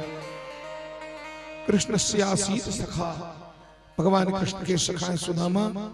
कृष्ण और सुदामा एक ही गुरुकुल में विद्या अध्ययन किए। मेरी माताओं, सुदामा से इतना प्यार है भगवान को, और सुदामा भी भगवान को प्यार करते थे, भयंकर ज्यादा, हद से ज्यादा। दोनों ऐसे जिगरी दोस्त थे, एक दूसरे के बिना क्षण भर भी अलग नहीं होते। माताओं, ऐसे प्यार, ऐसी दोस्ती दोनों में थी। और भगवान सुदामा को इतना प्यार देते थे, सुदामा को नहलाए फिर भगवान नहाए, सुदामा को पहले खिलाए, अपने हाथों से खिलाए, फिर भगवान खाए, सुदामा को पहले सुलाए तो फिर भगवान सोते थे। सुदामा का इतना ध्यान है भगवान को, 24 घंटा मुख में सुदामा सुदामा सुदामा, मेरा भैया सुदामा। इतना प्यार भगवान, और सुदामा भी कम प्रेमी नहीं होता है। लेकिन यहाँ पर थोड़ी बात विचित्र हो गई। समाज में कुछ बातें दूसरे ढंग से प्रस्तुत हो गया। सुदामा स्वार्थी मित्र बन गया, है नहीं? सुदामा को लोग स्वार्थी मित्र की दृष्टि से देखने लगे। एक दिन लकड़ी खत्म हो गई आश्रम में। गुरुजी ने कहा, बेटा सुदामा कन्हैया जंगल जाओ और जंगल जाकर के लकड़ी ले आओ। तो कृष्ण सुदामा जब लकड़ी बीनने के लिए जाने लगे मेरी माताओं, तो आप सब जानते हैं गुरु माता ने 4 मुट्ठी चना दिया और 4 मुट्ठी चना दे करके सुदामा से कहा, बेटा जंगल में भूख लगेगी तब क्या खाओगे? तो ये 4 मुट्ठी चना, 2 मुट्ठी तुम्हारा और 2 मुट्ठी कन्हैया का, दोनों मिलकर के खा लेना। झरना वगैरह में पानी वानी पी लेना, नदी में, है ना। अब उस पोटली को लेकर के सुदामा और कृष्ण गुरु आज्ञा मान करके रस्सी और कुल्हाड़ी लेकर के जंगल में गए सज्जनों, है ना। और जंगल में लकड़ी बीनते बीनते गट्ठा तो तैयार हो गया। अचानक बादल में घटा छाई और मेरी माता और बहनों, धड़ाधड़ बादल गरजने लगा, बिजली चमकने लगी, मूसलाधार बारिश होने लगा। इतना पानी बरसा, इतना पानी बरसा कि पानी छोड़ने का नाम नहीं है। कृष्ण सुदामा जंगल में फंस गए, अटक के रह गए। प्राण बचाने के लिए दोनों ने एक पेड़ का सहारा लिया। सोच रहे थे पानी बंद हो तो आश्रम को लौट चले, पानी बंद नहीं हुआ। शाम हो गई मेरी माताओं, 6, 6:30, 7, 7:30, 8। अब क्या करे? इधर जंगली जानवरों का भय। कृष्ण सुदामा प्राण बचाने के लिए पेड़ में चढ़ गए। और जानते हैं 11 बजे रात को जब सुदामा को भूख लगी तो सुदामा को कमरे में बंधी हुई चने की पोटली याद आई। पोटली खोला, सुदामा चुपके चुपके चना खा गया। आज तक हम यही सुनते आए हैं ना, कथा ऐसी है। सुदामा को भूख लगी तो सुदामा चुपके से पोटली खोला और चना खाने लगा। चना की आवाज जब कन्हैया के कान में पड़ी तो कन्हैया ने सुदामा से कहा, भैया सुदामा, ओ भैया सुदामा, लगता है आप कुछ खा रहे हैं, भैया थोड़ा सा कुछ हमें भी दो ना। सुदामा बोले, कुछ नहीं है, क्या खाऊंगा मैं? विचित्र बात करते हो लाला। अरे तो भैया आपके दांत क्यों बज रहे हैं? ओहो, इतना ठंड पड़ रहा है, पानी में भीग गया हूँ, ठंडी हवा चल रही है और बारे ठंड के कांप रहा हूं, ठंड से मेरी दांत बज रही है। सुदामा ने घुड़क दिया, धमका दिया, अरे एक दाना चना भगवान को नहीं दिया, अकेला चना पूरा सुदामा खा गया। मेरी माता, क्यों खाया है? क्यों खाया? इसके पीछे जो राज है वो तो राज बन के रह गया, उस समाज के सामने प्रकट नहीं हुआ है। इसका कारण यही है।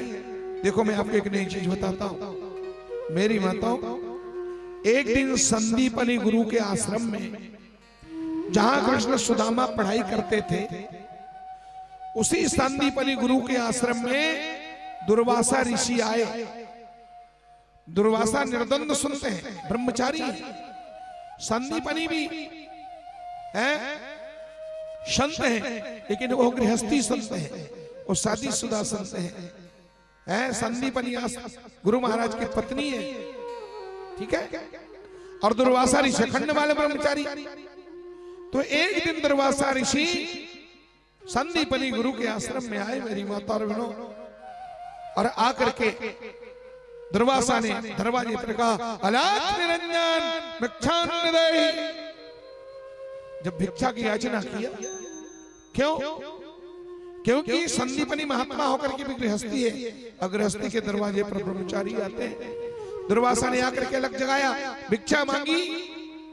तब तो संदीपनी की पत्नी निकली और गुरु माता ने दुर्वासा से कहा, बाबा क्षमा करो, हमारी कुटिया में, हमारे आश्रम में एक दाना कुछ नहीं है, कुछ होती तो मैं आपको भिक्षा डाल देती आपकी झोली में।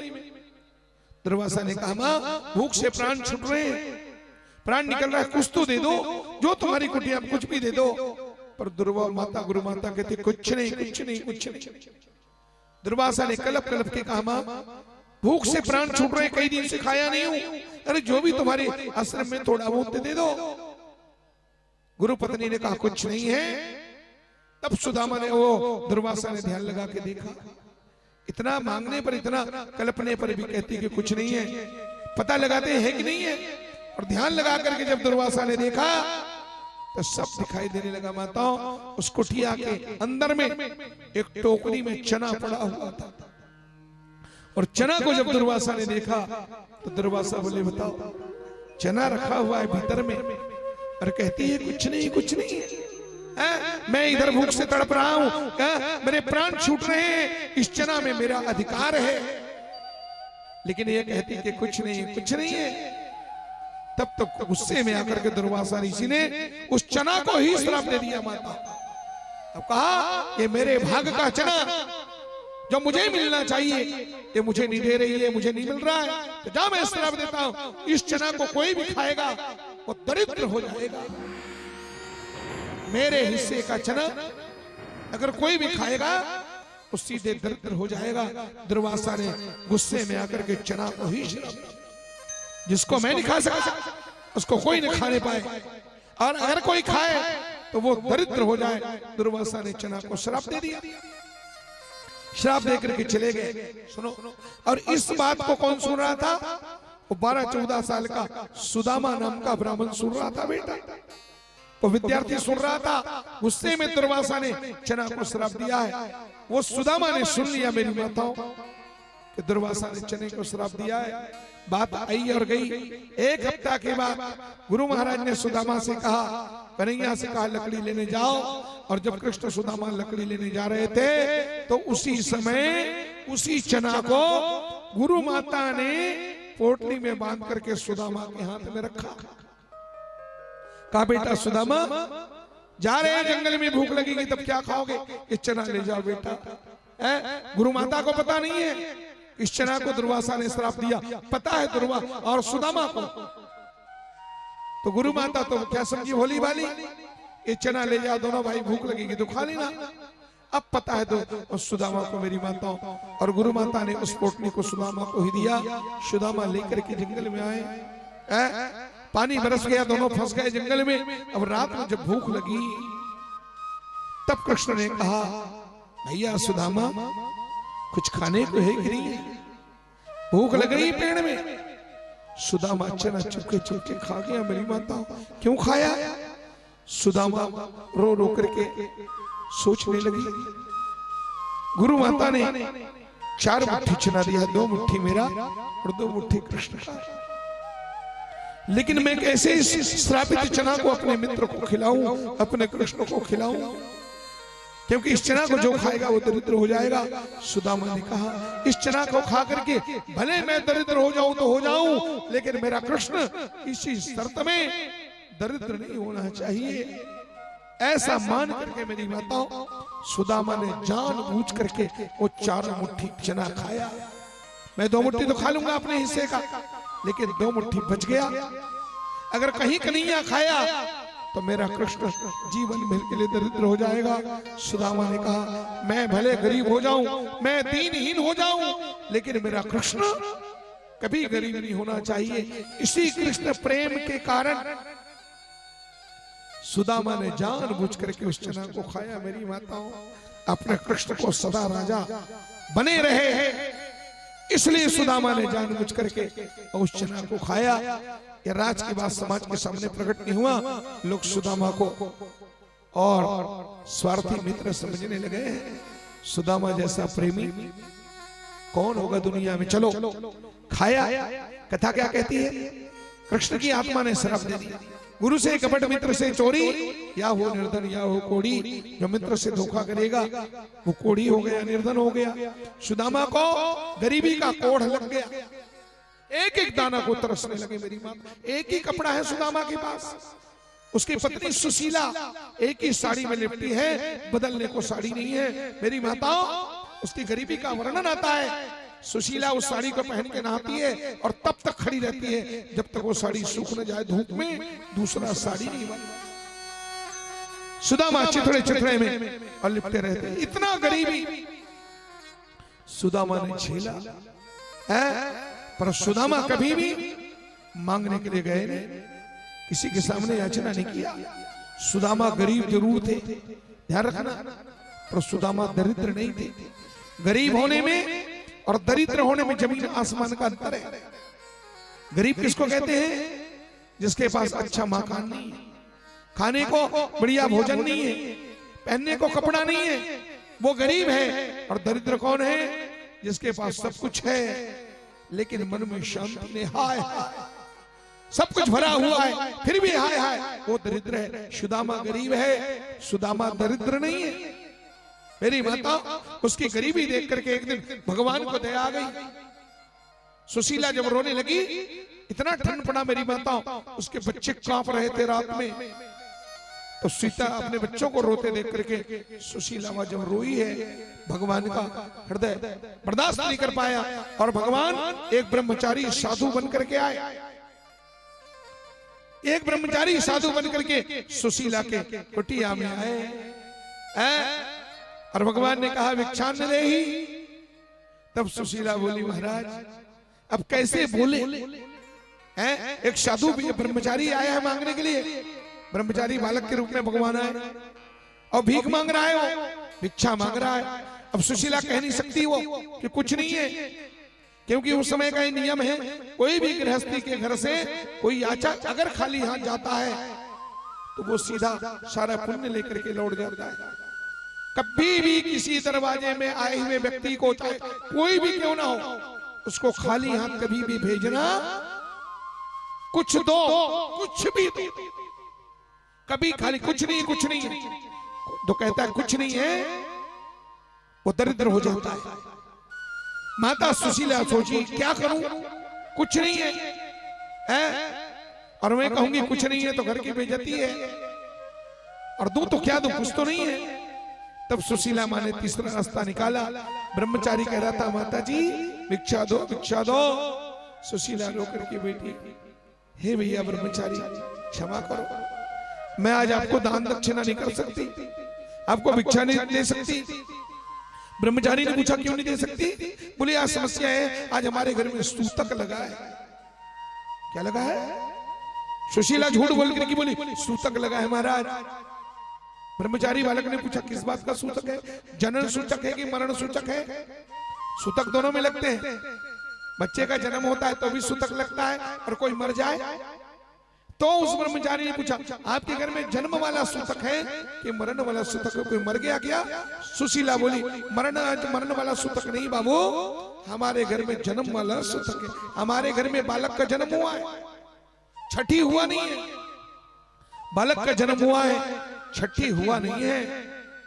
उस बालक ने पूछा किस बालक का जन्म हुआ है आपके घर में? उस बालक का नाम क्या है जो आपके घर में जन्म लिया है? रोते रोते सुशीला ने कहा हमारे घर में जो बालक पैदा हुआ है उसका नाम है दरिद्र। क्या नाम है? दरिद्र है उसका नाम। हमारे घर में दरिद्रता की सूतक लगी है। रो के सुशीला बोली दरिद्रता का सूतक लगा है, और ये कोई 5-6 दिन का नहीं है, ये तो 50 साल से लगा हुआ है। अब पता नहीं आगे कब तक ये गरीबी का सूतक लगा रहेगा, मैं बता नहीं सकती। मेरी माता भगवान से बर्दाश्त नहीं हुआ, और भगवान ने ब्रह्मचारी के वेश में कहा जब तेरे घर में इतनी गरीबी है तो तेरा आदमी, तेरा ब्राह्मण सुदामा, वो तो भगवान के बचपन का मित्र है, बचपन के साथ पढ़ा है भगवान के साथ, और आज वो द्वारकाधीश बन गए। खुद द्वारकाधीश बोल रहे, कृष्ण बोल रहे। अरे ब्राह्मणी, तू अपने आदमी को, अपने ब्राह्मण को एक बार अपने उसके मित्र द्वारकाधीश के पास क्यों नहीं भेजती? मैं ब्रह्मचारी कह रहा हूं, एक बार तो भेज करके देख ले, तेरी जिंदगी भर की गरीबी न बढ़ जाए। तो मैं भी ब्रह्मचारी नहीं, अच्छा से उपदेश किया भगवान ने, और भगवान वहां से चुपचाप अंतर ध्यान हो गए। इधर सुदामा आया, सुशीला ने कहा, सुदामा ने बचपन की कथा सुनाई। सुशीला, वो जो द्वारका का राजा है ना, जिसको लोग द्वारकाधीश कहते हैं, वो मेरे बचपन का मित्र है। लोग उसे ईश्वर का अवतार मानते हैं। उन्होंने ऐसे ऐसे लीला किए जिसको कोई साधारण आदमी नहीं कर सकता। 7 साल की उम्र में गोवर्धन उठाया है, बचपन में पूतना के स्तन से जहर पान किया, कालिया नाग को ना था, इसलिए वो भगवान का अवतार है। वो द्वारका के राजा मेरे बचपन का यार है, मुझको इतना प्यार करते थे सुशीला। हम दोनों एक साथ पढ़े हैं, पर किस्मत का खेल तो देखो, हाँ? कहाँ वो द्वारका के राजा और कहाँ हम गलियों के भिखारी। जैसे सुदामा ने बढ़ चढ़ के बताया, फट मौका मिल गया सुशीला माँ को। तो जब द्वारका का राजा आपके बचपन का मित्र है तो एक बार जाकर के उनको अपनी दुखड़ा क्यों नहीं सुनाते स्वामी, उनके सामने याचना क्यों नहीं करते। सुदामा ने कहा, देख सुशीला, मेरे कपड़ा जरूर फटे हैं, मैं गरीब जरूर हूं, लेकिन मैं संस्कार का गरीब नहीं हूं, धन से भले गरीब हूं। मर जाऊं मांगू नहीं अपने तन के काज, परमारथ के कारणे मोहि न आवे लाज। शिक्षक हो सगरे जग को, शिक्षक हो सगरे जग को, तियताई को देते है तू अब शिक्षा। जो तब के पर लोग संवारे, धन के नहीं जिनके मन इच्छा। मेरे हृदय प्रभु के मन मंदिर, देख हजार तो लेके परीक्षा। औरन को धन चाहिए बावरी, ब्राह्मण के धन केवल भिक्षा। ब्राह्मण का धन भिक्षा है, किसी और को चाहिए धन। भिक्षा का मतलब है संतोष से, कम में ब्राह्मण को संतोष रखना चाहिए। मेरी माता और बहनों, तो सुशीला माँ ने कहा, महाराज क्षमा करो, मैं आपको मांगने के लिए नहीं भेज रही हूं। हाँ? आप मांगने में जाइए महाराज, कम से कम आप भगवान से मिलने तो जा सकते हैं ना। अगर वो भगवान है तो आप ब्राह्मण हैं, और भगवान ब्राह्मणों के परम हितैषी हैं, ब्राह्मणों पर विशेष कृपा है भगवान को। तो अगर वो भगवान है तो आप ब्राह्मण हैं, और यदि वो राजा है तो आप उसके मित्र हैं। आपको तो दोनों तरफ से बढ़िया प्लस ही प्लस है महाराज, जाइए ना उसके दर पे। माता सुशीला कहती है, उसके दर पे सुकून मिलता है, उसकी इबादत से नूर मिलता है। सुशीला कहती है, उसके दर पे सुकून मिलता है, उसकी इबादत से नूर मिलता है। झुक जाए जो मेरे श्याम के चरणों में, उसे कुछ न कुछ जरूर मिलता है, उसे कुछ न कुछ जरूर मिलता है। बंद ताला की कोई चाबी नहीं होती, बंद ताला की कोई चाबी नहीं होती, सूखे पेड़ की कोई डाली नहीं होती। और झुक जाए जो मेरे श्याम के चरणों में, उसकी झोली कभी खाली नहीं होती। तो जाओ ना। सुदामा बोला, ये बात ठीक है, अगर मांगने भेजेगी तो मैं जाने वाला नहीं, मांगने के लिए कहेगी तो मर जाऊंगा पर जाऊंगा नहीं, लेकिन मिलने की बात है तो बराबर मैं भी कब से सोच रहा हूं एक बार भगवान से मिल लूं। सुशीला माँ ने चावल की पोटली बांधी, सुदामा को दे दी, और सुदामा महाराज निकल पड़े। मेरी माता बोलो भक्त वत्सल भगवान की जय। सुदामा जी भगवान से मिलने के लिए जा रहे हैं, सुदामा के मुंह से निकल पड़ा, भक्तों ने गाया, चले श्याम सुंदर से मिलने सुदामा, गाते चले मन में हरे कृष्ण। चले श्याम सुंदर से मिलने सुदामा, गाते चले हरे कृष्ण राम। ओ चले श्याम सुंदर से मिलने सुदामा, गाते चले बन में हरे कृष्ण राम। ओ चले श्याम सुंदर से मिलने सुदामा, गाते चले मन में हरे कृष्ण राम। ओ चावल की पोटली बगल में दबाए, चावल की पोटली बगल में दबाए, ओ तांदुल की पोटली बगल में दबाए, तांदुल की पोटली बगल में दबाए, लोटा और डोरी बांध लपटाए,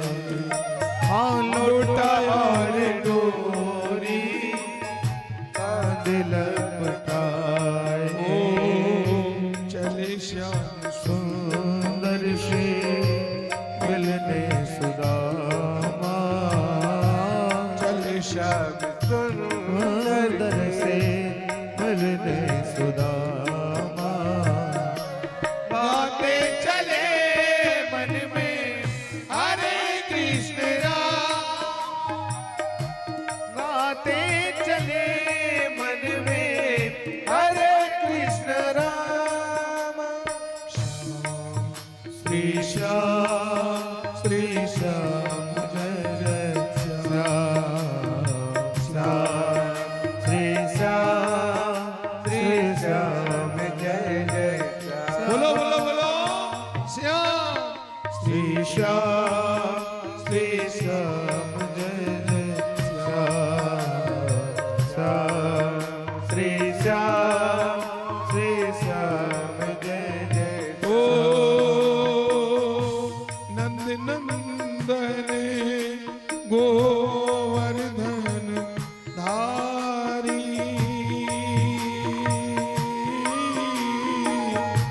कृपा करो हे कृष्ण मुरारी श्याम श्री श्याम हे श्याम जय जय श्याम हे प्रभु श्री श्याम हे बांके बिहारी जय जय प्रभु मोर मुकुट पीतांबर धारी शोभा जाए तुम्हारी श्याम श्री श्याम श्री श्याम हे श्याम श्याम हे प्रभु श्याम श्री श्याम श्री श्याम ओ नाम तुम्हारो जो जन गावे सो निश्चय मनवांछित पावे श्याम श्री श्याम श्री हे राधा रमण हे नाथ हे अनाथों के नाथ हे दीनानाथ हे द्वारकानाथ प्रभु ओ यशोमती के कुंवर कन्हैया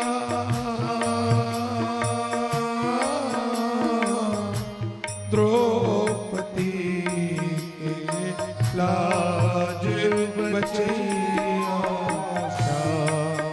श्री श्याम श्री श्याम जय जय ओ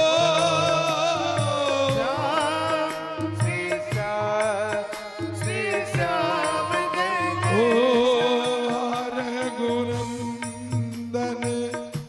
प्राण प्रीते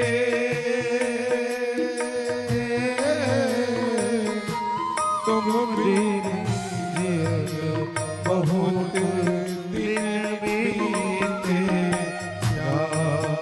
सिया राम सिया राम जय जय श्याम श्री श्याम हे प्रभु श्याम जय ओ अब प्रभु कृपा करहु एहि भांति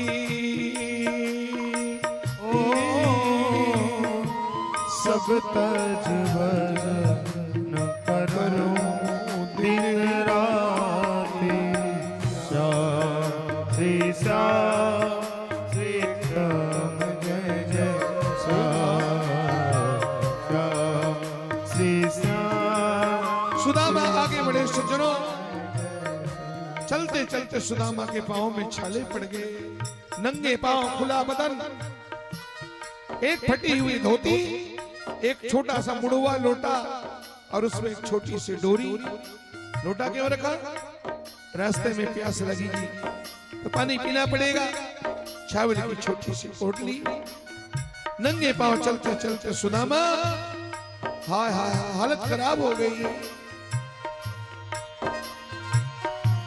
लागी लगने मत तोड़ना प्यारे, लागी लगने मत तोड़ना ओ प्रभु जी लागी लगने मत तोड़ना प्रभु जी, लागी लगने मत छोड़ना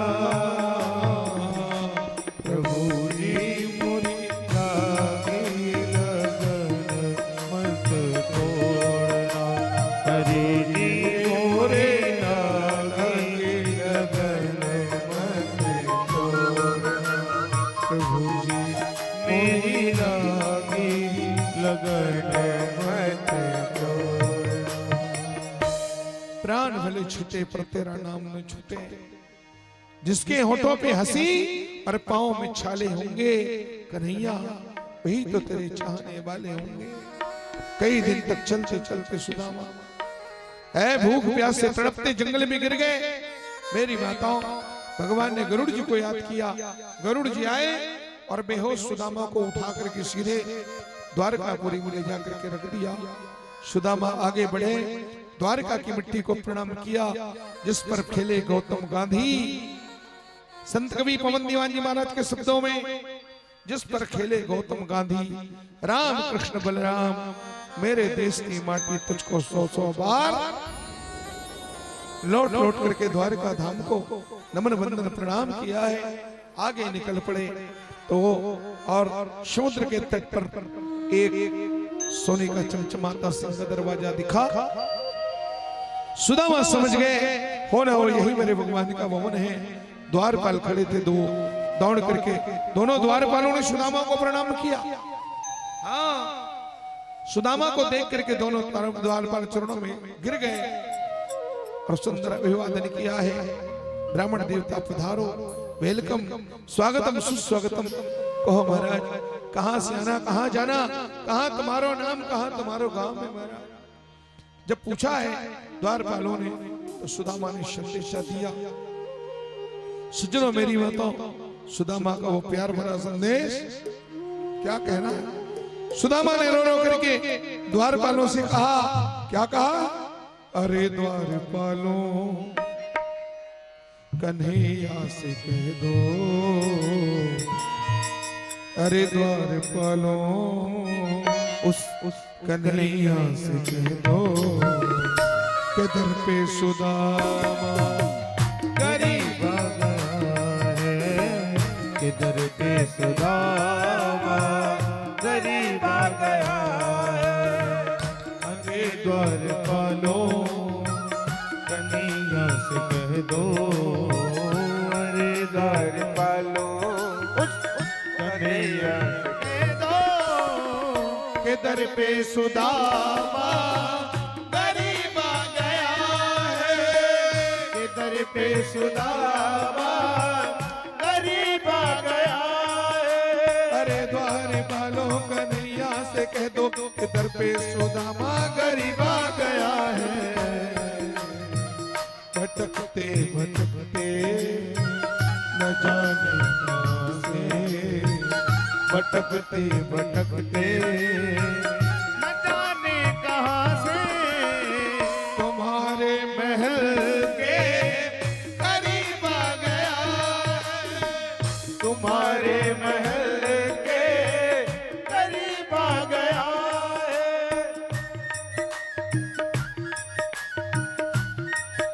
ले आओ।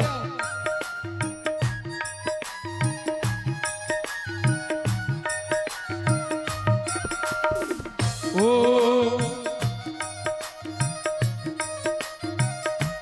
रहो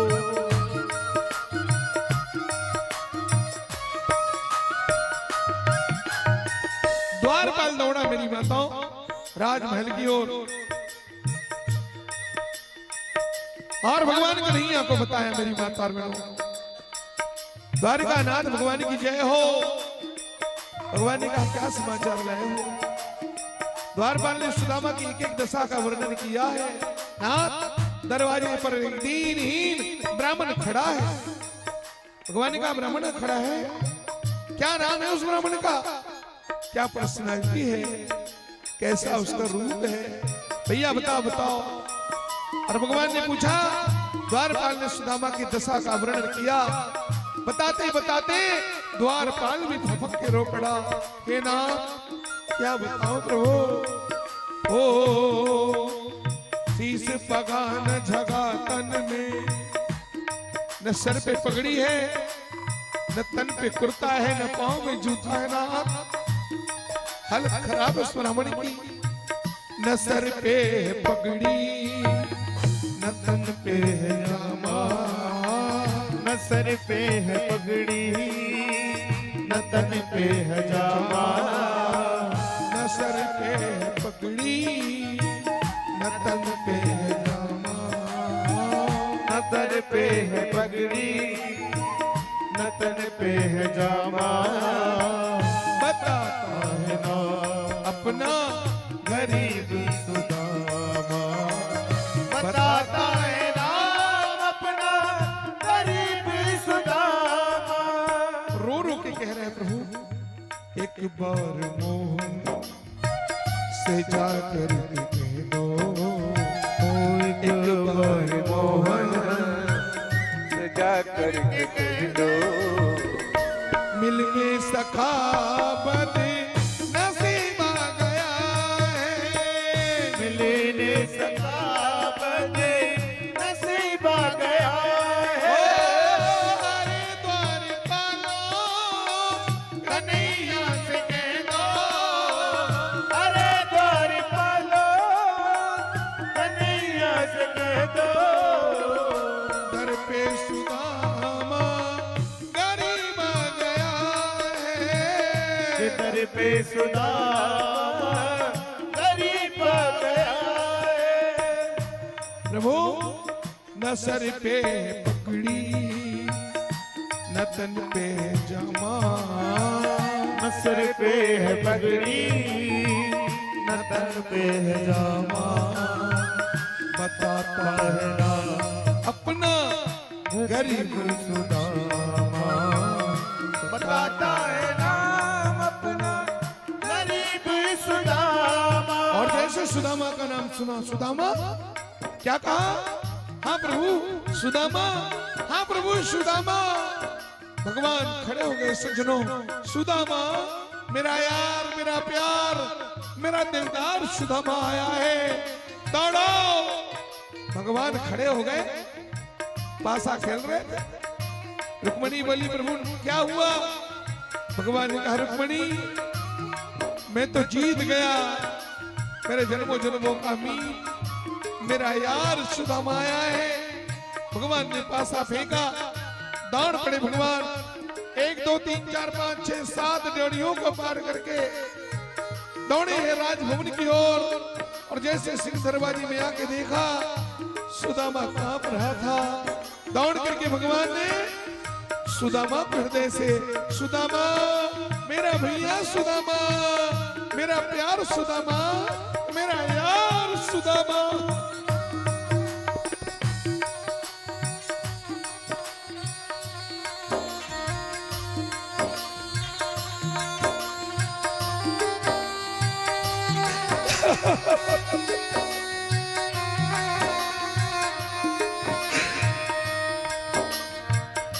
सुनते ही दौड़े चले आए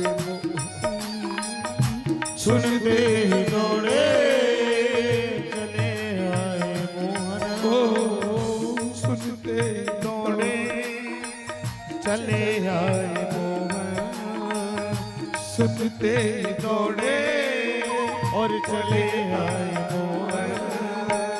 लगा गले से सुदामा को,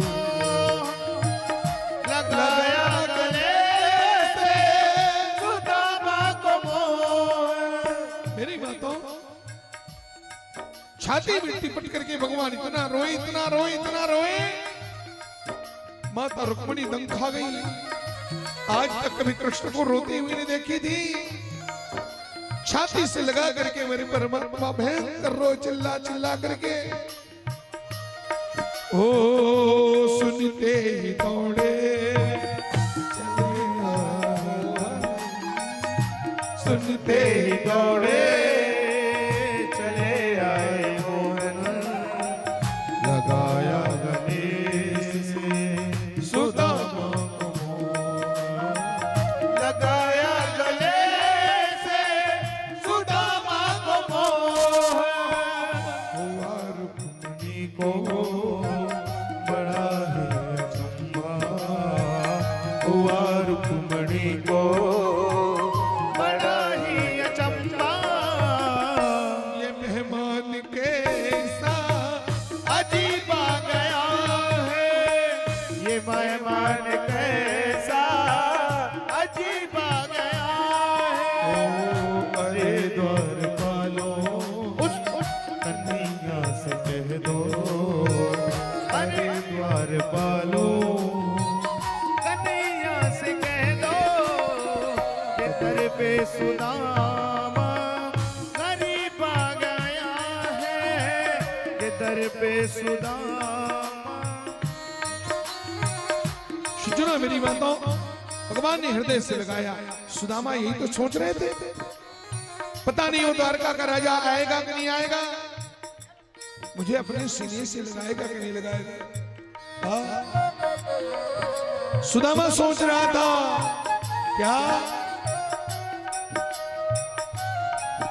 कब आएगा मेरा शावरिया कब आएगा मेरा सावरिया आएगा मेरा सांवरिया कब आएगा मेरा सांवरिया कब आएगा मेरा सावरिया कब आएगा मेरा सावरिया कब आएगा मेरा सांवरिया कब आएगा मेरा सांवरिया जाने कब आएगा मुझे अपना बनाएगा जाने कब आएगा मुझे अपना बनाएगा जाने कब आएगा मुझे अपना बनाएगा जाने कब आएगा मुझे अपना बनाएगा मेरे आंसू पोंछ कर मुझे दिल से लगाएगा कब आएगा मेरा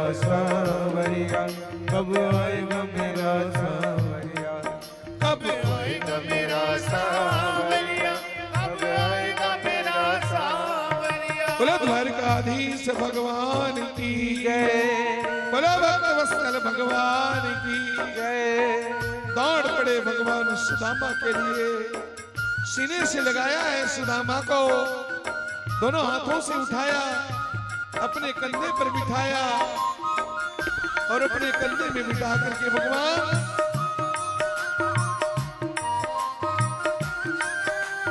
ओ प्रेमियों की जान प्रेमियों की जान प्रेमियों की जान लेती है जिंदगी इम्तिहान लेती है जिंदगी इम्तिहान लेती है दिल लगी सुदामा ने दिल लगी किया था अब दिल लगी में चना खा गया आज बुरे दिन आ गए प्रेमियों की जान हो प्रेमियों की जान लेती है दोस्ती इम्तिहान लेती है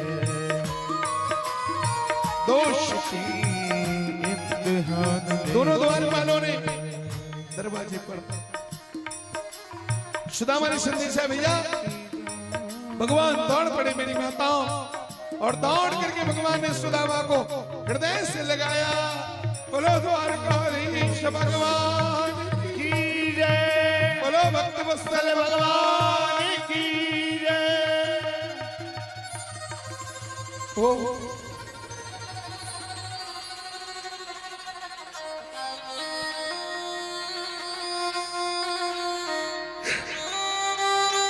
सुदामा हृदय से लगा करके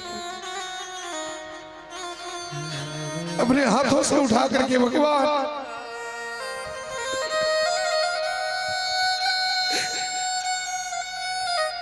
राजमहल के अंदर ले आए, सुदामा को बिठाया सिंहासन में और मेरे द्वारकाधीश बैठ गए सुदामा के चरण में। स्वयं भगवान सुदामा के चरण में बैठे। मेरी माताओं, गलियों की भिखारी को भगवान ने पल भर में सिंहासन में बिठाया, सुदामा के चरण में भगवान ने दंडवत प्रणाम किया है।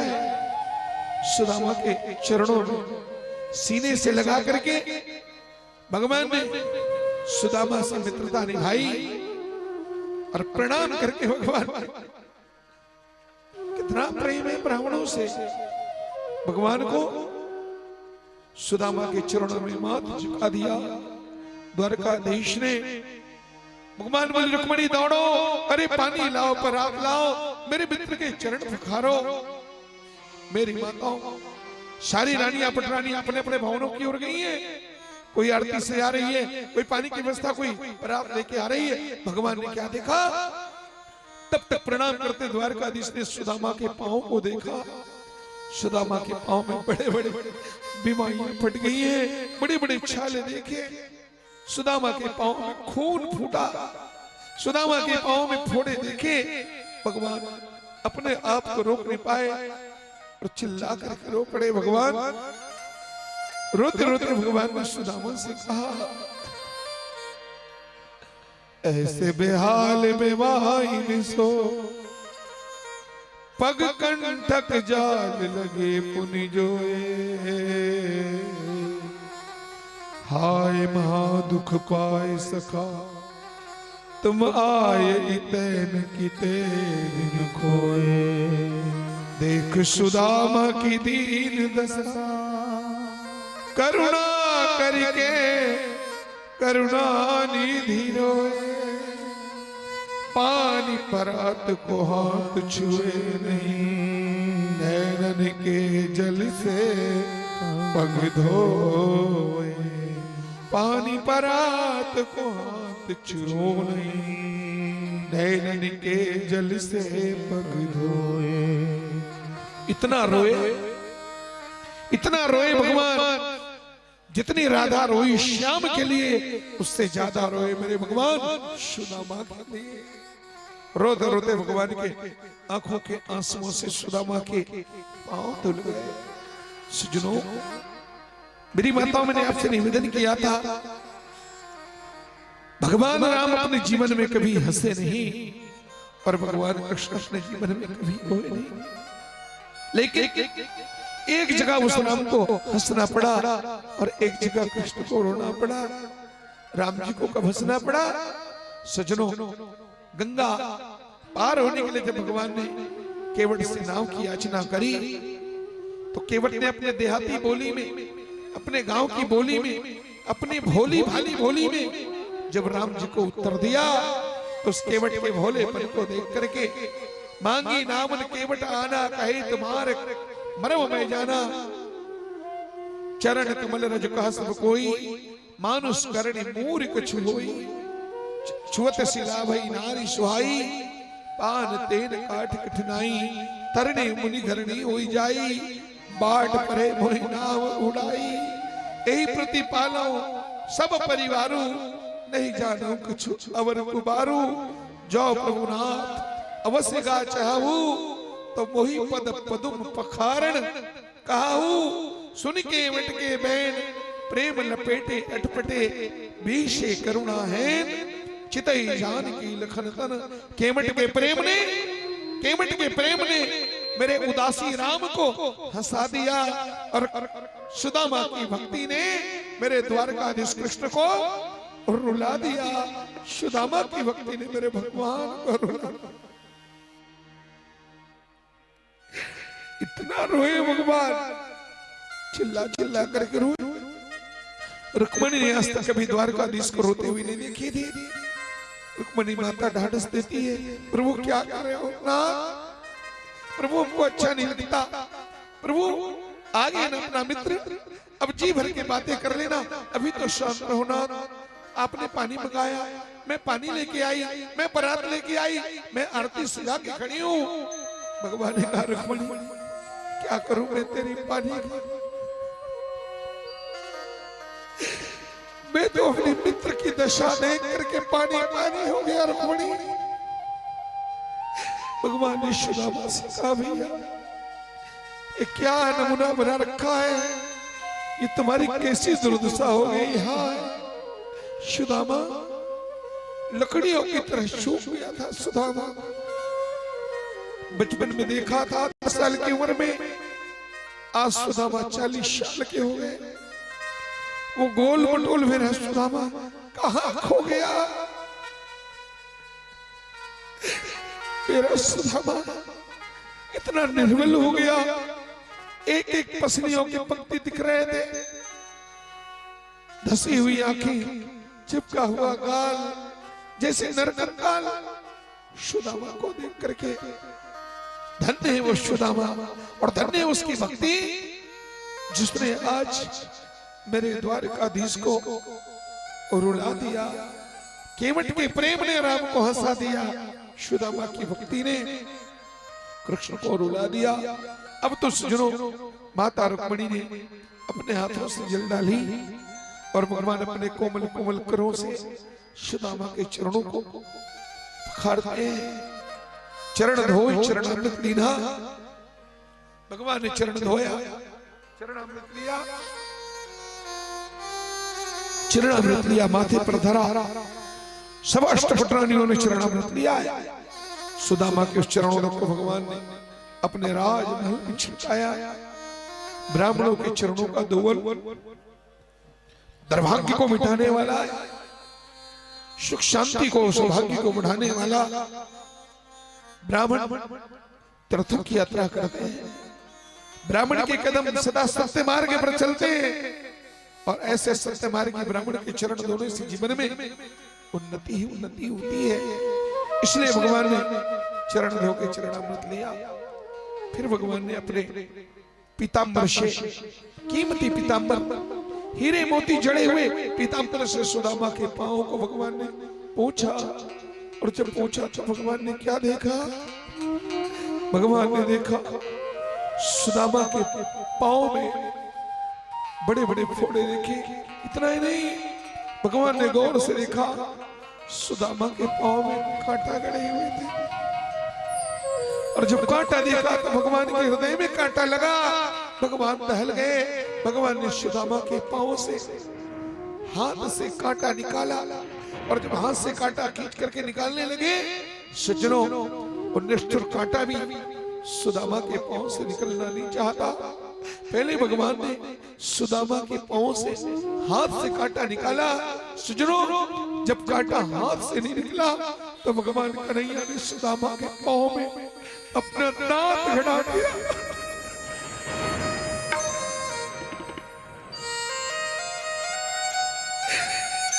और दांत से खींच करके भगवान जब कांटा निकालने लगे, सुदामा एकदम बेवल हो गया।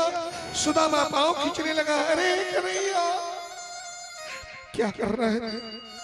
मुझे जीने देगा कि मार डालेगा? कहा तो द्वारका का राजा और मैं कहा कन्हैया, मुझे शर्मिंदा मत कर, छोड़ मेरे पांव को। भगवान ने कहा नहीं सुदामा, बहुत दिन बाद मिले हो, अब मैं तुम्हें छोड़ने वाला नहीं। मैं तो अपने कवच को साफ कर रहा हूं। सुदामा, जो मेरा अधिकार है वो मेरा अधिकार मुझसे मत छीनो तुम। ब्राह्मणों के चरणों की सेवा यही तो क्षत्रियों का कवच है। कवच अभेद विप्र गुरु पूजा, यही सब विभय उपाय न दूजा। सुनो मेरी माताओं, द्वारकाधीश कृष्ण ने अपने दांत से सुदामा के कांटा निकाले। मैं निवेदन करूं सबसे, भगवान ने आपको द्वारकाधीश की तरह बनाया है। आप भी साधन संपन्न हो, कोई बात की कमी नहीं। घर में आपके लक्ष्मी का भंडार है, तो थोड़ा अगल बगल झांक लो। कितने सुदामा तुम्हारे बगल में पड़े हैं, गरीबी से तृष्ण, बेटी पढ़ लिख करके जवान बेटी बैठी है, माता पिता चिंता से मरे जा रहे हैं, बेटी के हाथ पीले करने। सज्जनों, तुम्हारे घर में इतना लक्ष्मी का भंडार है, तुम कहां उस लक्ष्मी को छुपाते हो? है? अगर नारायण की कृपा पानी है तो दीन दुखियों की सेवा में। नारायण का नाम अगर लक्ष्मी नारायण है तो भगवान का एक नाम दरिद्र नारायण भी है। दीन दुखियों की सेवा करो, द्वारकाधीश बनो तुम, और तुम्हारे लक्ष्मी देने से, दान करने से है धन कम होती है, लक्ष्मी कम नहीं होती, लक्ष्मी बढ़ती है। मेरी माता और बहनों, पता करो तुम्हारे गांव में कितने सुदामा है, गरीबी से त्रस्त है। किसी का बेटा पढ़ा लिखा मेधावी है, पर माता पिता उसे पढ़ा नहीं सकते, वो बच्चे पढ़ाई छोड़ने के कागार पर है। उस बच्चे को सहायता करो तुम अपनी ओर से। पता नहीं उस बच्चे में कोई अब्दुल कलाम है और कोई प्रकट हो जाए, वहां से कोई विवेकानंद प्रकट हो जाए। मेरी माता और बहनों, कोई जवान बेटा गंभीर बीमारियों से त्रसित है, दवाई के लिए तड़प रहा हो, थोड़ा सा दवाई की सहायता अपनी ओर से करो। तुम द्वारकाधीश बनो और सुदामा की सहायता करो, बेटियों के हाथ पीले कर दो, थोड़ा थोड़ा सहयोग कर करके जवान बेटी की शादी कराओ, अक्षय पुण्य की प्राप्ति होगी। द्वारकाधीश तुम्हें और अकूत भंडार भरेंगे। सज्जनों, फिर भगवान ने सुदामा की आरती उतारी, माथे पर लिखा था श्री 6। भगवान ने उसको शब्दों को आगे पीछे कर करके यक्ष स्त्री बना दिया, सुदामा को उसके दुर्भाग्य को मेट दिया। भगवान ने सुदामा भगवान के ऐश्वर्य देख करके शर्मिंदा हो गए। जो चावल की पोटली वो ठाकुर को भेंट करने लगे थे, वो छुपाने लगे, अंतर्यामी कृष्ण जानते थे। बेचारा गरीब शर्मिंदा है, सकुच रहा है, पर भगवान ने उसकी गरीबी का मखौल उठाया। भगवान ने दौड़ करके सुदामा की बाहों को खींचा और चावल की पोटली छीन करके, पोटली खोल करके मेरे द्वारकाधीश ने 2 मुट्ठी चावल भगवान कन्हैया ने द्वारका ने आरोग लिया। बोलो द्वारकाधीश भगवान की जय। सज्जनों, 2 मुट्ठी चावल खा करके भगवान ने सुदामा को 2 लोक का राज्य दिया। क्यों राज्य दिया? ध्यान देना, चावल के बदले में नहीं दिया, भगवान ने 2 मुट्ठी चना के बदले में 2 लोक का राज्य दिया। मेरे भैया, तुमने मुझे गरीबी से बचाने के लिए मेरे दुर्भाग्य को अपने में ले लिया, तूने 2 मुट्ठी चना खा करके मुझे गरीब होने से बचा लिया। तो जा, तूने मेरे लिए 2 मुट्ठी चना खाया, इसलिए आज मैं तुम्हें 2 लोक का राज्य देता हूं। भगवान ने 2 मुट्ठी चावल खा करके और सुदामा को 2 लोक का राज्य अर्पित कर दिया। मेरी माता विश्वकर्मा को बुला करके उसकी झोपड़ी को राजमहल में तब्दील कर दिया। सुदामा को प्रेम से भगवान ने विदा किया है। वहां सुदामा का गांव अब नगर बन गया है, सुदामापुरी बन गई है। में वो पोरबंदर बन गया है और उसी पोरबंदर में सुदामा जी का पावन मंदिर है, दिव्य राजमहल है। सुदामा ने दास दासियों के साथ जबरदस्त धूमधाम से सुदामा की और पूजा करी, अगुवाई किया, महल में प्रवेश करवाया। सज्जनों, सुदामा गए, झोपड़ी कहाँ है मेरी? हाय, मेरा झोपड़ी कहाँ चला गया?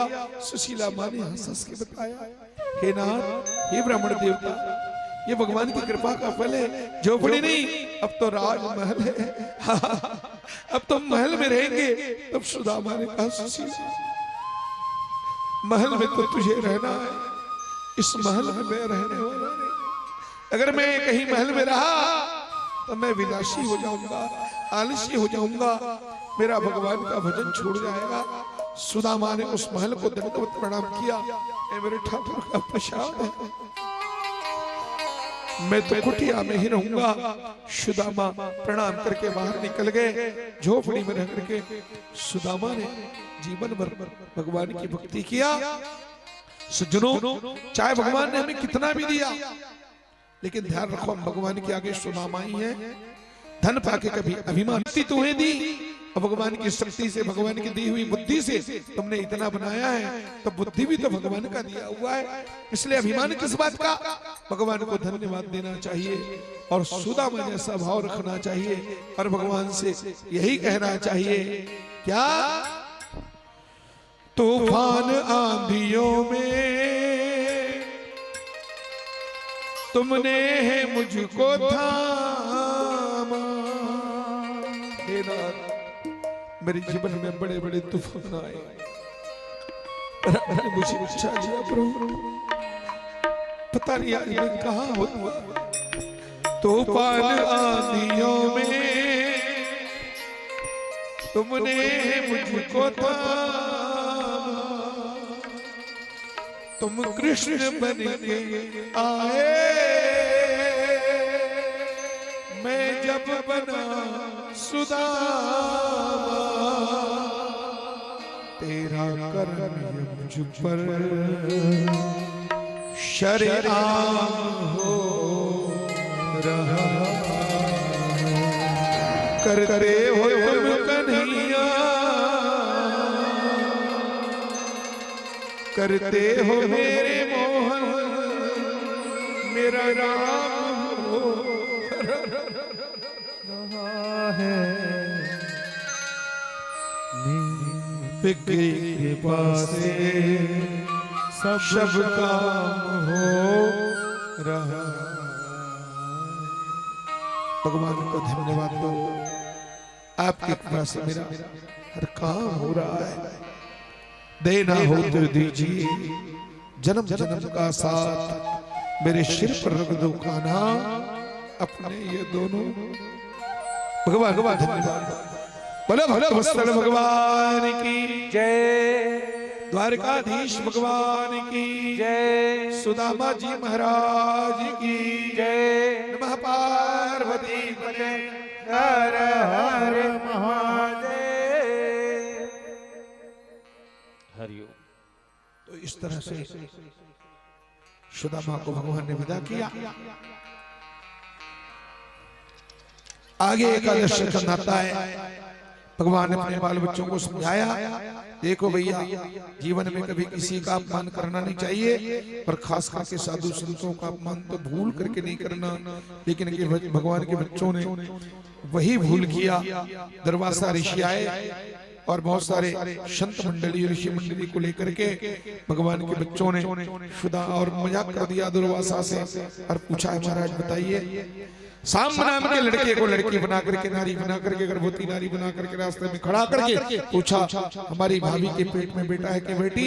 दुर्वासा ने ध्यान लगा के देखा, लड़का को लड़की बना के पूछ रहे। सज्जनों, दुर्वासा ने श्राप दे दिया, जनसती वो मंदा मुसलम कुल नाशनम, इसके पेट से तुम्हारे खानदान का नाश करने वाला मूसल का जन्म होने वाला है। मूसल को जला दिया, लकड़ी जल गया, लोहा कैसे जले? उसको घीसा, उसके चूर्ण से, और उस शरपत बन बने। एक पानी का घास पैदा हुआ, छोटा सा टुकड़ा फेंक दिया समुद्र में, मछली निकल गई, मछली को पकड़ा के मटने, मछली को मारा तो चमचमाती कील निकली, कील को दे दिया है शिकारी को, शिकारी ने बाण बनाया और उसी बाण को भगवान के चरणों में मारा है। सज्जनों, भगवान के बच्चों की बुद्धि बिगड़ गई। इधर भगवान के मित्र उद्धव को पता चला, भगवान जाने की तैयारी में उद्धव आया, रो रो के पूछा। भगवान ने उसे 24 गुरुओं की कथा सुनाई और उद्धव से कहा, भगवान ने ये चरण पादुका लेकर के बद्रीनारायण चले जाओ, वहीं तुम्हारी हमारी मुलाकात होगी। भगवान ने कहा, उद्धव क्या सुनना और क्या सुनाना, कितना सुनोगे? भगवान ने कहा, जितना सुने उसको आत्मसात करो। भगवान कहते हैं, आज एक अंतिम बात बताता हूँ। भगवान कहते हैं, उद्धव, लोग सो करके सपना देखते हैं, यहाँ तो लोग जागे जागे सपना देख रहे हैं। हम जागे जागे सपना देखते हैं, पर सपना कल्पना है, सपना कभी अपना होने वाला नहीं है। सत्य तो केवल परमात्मा है, सत्य तो केवल भगवान है, सत्य तो केवल आत्मा है। भगवान शंकर जी कहते हैं, सत हरि भजन जगत सब सपना। भगवान का भजन ही सत्य है, सत्संग ही सत्य है। संसार तो कभी अपना नहीं हो सकता, संसार सपना है। और भगवान ने उद्धव को सुंदर 24 गुरुओं की कथा समझा बुझा करके भगवान ने ये संदेश दिया कि जहां से तुम्हें दो बातें सीखने को मिल जाए है, तुम उसको अपना गुरु मान सकते हो। शिक्षा गुरु के रूप में स्वीकार करो, उनको गुरु जैसा सम्मान करना चाहिए। जहां जिनकी बातें आपके हृदय को झकझोर देती है, शिक्षा गुरु सैकड़ों हो सकता है, दीक्षा गुरु एक रखो, बाकी 24 का 2400 गुरु बना सकते हो इस तरह से। और फिर बलराम जी महाराज को पता चला, बलराम आए, बलराम ने कहा क्या करूं? भगवान बोले पधारो। बलराम जी कृष्ण को प्रणाम करके अरब सागर में कूद गए और शेषनाग के रूप में परिणित हो गए। बोला प्रेम से श्री बलराम जी महाराज की जय। और फिर अर्जुन आया, अर्जुन ने कहा मैं क्या करूं? भगवान ने कहा मेरी अष्टपटरानियों को लेकर के तुम वृंदावन में पधारो और वहां वृंदावन ले जाओ, वहां राधा जी का भजन करके लोग अपने जीवन का कल्याण करेंगे। तो अर्जुन को गांडीधारी होने का अभिमान था, भगवान ने उसके अभिमान को चूर किया। बहलिया बन करके भगवान का सारथी आया, उसने कहा मैं क्या करूं? भगवान बोले कुछ मत करो, द्वारका नगरी के अंदर जितने लोग निवास कर रहे हैं सबको बाहर कर दो। मेरे अंतर ध्यान होने के बाद सोने के द्वारका समुद्र में डूब जाएगी। सज्जनों बहलिया आया और बहलिया ने भगवान के चरणों में बाण मारा और देखते ही देखते मेरी माता और बहनों भगवान द्वारकाधीश वहां से अंतर ध्यान हो गए। देवताओं ने फूलों की वर्षा करके जय जयकार किया है। बोलो श्री द्वारकाधीश भगवान की जय। भगवान कहां चले गए? भगवान समा गए भागवत में। त्रियोधाय प्रविष्टव्यम श्रीमद् भागवत आरणवम। मेरी माताओं भगवान इसी भागवत में आकर के समा गए, कण कण में समा गए। कण कण में परमात्मा का वास है, तो कण कण में तो समा गए, साथ साथ भगवान इस भागवत के रूप में आ गए, परिणित हो गए। भागवत के अक्षर अक्षर कृष्ण का स्वरूप है। भगवान यहाँ इस तरह से सब अनंत कथा है हरि की। मेरी माता बहनों सुखदेव जी ने राजा परीक्षित को संपूर्ण भागवत की कथा सुनाई। अब परीक्षित से एक प्रश्न किया, परीक्षित एक बात बताओ, 7 दिनों में मैंने तुमने हजारों कथे सैकड़ों कथा मैंने सुनाया, एक से बढ़कर एक सुंदर सुंदर कथा मैंने तुमको समझाया। अब उद्धव परीक्षित एक बात बताओ, मेरा एक प्रश्न है, तुमने सैकड़ों प्रश्न किया, मैंने तुम्हारे प्रत्येक प्रश्नों का उत्तर दिया। आज अंतिम दिवस है, मेरे एक प्रश्न का उत्तर दे दो। परीक्षित ने कहा गुरुदेव पूछिए पूछिए। सुखदेव भगवान ने कहा परीक्षित एक बात बता दो, 7 दिनों तक गंगा के तट पर बैठ करके तुमने मेरे मुझसे भागवत की कथा सुनी ना? तो भागवत कथा सुनने के बाद तुम बता दो, अभी भी तुम्हें मरने का भय है क्या? अभी भी तुम्हें तक्षक का भय है? परीक्षित ने कहा गुरुदेव जब मैंने संसार में जन्म लिया ही नहीं है तो मैं किसी शर्त में मरने वाला नहीं हूं। मैंने जन्म कहां लिया है? मैं शरीर नहीं, मैं परीक्षित नहीं, मैं हाड़ मांस का पुतला नहीं, मैं तो शुद्ध बुद्ध चैतन्य अजर अमर अविनाशी आत्मा हूं। और आत्मा कभी मरने वाली नहीं है। इधर लिखा है देखो बाबू जी के फोटो के ऊपर में, नैनम छिन्नन्ति शस्त्राणि नैनम दहति पावका न चैनम कले दित्तापो न सुस्यति मारुता। वो आत्मा ऐसे अजर अमर अविनाशी है, आत्मा कभी मरती नहीं। शरीर जर्जर हो जाता है, कपड़ा पहनते पहनते एकदम फट जाता है, पुराना हो जाता है, स्वाभाविक है। तो पुराने कपड़ा को छोड़ करके नया कपड़ा धारण करते हैं। मेरी माता मरना नहीं, परमात्मा से मिलना है। कले बले छोड़ दिया पुराना, और इस तरह से और फिर भगवान सुखदेव जी ने उपदेश किया है। गदगद हो गए सुखदेव जी, मेरा ज्ञान, मेरे कथा, मेरा परिश्रम सफल हुआ। परीक्षित को आत्मज्ञान हो गया। परीक्षित ने सुखदेव जी के चरणों में प्रणाम किया। सुखदेव भगवान ने राजा परीक्षित के सिर पे हाथ रखा, और जैसे सिर पे हाथ रखा तो आकाश की ओर दिखाया। क्या देखा परीक्षित ने? आकाश में चतुर्भुज भगवान द्वारकाधीश हाथ उठा करके परीक्षित को सीधे लगाने के लिए बुला रहे थे। बोलो द्वारकाधीश भगवान की जय। अपने परीक्षित को भगवान ने कहा आ जाते, अरे शब्दों में आके मिल जा, ऐ बंधु मैं सिद्धू खड़ा हूं तेरे लिए। जीव से परमात्मा ने कहा आके तुझे मिल जा। और सुखदेव भगवान अंतर ध्यान हो गए। परीक्षित ने ध्यान लगाया और अपनी आत्मा को परमात्मा में लीन कर दिया। तक्षक के आने से पहले सर्प के काटने से पहले, मरने से पहले परमात्मा, परीक्षित ने परमात्मा में मिल गए। सज्जनों, मरने से पहले भगवान में मिल गए हैं, आत्मा से परमात्मा में मिल गए। आत्मा परमात्मा में जा मिली। केवल 5 तत्वों का एक ढांचा रखा हुआ था। बाद में तक्षक नाग आया और परीक्षित के शरीर को डसाए। परीक्षित के सामने डसते ही राजा परीक्षित का शरीर 2 मुट्ठी राख में तब्दील हो गया। सज्जनों, परीक्षित को मुक्ति मिली। देवताओं ने पुष्पों की वर्षा करके जय जयकार किया। बोलो परीक्षित जी महाराज की जय, सर्व पितर देवताओं की जय, वैकुंठवासी बाबू श्री छविराम जी महाराज की जय। वही तो परीक्षित है, परमात्मा में लीन हो गए।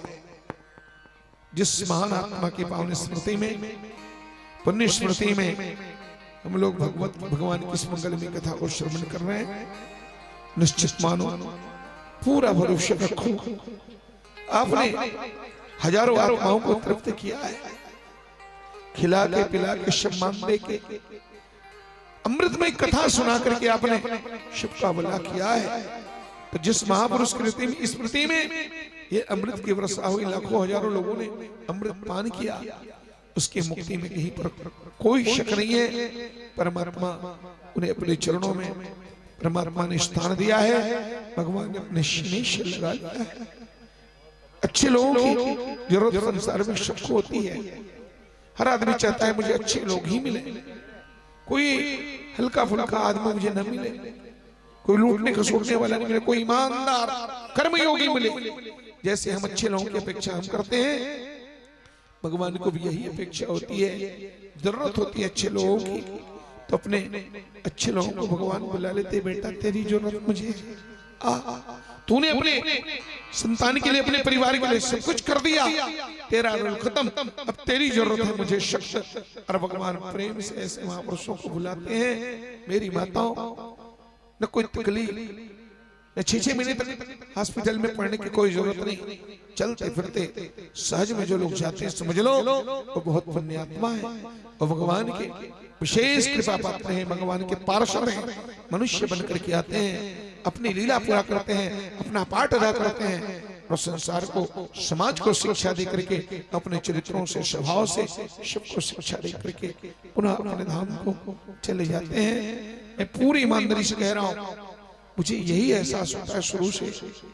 मैं कई बार अपने बच्चों से, अपने मंडली के लड़कों से मैंने कहा, ये कोई अवतारी महापुरुष है, इसके चेहरे में, इसके चित्र में इतना आकर्षण है, इतना खिंचाव है, देखो तो लगता ही नहीं कि महापुरुष यहाँ से चले गए हैं।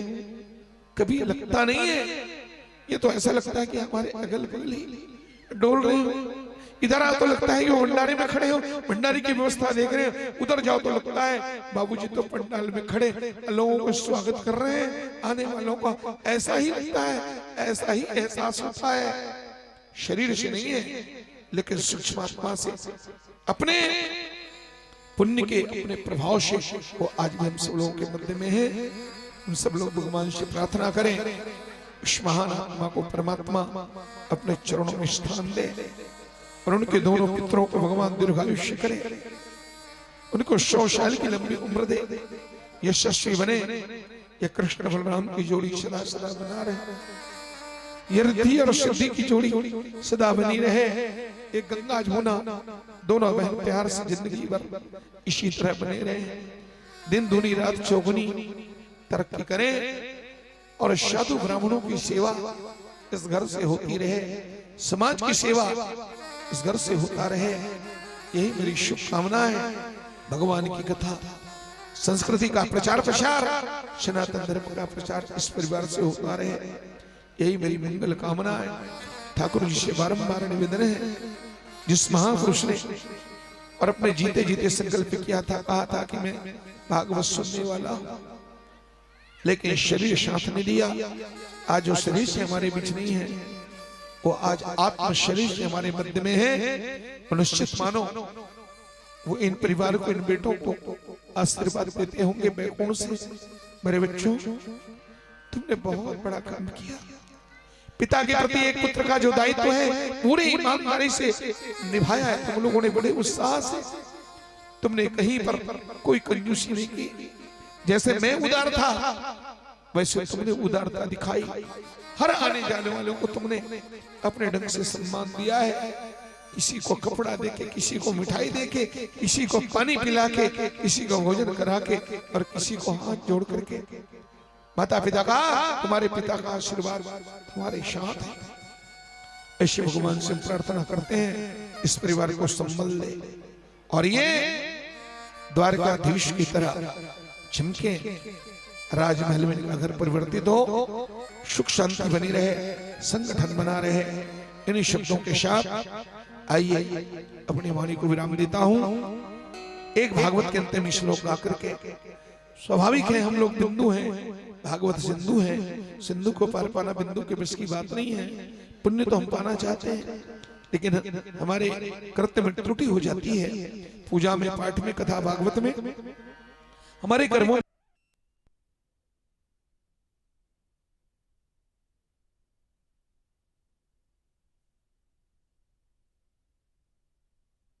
समाप्त हो जाती है और संपूर्ण भागवत का फल मिलता है। इसलिए सब लोग मेरे साथ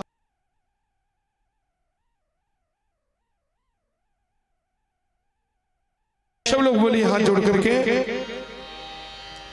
नाम संकीर्तनम यस्य, नाम संकीर्तनम यस्य, नाम संकीर्तनम यस्य, नाम संकीर्तनम यस्य, सर्व पाप प्रणाशनम, सर्व पाप प्रणाशनम, सर्व पाप प्रणाशनम, सर्व पाप प्रणाशनम, प्रणामो हि दुख समनः, प्रणामो हि दुख समनः, प्रणामो हि दुख समनः, प्रणामो हि दुख समनः, तम नमामि हरिं परम, तम नमामि हरिं परम, तम नमामि हरिं परम, तम नमामि हरिं परम। श्री विष्णवे नमः, श्री विष्णवे नमः, श्री विष्णवे नमः, श्री विष्णवे नमः, श्री विष्णवे नमः, श्री विष्णवे नमः।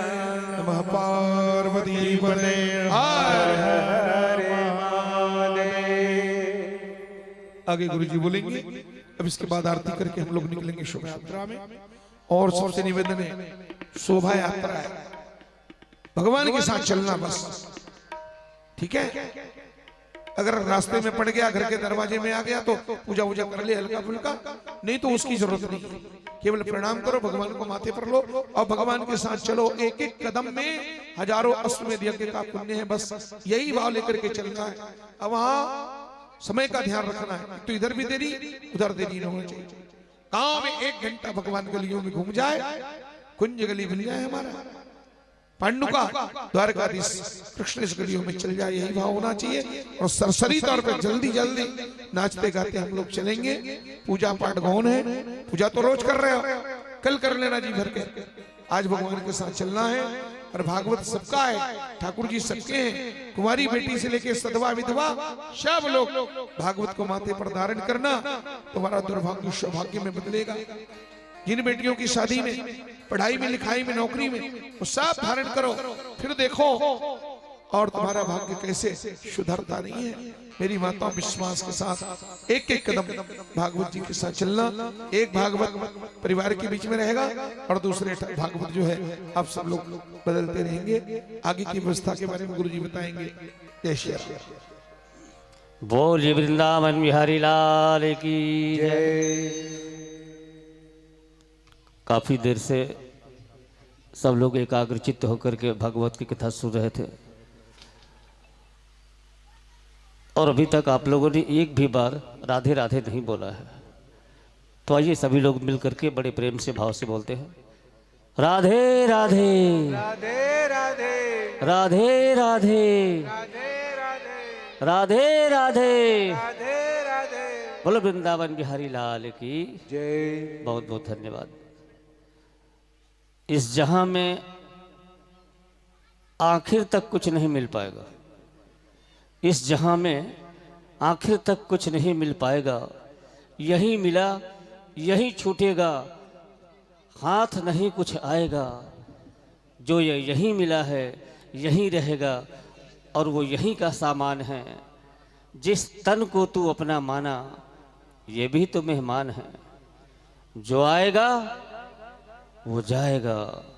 कहाँ तेरा सिल मुहर है, कौन किसी का बेटा, बेटी कौन किसी का शौहर है, कोई न किसी का है जग में, केवल ईश्वर अपना है। अंश है तू केवल ईश्वर का, हर क्षण उसको जपना है, हर क्षण उसको जपना है, हर क्षण उसको जपना है। बस यही बातें याद रखें। मित्रों, आज हमारे मंच पर भागवत कथा की विराम दिवस कुछ विशिष्ट अतिथियों का आगमन हुआ है, जिन्हें मैं ससम्मान इस मंच पर आमंत्रित करना चाह रहा हूं। मैं निवेदन करता हूं, श्रीमान संदीप पांडे जी, अध्यक्ष भाजपा मंडल पांडुका, श्रीमान संदीप पांडे जी से निवेदन, कृपया 2 मिनट के लिए मंच पर पधारें। महाराज श्री से आशीर्वाद लेते हुए आयोजक परिवार की ओर से एक छोटा सा सम्मान स्वीकार करें। साथ ही मेरा आमंत्रण हमारे भाजपा के महामंत्री श्रीमान प्रकाश सिन्हा जी से, आपसे भी निवेदन है, सिन्हा जी कृपया मंच पर आएँ और महाराज श्री से आशीर्वाद ग्रहण करें। साथ ही आयोजक परिवार की ओर से सम्मान स्वीकार करें। श्री रूपेश्वर साहू जी खड़मा से जो हमारे बीच पधारे हुए हैं भागवत कथा का रसपान करने, उनसे भी निवेदन है कि वे भी कृपया भागवत कथा के मंच पर आएँ, महाराज श्री से आशीर्वाद ग्रहण करें और आयोजक परिवार की ओर से सम्मान स्वीकार करें। हमारे भाजपा के ही महामंत्री श्रीमान अनिल साहू जी भी, उनका भी आगमन हुआ है, साहू जी से भी निवेदन है वो भी मंच पर पधारें और आकर के महाराज श्री से आशीर्वाद लें, आयोजक परिवार की ओर से सम्मान स्वीकार करें। साथ ही मुरमुरा से हमारे बीच श्री संतोष साहू जी भी पधारे हुए हैं, श्री संतोष साहू जी से निवेदन, कृपया वो भी भागवत मंच पर आएँ, महाराज श्री से आशीर्वाद लें और नागेंद्र गौतम परिवार की ओर से ये सम्मान स्वीकार करें।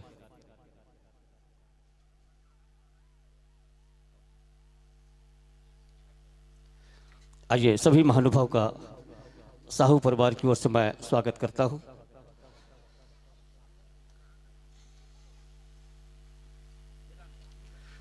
श्री त्रिभुवन साहू की दादी मां की तरफ से 500 रुपये कृष्णार्पण किया गया है। श्री बजारू राम सतनामी पांडुका के द्वारा भी 70 रुपये, श्री पुनीत राम साहू पांडुका 100 रुपये, चमार राय निषाद सरकड़ा की तरफ से 100 रुपये का कृष्णार्पण, श्री शंकर चक्रधारी परिवार श्री बलराम कन्हैया परिवार की तरफ से 151 रुपये के साथ एक श्रीफल अर्पण किया गया है। श्री अरुण कुमार तिवारी की तरफ से भी 121 रुपये, श्री नरेश पाटकर पांडुका की तरफ से 100 रुपये और श्रीमती बहुराबाई सिन्हा की तरफ से भी 101 रुपया भगवान के श्री चरणों में समर्पण हुआ है। श्री योगेंद्र मेहरा पांडुका की तरफ से 501 रुपये का कृष्णार्पण किया गया है। इसी प्रकार 100 रुपये श्री चंद्रहास साहू मेघा के द्वारा भी भगवान के श्री चरणों में अर्पण हुआ है। मैं इन तमाम दानदाताओं के आभारी हूं, आप सबको बहुत बहुत धन्यवाद। मैं आमंत्रित करता हूं इस मंच पर श्री अखिलेश साहू जी, जो बेमेतरा से हमारे बीच हैं, साथ में त्रिवेणी साहू और टिकेश्वरी साहू, आप सब बेमेतरा से हैं। बेमेतरा से आपका आगमन हुआ है भागवत की कथा सुनने के लिए। हम आपको भी इस मंच पर सादर आमंत्रित करते हैं, मंच पर आएँ और महाराज श्री से आशीर्वाद पाएँ। साथ ही आयोजक परिवार की ओर से एक छोटा सा सम्मान स्वीकार करेंगे। श्री अखिलेश साहू, त्रिवेणी साहू और टिकेश्वरी साहू बेमेतरा। और स्वर्गीय भैया किशनलाल जी तारक की पुण्य स्मृति में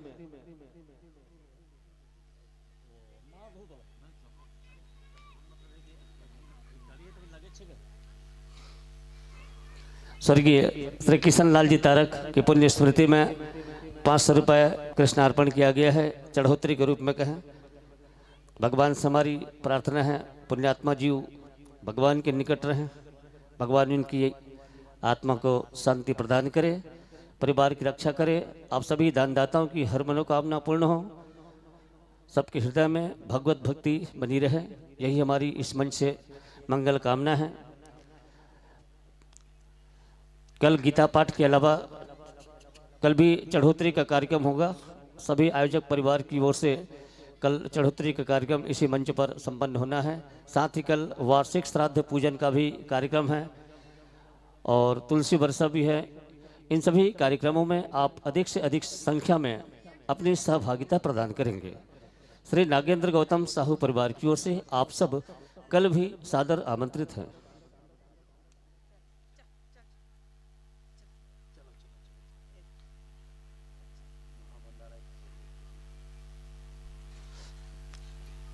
कल आप सबको भोग भंडारा का भी यहाँ पर आयोजन किया गया है। सबको महाप्रसादी ग्रहण करना है।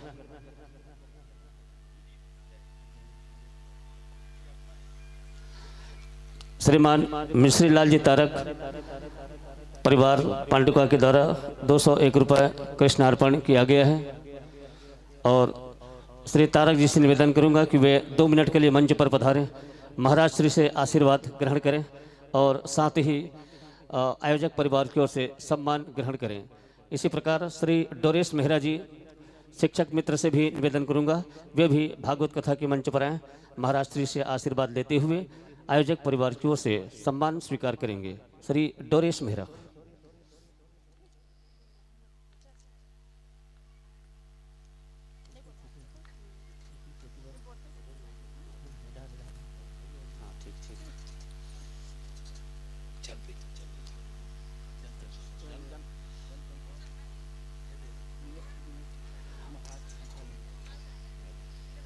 और अभी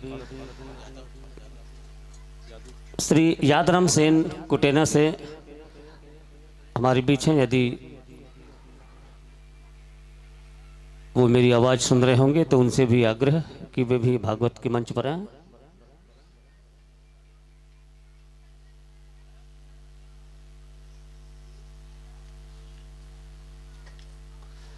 बस अब आप सभी से निवेदन, सबसे पहले भगवान की आरती संपन्न कर लेते हैं आप सबकी उपस्थिति में, साथ ही और इसके बाद फिर आप सब लोगों को शोभा यात्रा में भी सम्मिलित होना है।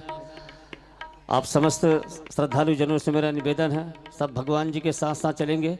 और शोभा यात्रा का रूट जो है वो इस तरह से निर्धारित किया गया है, यहाँ से हमारी शोभा यात्रा सीधा ये बस स्टैंड के बीच चौक में यहीं पर ही रुकेगी। उसके पश्चात सीधा बीचों बीच गली होते हुए सुनील जैन किराना दुकान के सामने 5 मिनट के लिए रुकेगी। और उसके बाद वहाँ से सीधा गांधी चौक, और गांधी चौक से कुम्हारपारा ठाकुरदेव चौक होते हुए सीधा दाएं मुड़ करके सीधा सहाड़ा देव चौक और सीधा गायत्री मंदिर प्रांगण। और उसके बाद वहाँ से फिर वापसी श्रीकट्टी वाले मार्ग से ऐसा डॉक्टर प्रशांत साहू के निवास जैसा होते हुए वापस पुनः निवास स्थान पहुंचेगी शोभा यात्रा। आप सभी लोग अधिक से अधिक संख्या में शोभा यात्रा में सम्मिलित होकर हमारी उस शोभा यात्रा की शोभा बढ़ाएंगे। और मैं कुछ और आदरणीय जनों को इस मंच पर बुलाना चाह रहा हूं। बेमेतरह से हमारे बीच श्री सुरेश साहू जी का आगमन हुआ है। श्री साहू जी से आग्रह कि वे भागवत कथा के मंच पर पधारें, महाराज श्री से आशीर्वाद लें। और साथ ही श्री संतोष साहू जी, आप भी बेमेतरह से हैं, आपको भी मैं मंच पर आमंत्रित करता हूं। श्री नरेंद्र साहू जी बेमेतरह, श्री दिनेश साहू जी बेमेतरह और श्री लोकेश साहू जी कोपरा से, आप सभी से मेरा निवेदन है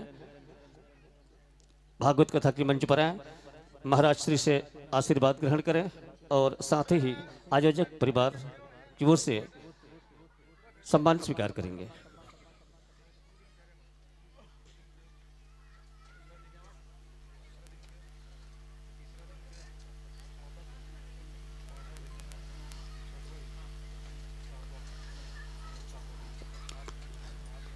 कल सबको यहीं पर महाप्रसादी भी पाना है। आप सभी से निवेदन है श्री नागेंद्र गौतम साहू परिवार की ओर से।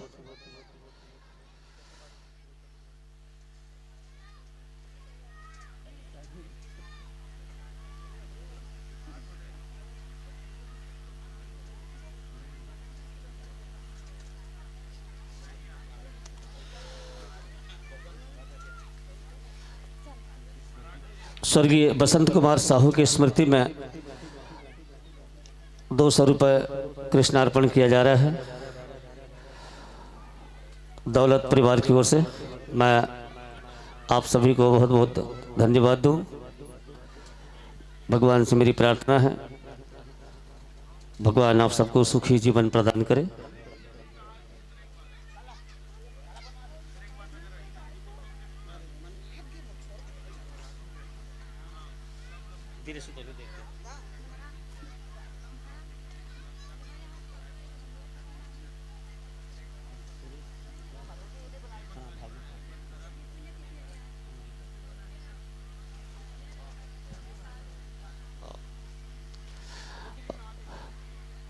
स्वर्गीय भागवत तारक जिनकी आज पुण्यतिथि है और उनकी धर्मपत्नी के द्वारा महाराज जी के लिए एक वस्त्र और श्रीफल आदि भेंट किया गया है। साथ में 100 रुपये कृष्णार्पण किया गया है। मैं उनके आत्म शांति के लिए ईश्वर से प्रार्थना करता हूँ, भगवान सदैव उस परिवार की रक्षा करें।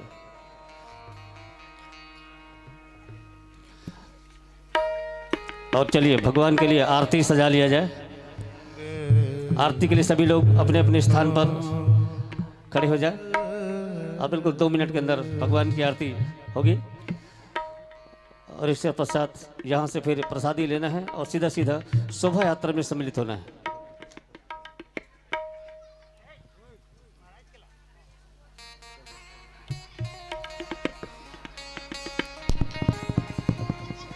शराब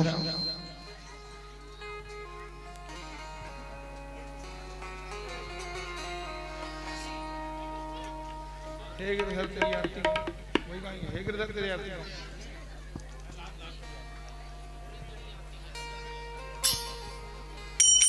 हरि ओम श्री हेमंत साहू जहाँ कहीं भी हो कृपया जायता मुझसे संपर्क करें। श्री हेमंत साहू, श्री महिपाल साहू,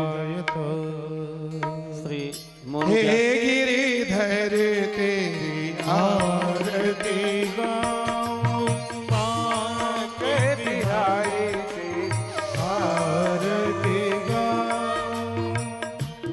हे गिरधर तेरी आरती गाऊं श्री मां के बिहारी तेरी आरती गाऊं।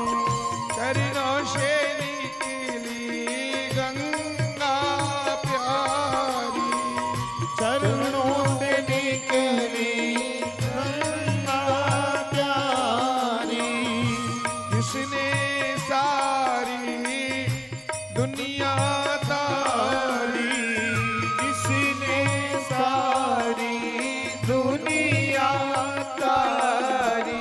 मैं उन चरणों में शीश झुकाऊं, उन्हें चरणों में शीश झुकाऊं।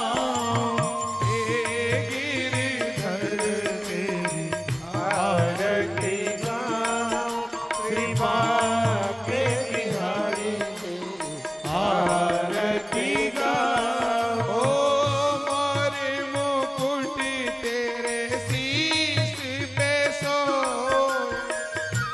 मोरे मुकुट तेरे शीश पे सोहे। ओ प्यारी बंसी मेरो मन मोह, प्यारी बनसी मेरो मन मोहे। मैं देख छवि बलिहारी गाऊं, मैं देख छवि बलिहारी मैं गाऊं। ओ हे गिरधर तेरी आरती गाऊं श्री बांके बिहारी तेरी आरती गाऊं। ओ नाथ अनाथ के नाथ आप हो, नाथ अनाथ के नाथ आप हो। ओ सुख दुख जीवन प्यारे साथ आप हो। सुख दुख जीवन प्यारे साथ आप हो। मैं हरि चरणों में बलि बलि जाऊं, मैं हरि चरणों पे बलि हारी जाऊं।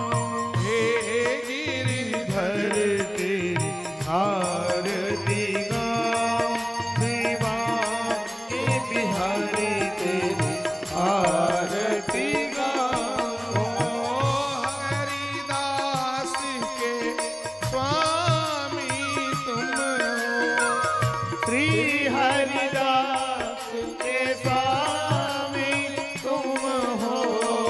हम दीनों के स्वामी तुम हो। हम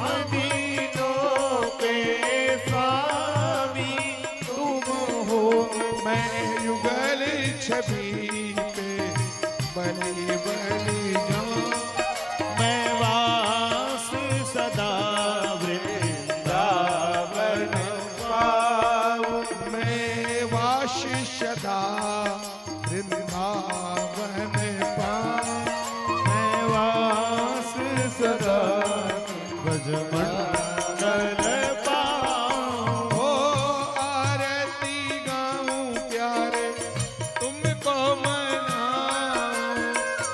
आरती गाऊं प्यारे तुमको मनाऊं।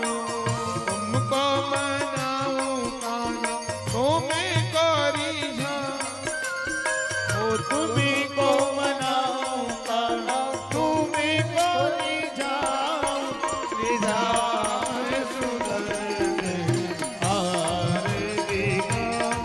श्री बांके बिहारी तेरी आरती गाऊं। हे गिरधर तेरी आरती गाऊं। श्री रास बिहारी तेरी आरती गाऊं। मेरे राधा रमण तेरी आरती गाऊं। श्री यशोदा के लाली तेरी आरती गाऊं। बोलो वृंदावन बिहारी लाल की जय। भरपूर गौरम करुणावतारम संसार सारम भुजगेन्द्रहारम वसंतम हृदयारविंदे भवं भवानी सहितं नमामि। ओ भवं भवानी सहितं नमामि। त्वमेव माता च पिता त्वमेव त्वमेव बन्धु च सखा त्वमेव। त्वमेव विद्या च द्रविणं त्वमेव। त्वमेव सर्वं मम देव देव। त्वमेव सर्वं मम देव देव। श्री कृष्ण गोविंद हरे मुरारे। हे नाथ नारायण वासुदेवा। हे नाथ नारायण वासुदेवा। हे नाथ